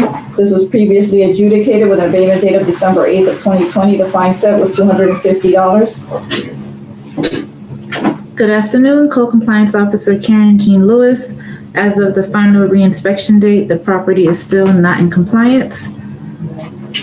When was that last reinspection? The 8th, Okay. December 8th, That was the 2020. abatement date. Correct. Based on the unrebutted testimony of the city's code enforcement officer, the evidence presented showing that the property has been out of compliance since the abatement date of December the 8th, 2020, I find in favor of the city and hereby ratify the fines accrued to date in the amount of $250. The said fines shall continue to run on a daily basis until there is compliance. The next case is Marie Cordone, case number FYBRR 2019-00024. Gary Beswick is the officer. The property address is 685 Northeast 126th Street. This was previously adjudicated with an abatement date of December the 8th, and the fine set was $250. Item 38. This is a 40-year recertification. Yeah, good afternoon, Gary Beswick for the City of North Miami Building Department. The property is not in compliance.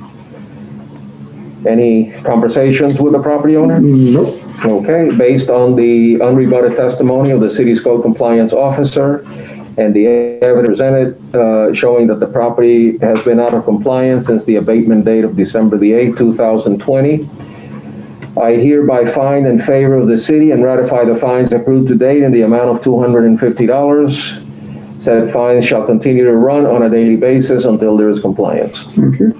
The next case is for Gary Beswick, Palm Bay Apartments, case number FYBRR 2019-00090, property address 666 Northeast 122 Street. Comply.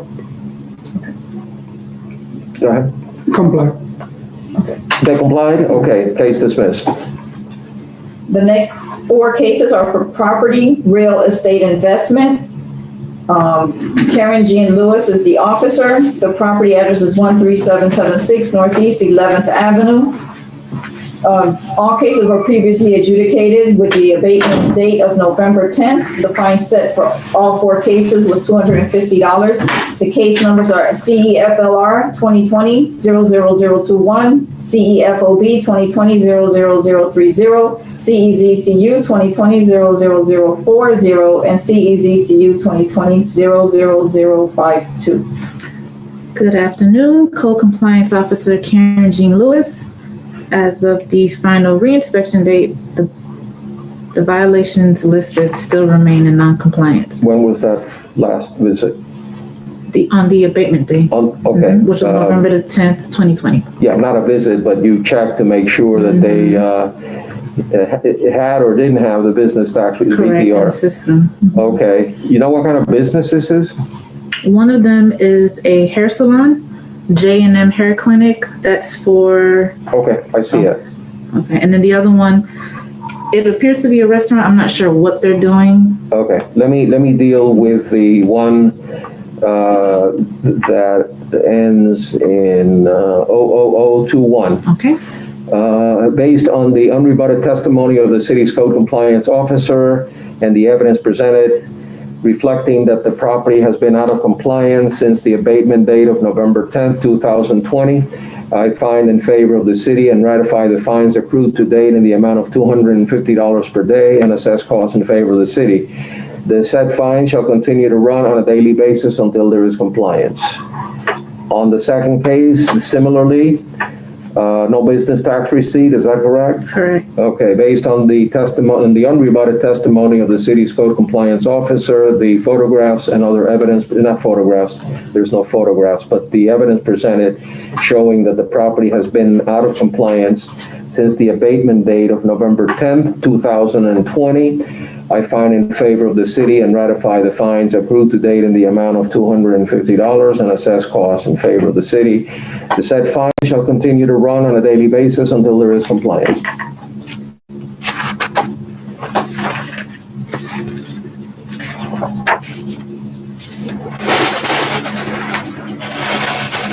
There's two more cases, Okay. 40 and 52, that I read into record for the same property real estate investments. Property real estate investments, okay.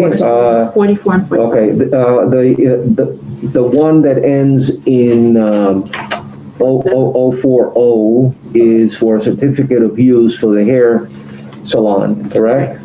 All right, and that was previously adjudicated on November 10th. Fine set at $250. Based on the unrebutted testimony of the city's code compliance officer and the evidence presented showing that the property has been out of compliance since the abatement date of November 10th, 2020, I find in favor of the city and I hereby ratify the fines accrued to date in the amount of $250 and assess costs in favor of the city. The said fines shall continue to run on a daily basis until there is compliance.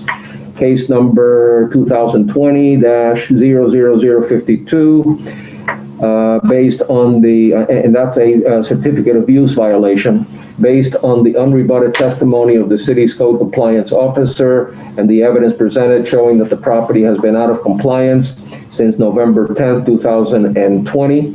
I find in favor of the city and I hereby ratify the fines accrued to date in the amount of $250 and assess costs in favor of the city. The said fines shall continue to run on a daily basis until there is compliance. The next property has 4 cases for Somei Farias. The first case is CELSC 2020-00004, property address 13080 Coronado Terrace. Sanders is the officer.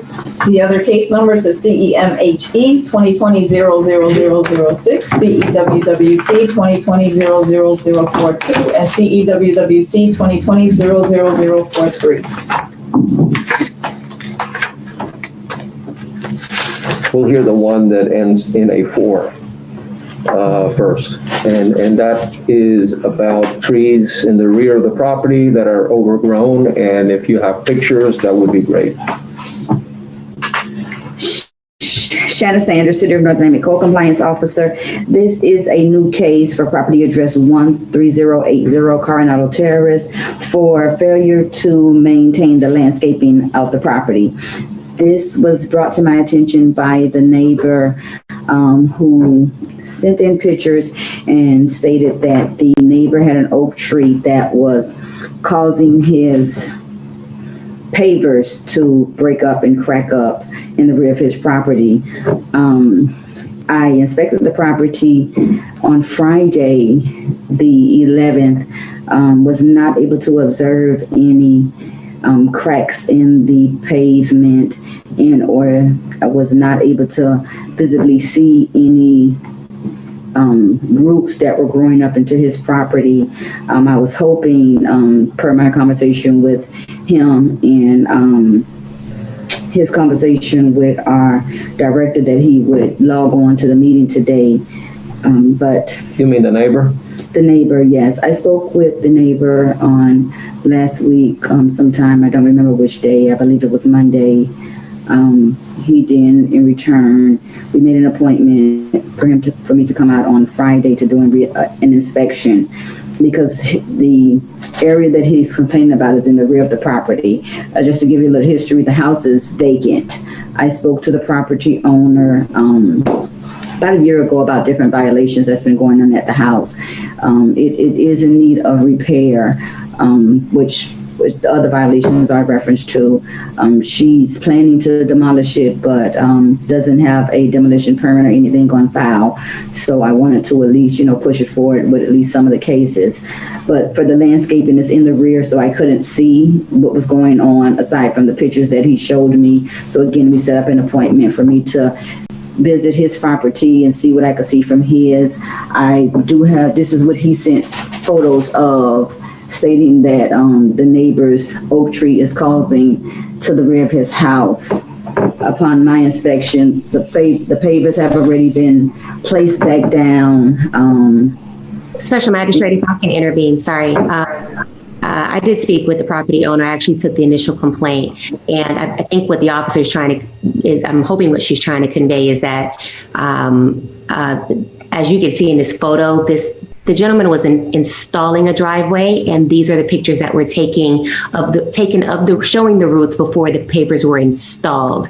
When she went to the property the other day, the project was complete. However, the complaint still remains that the tree is overgrowing, and it's coming into his, I guess it's growing so much so that it's interrupting his property. And although he has gone ahead and installed his pavers, he wanted to show what the concerns are. Now, he did advise me that he would be able to give testimony on today. I don't know that he was able to log into the meeting, but I do want to, indicate that I don't know that we have any pictures. I don't see any here of the property in question, but nobody's living in the property. It is vacant. There is no default. However, it is not being properly kept. And so the neighbor is extremely frustrated and concerned as it pertains to just the overall maintenance of the property. Well, I can definitely appreciate the neighbor's concerns if the neighbor is trying to upgrade his property and he's got a nuisance property next door that's abandoned. And I see clearly the roots of the tree intruding into the property. However, if the neighbor has already removed those roots and was able to place the tiles over the grade, then isn't that violation then cured? Or nothing was removed. I believe from what I understand. And Shanna, are there any pictures of the tree? The pictures, yes, there are pictures of the tree. Okay, because I've seen this before, and usually sometimes these things actually get into litigation, and the city attorney can weigh in on this. Is the abandoned property owner able to come into the neighbor's property to remove those roots that are intruding into the neighbor's property? I thought that anything past the boundary was the responsibility of the other property, not the violator. Madam City Attorney, what's the liability of the vacant property for root intrusions into the neighbor?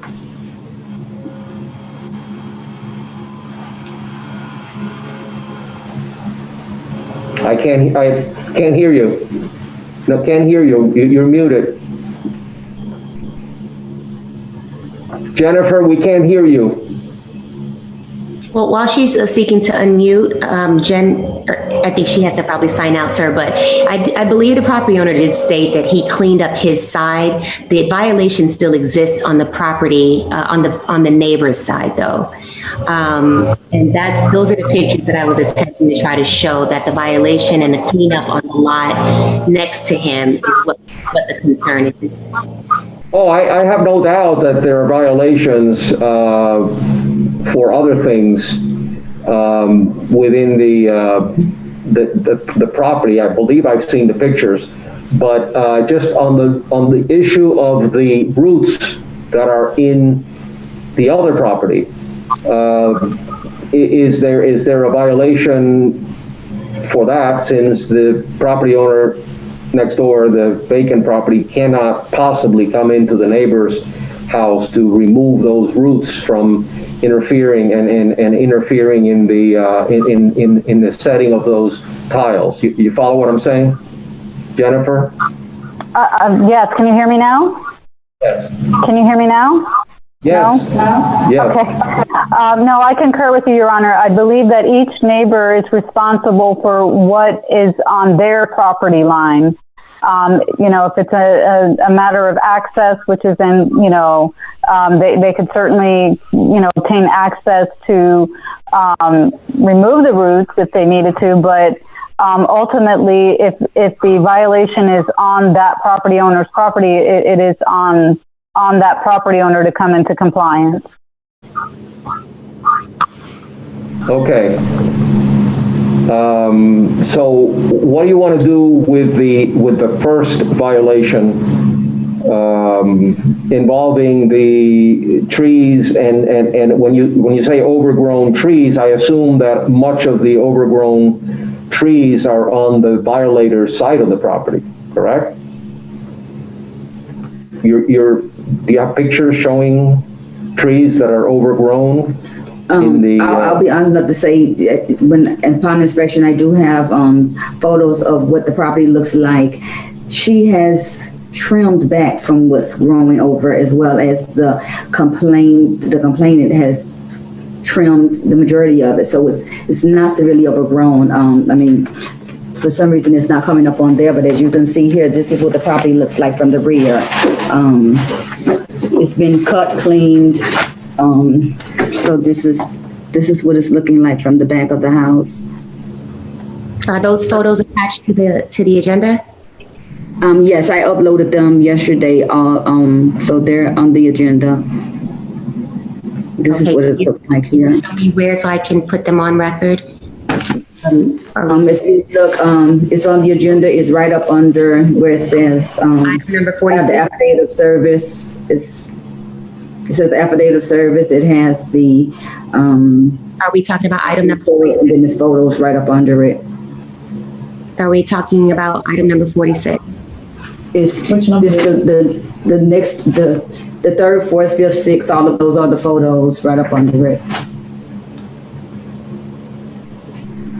Go back. If those violations have been cured by and if they've been cured, then do I have any way to cite the owner for something that even it may have been done by the other property owner, but if the violation has been cured, do I have the jurisdiction to fine the violator? If I'm not seeing if you went out there, you took pictures showing that everything has been cut and properly disposed of, what can I do? And I'll be honest to say that was my question of concern. Go ahead, Crystal. Is this the picture of the property? Yes, it is. I don't know, it's showing, for some reason on your, so it's showing up upside down, but on mine it's showing right side up. But yes, that's the photos of the back. I went to the back of the property. Marine Patrol took me out on the waterways, and this is what I saw from his property and from what I saw from the waterways. Does it show any violation? I would say from and that's why I wanted him to be here giving testimony. From what my conversation with him was, I didn't observe any violation. That's why I wanted him to speak on it. There isn't an oak tree in the back, but I didn't see it as being overgrown. It wasn't causing damage to his property. Like you said, he's already cut what he needed to cut. And, yeah. And as I explained to him, if the problem arises again, if they start back growing, before you cut anything, give me a call and let's see if we can address it. But right now, there was no violation upon my inspection. Yeah, you didn't take the photograph in the first place, and the photograph of the roots, and I'm only talking about the landscaping. And you didn't actually witness a violation.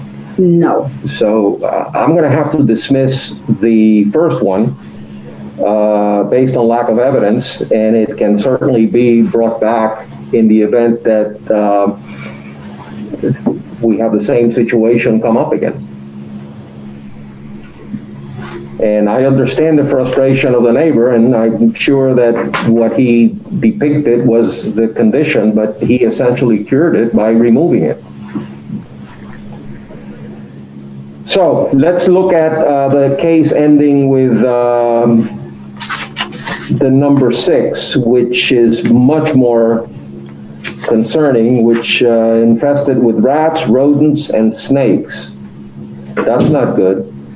Did you actually see rats, rodents, and snakes, or is the owner the one that witnessed it? Shanna Sanders, City of North Miami Code Compliance Officer, again, property address 13080 Coronado Terrace. Again, for failure to maintain the property, keeping it, exterminated, free of any vermins, any snakes, rats, iguanas, things of that nature. Upon inspection, I, again, did not observe any violations. The same pictures as we see here is what I see as a freshly cut yard. He states there are iguanas everywhere. I didn't see any iguanas, as you may see depicted in the pictures. Again, I asked, as well as, Ms. Patterson asked, could he attend so that he can give testimony as to what he's seen that I'm not seeing. I've, visited the property on a couple of occasions, 3 or 4 actually, and have not observed. Is this a waterfront property by any chance? It is. All right, so I can tell you from experience, I live on the water. You will have rats, rodents, snakes, and what else did you say? You said iguanas. Iguanas, believe me, I've seen them every day, and you have to do the best you can. Certainly putting rat poison might help, but we have no witness here to support that. Special Magistrate, if I may, I'm going to ask that, and as to not minimize the gentleman's complaint, he's very upset. I would ask that can we table these cases so that the officer can go back out to the property and address? I don't mean to minimize the neighbor's concerns, because I also have similar concerns about my neighbor. But if it had been me making these complaints, I would have made an effort to be here and testify in support of this complaint. Raise your hand. I don't know if this is the gentleman. Andrew Zidar, are you here on behalf of this case? I am not. I was here for another case that we received notice of for our case San Souci Plaza that I did not see on the agenda. So I raised my hand. I don't know if that's going to be covered in old business or not. Okay, all right, we'll come back to you. Thank you. So what I will do with these 3 cases is I'm going to table them, and I do want to encourage the neighbor, if he has the wherewithal to appear before me, I will be more than happy to consider his concerns and rule accordingly, but he should have been here. No, I agree. And I think that he was prepared to do so. I've spoken with him on a number of occasions. I'm not certain where perhaps there was some miscommunication on how to access the case or access the hearing today. But I'd appreciate if we can table the cases as to ensure he has the opportunity to speak. Absolutely. And he can bring proof, pictures, and, oral testimony. I'll be happy to consider it. Thank you. All right, next case. The last one with ending in 4-2, that roof has a large hole. Are we going to hear that, or we want to table that? It's up to you. That one I think is pretty solid. We could hear that. It looked pretty much like it looked when I. Yeah, well, if you can, if you're able to prove that, I'm happy to hear it. Yes, Shanna Sanders, City of North Miami Code Compliance Officer. This is make sure we're doing 4-2. This is a new case for property address 13080 Coronado Terrace. Again, I visibly inspected this property on September 14th, whereas I received a complaint from the neighbor about the conditions of the property. I inspected the property first via photos that were sent to me and observed that the roof had some damage and looked to be, that it had some holes that need to be repaired. About a week or 2 later, I went out on the boat, as well as the neighbor behind this property's emailed me photos. So there is definitely damage to the roof that needs to be done. Standing from the front of the property, you can, almost see the ceiling that's, falling even from the sidewalk. You can see sunlight or something that's coming up. I went onto the waterways yesterday and inspected. I couldn't really see too good from the boat, but I can definitely see damage, as you see here, showing is holes throughout the roof. Fascia boards, a lot needs to be repaired.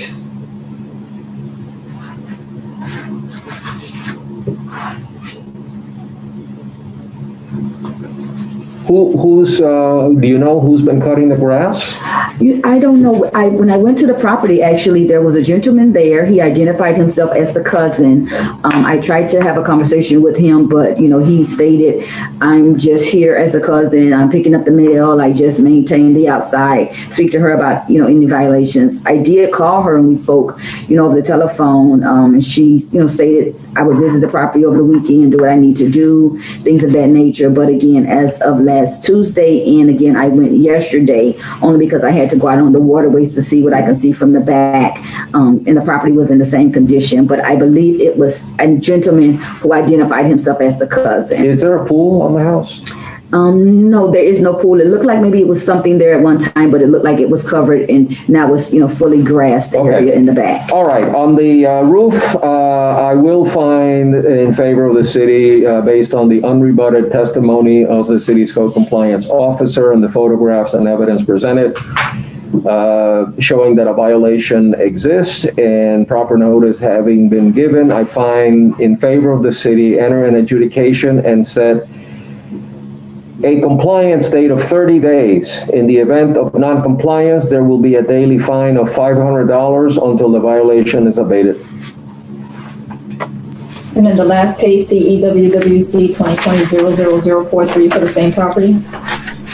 Shanna Sanders, City of North Miami, Code Compliance Officer, again, property address 13080 Coronado Terrace. This one is for failure to secure the property, keeping it airtight, free from exposure. This again was brought to my attention the same day, September 14, 2020, whereas I received an email complaint from the neighbor. I inspected the property within a day or two, did observe. Actually, I went the next day, September 15th, whereas I noticed the violation, took photos, mailed certified letters. I spoke to the property owner via telephone call. It seems as though maybe, there were squatters inside the property. They broke the rear windows of the property. This is what it looks like upon the initial inspection. Now she has covered the windows for which she thought she was bringing it into compliance, but they aren't covered completely. She had, I guess, the cousin put some boards up, but they aren't completely covering the window. Can you show that to me? Yeah. I don't know. I apologize. I hope mine don't look like that. I don't know. It's coming up. Okay, see, mine is up. I don't know why it's coming that way. Then this is the side of the property here. From the side. This is on the west side door.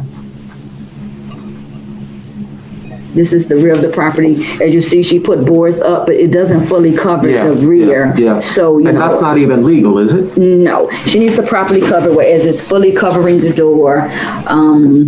Fully covering all of those windows. You see, they burst every window open in the back. So she has about maybe 6 to 8 windows on the rear and on the sides that all need to be properly covered.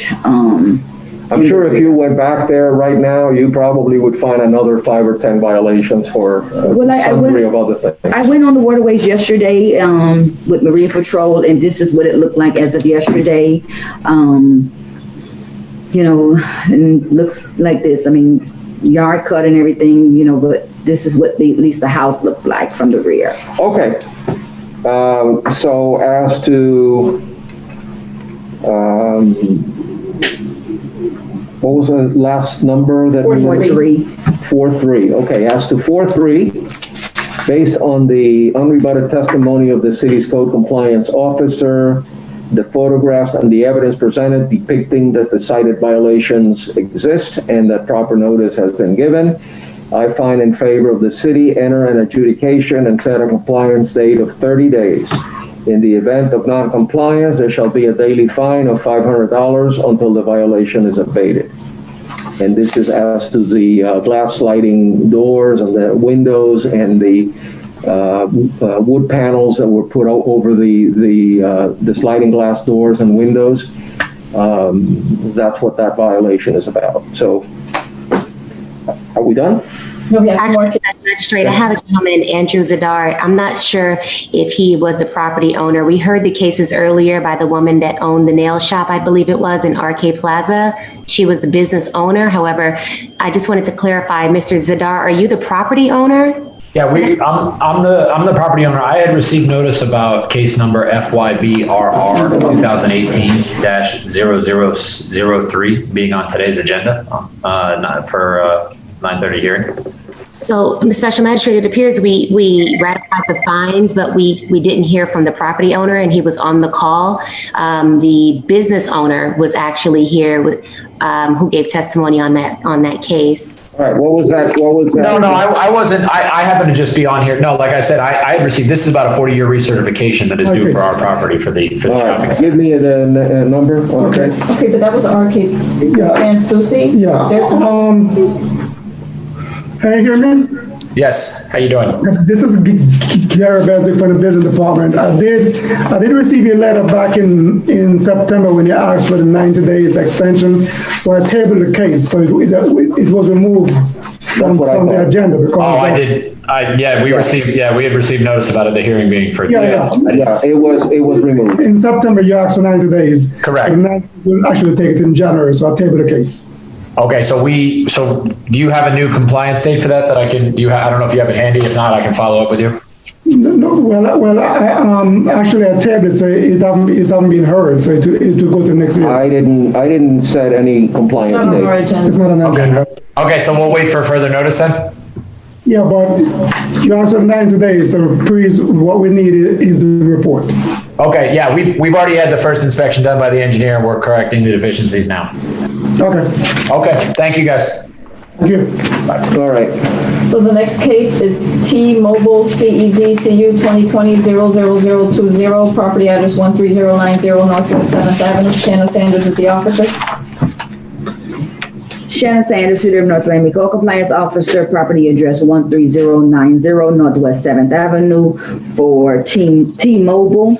This property was first brought to my attention by the Business Tax Receipt Office, whereas they were brought to my attention some of the businesses that were out of compliance without having their business tax receipt and certificate of use. Upon inspection, of course, they did not have the certificate of use. They thought that the business tax receipt was the certificate of use. I visited the property again in April, again in May. As of last week, Tuesday, the certificate of use still has not been obtained. I am showing proper service was given. The notice to appear was hand delivered to, it says a gentleman who identified himself as the business owner. But again, as of last week, Tuesday, the certificate of use had not been renewed or secured. Strange. T-Mobile is not a fly-by-night company. Is there a building construction issue or other issues that are keeping the property owner from getting a certificate of use? Not that I'm aware of.